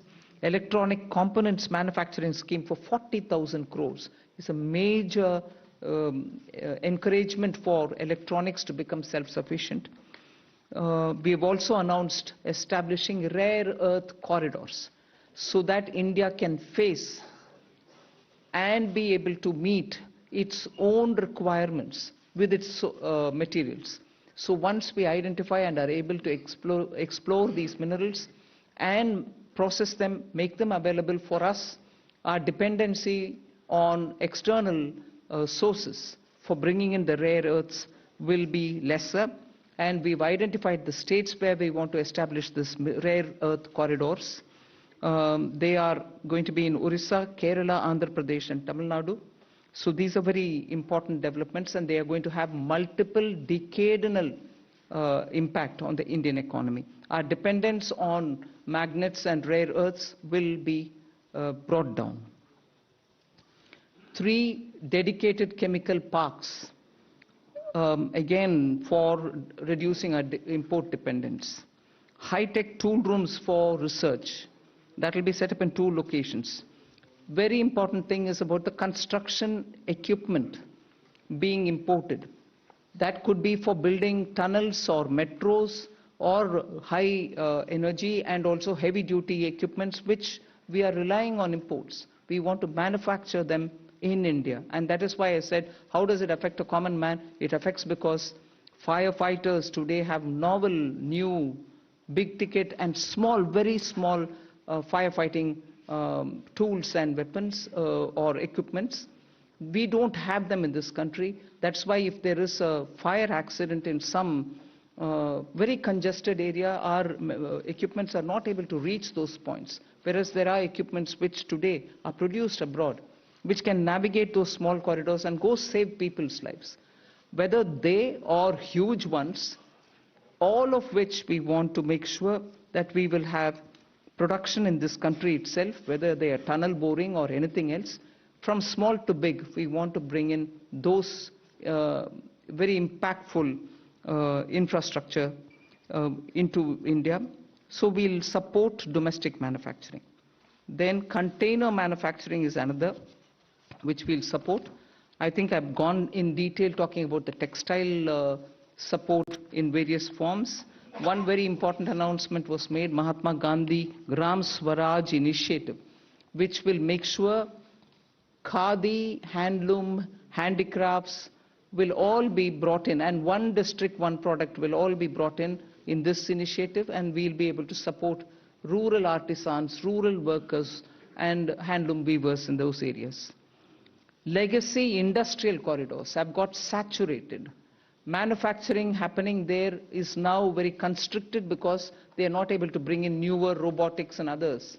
So we want to upgrade these legacy industrial clusters so that they become cost competitive and efficiency comes into these places. Even more important is the champion MSMEs, small and medium industries, entrepreneurs, MSMEs, who are going to be given all the support, and three-pronged approach is being taken up there. We are giving equity support, we are giving also liquidity support, above all professional support for them, so that MSMEs, the equity support is supported by a 10,000 crore SME fund, growth fund. Above all, we are also topping up the Self-Reliant India Fund with 2,000 crores. So MSMEs should not feel any dearth of resources for equity. Similarly, they shouldn't feel any difficulty for liquidity in their hands, because the TREDS platform will now be treated almost as a backed up, security backed up instrument with which they'll be able to discount and get their monies.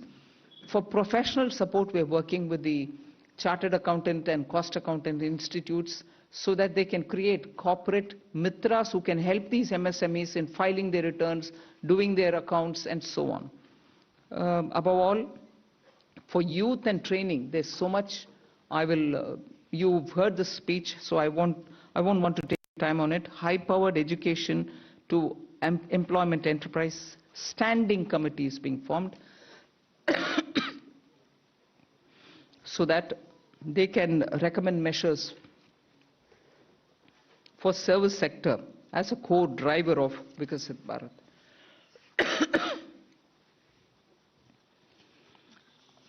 Part B concentrated a lot on tax and related concessions that are being offered. More importantly is the process simplification which has been announced. So elaborate measures have been taken. You will be able to also seek clarification if you want. New export opportunities for fishermen who can go into the economic India's zones, high seas, and also assess and access the global markets. The one very touching, and I really was moved by this proposal, is where we have identified 17 drugs or medicines which are going to be basic custom duty exempt, which are important for cancer patients. Similarly, 7 more rare diseases are added to the import exemption list of the import duties. Baggage clearance and personal items which you bring in when you travel are all being given enhanced duty-free allowance. Besides that, there are quite a few direct tax and indirect tax proposals. Decriminalizing the penalty proceedings and support to the IT sector are some of the high points. As an opening remark, I'll conclude here. I'm sure you'll be able to ask questions and seek clarification. Thank you for coming. Thank you, ma'am. I'll start this question.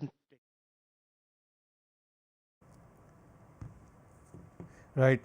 గౌరవ ఆర్థిక శాఖ మంత్రి నిర్మలా సీతారామన్ గారు press కాన్ఫరెన్స్లో budget యొక్క సంబంధించినటువంటి ముఖ్య అంశాలను చెప్తూ ఈ బడ్జెట్లో తాను కేటాయించినటువంటి కేటాయింపులు వికసిత భారత్ దిశగా భారత్ అడుగులు వేయడానికి 2047 కల్లా భారత్ స్వయం సమృద్ధి సాధించడానికి తీసుకుంటున్నటువంటి చర్యలను వివరించారు.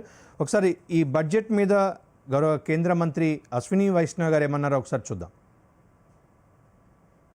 आज के बजट में मैन्युफैक्चरिंग पे बहुत बड़ा फोकस दिया गया है.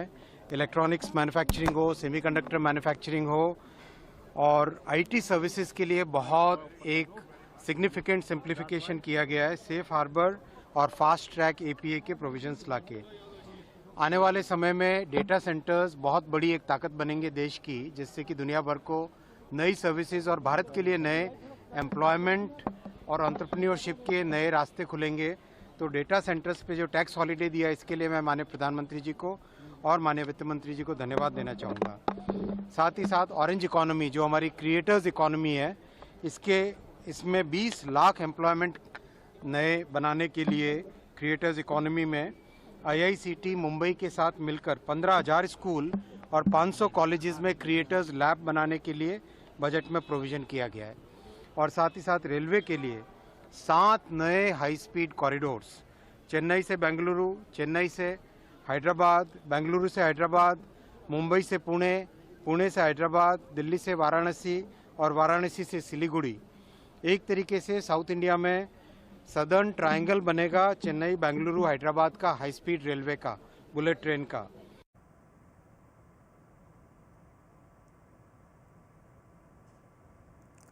రైట్. సో అశ్విని వైష్ణవ్ గారు కూడా బడ్జెట్లో ఆరెంజ్ ఎకనమీకి సంబంధించి ముఖ్యంగా ఏఐ ఆధారిత పరిశ్రమలు, అదేవిధంగా క్రియేటివ్ టెక్నాలజీకి సంబంధించి స్కూల్స్ అండ్ కాలేజెస్లో దాదాపు 15,000 కాలేజెస్, 500 స్కూల్స్లో ఈ ల్యాబ్స్ని ఏర్పాటు చేయడం, హై స్పీడ్ రైల్ కారిడార్స్, వీటినన్నింటినీ కూడా ప్రస్తావించారు. సో అభివృద్ధి పదంలో దూసుకుపోతోంది అని చెప్పి పేర్కొన్నటువంటి అంశం మనం చూసాం. మొత్తం మీద ఈ బడ్జెట్ అంటే అన్ని వర్గాల నుంచి కూడా సానుకూల స్పందన కనిపిస్తోంది. సూపర్ రిఫార్మర్ ఎక్స్ప్రెస్గా ఈ బడ్జెట్ని అభివర్ణిస్తూ ఉన్నారు. ఇది ఇవాల్టి బడ్జెట్ మీద ప్రాంతీయ వార్తా విభాగం దూరదర్శన్ యాదగిరి సమర్పించినటువంటి ప్రత్యేక మ్యారథాన్ చర్చా కార్యక్రమం. ఈ కార్యక్రమంలో పాల్గొన్నటువంటి అరవింద గరికపాటి గారికి, జీవీ రావు గారికి, చంద్రశేఖర్ గారికి, కోట సాయికృష్ణ గారికి, అదేవిధంగా మోటిపల్లి హనుమంతరావు గారికి అందరికీ కూడా ధన్యవాదాలు చెప్తున్నాం. ఈ కార్యక్రమం ఇంతటితో సమాప్తం. మరొక కార్యక్రమంలో మళ్ళీ కలుద్దాం. నమస్తే.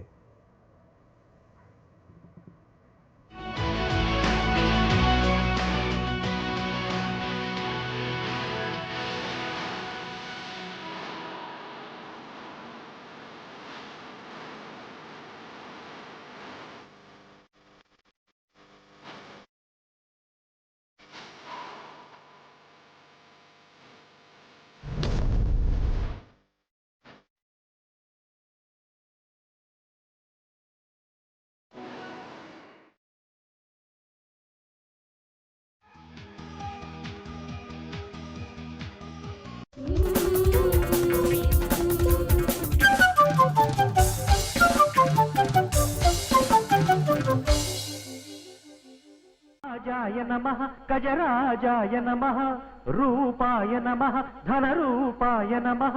కోరాను నీ శరణం, పట్టాను నీ చరణం, రాజేంద్రుని జేవునింప పరుగున రారా.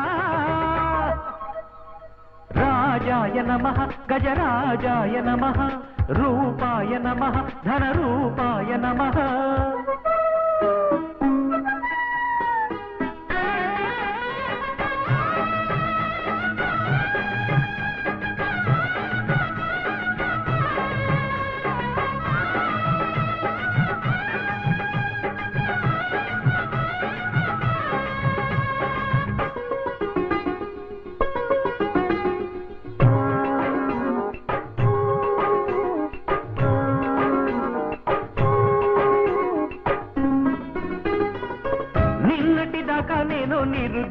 రాజుని కొంపాగోడు లేని టప్పంగుత్తిని నీ దయ తెస్తుందయ్యా నాకు పేటుని ఇకపై అవుతానయ్యా రాజరాజుని లేనికి చెత్తాటాట నేనే బిర్లాటాట రావే డబ్బుల మూట రోజు ఇస్తారు హోటల్లో పార్టీ ఇస్తా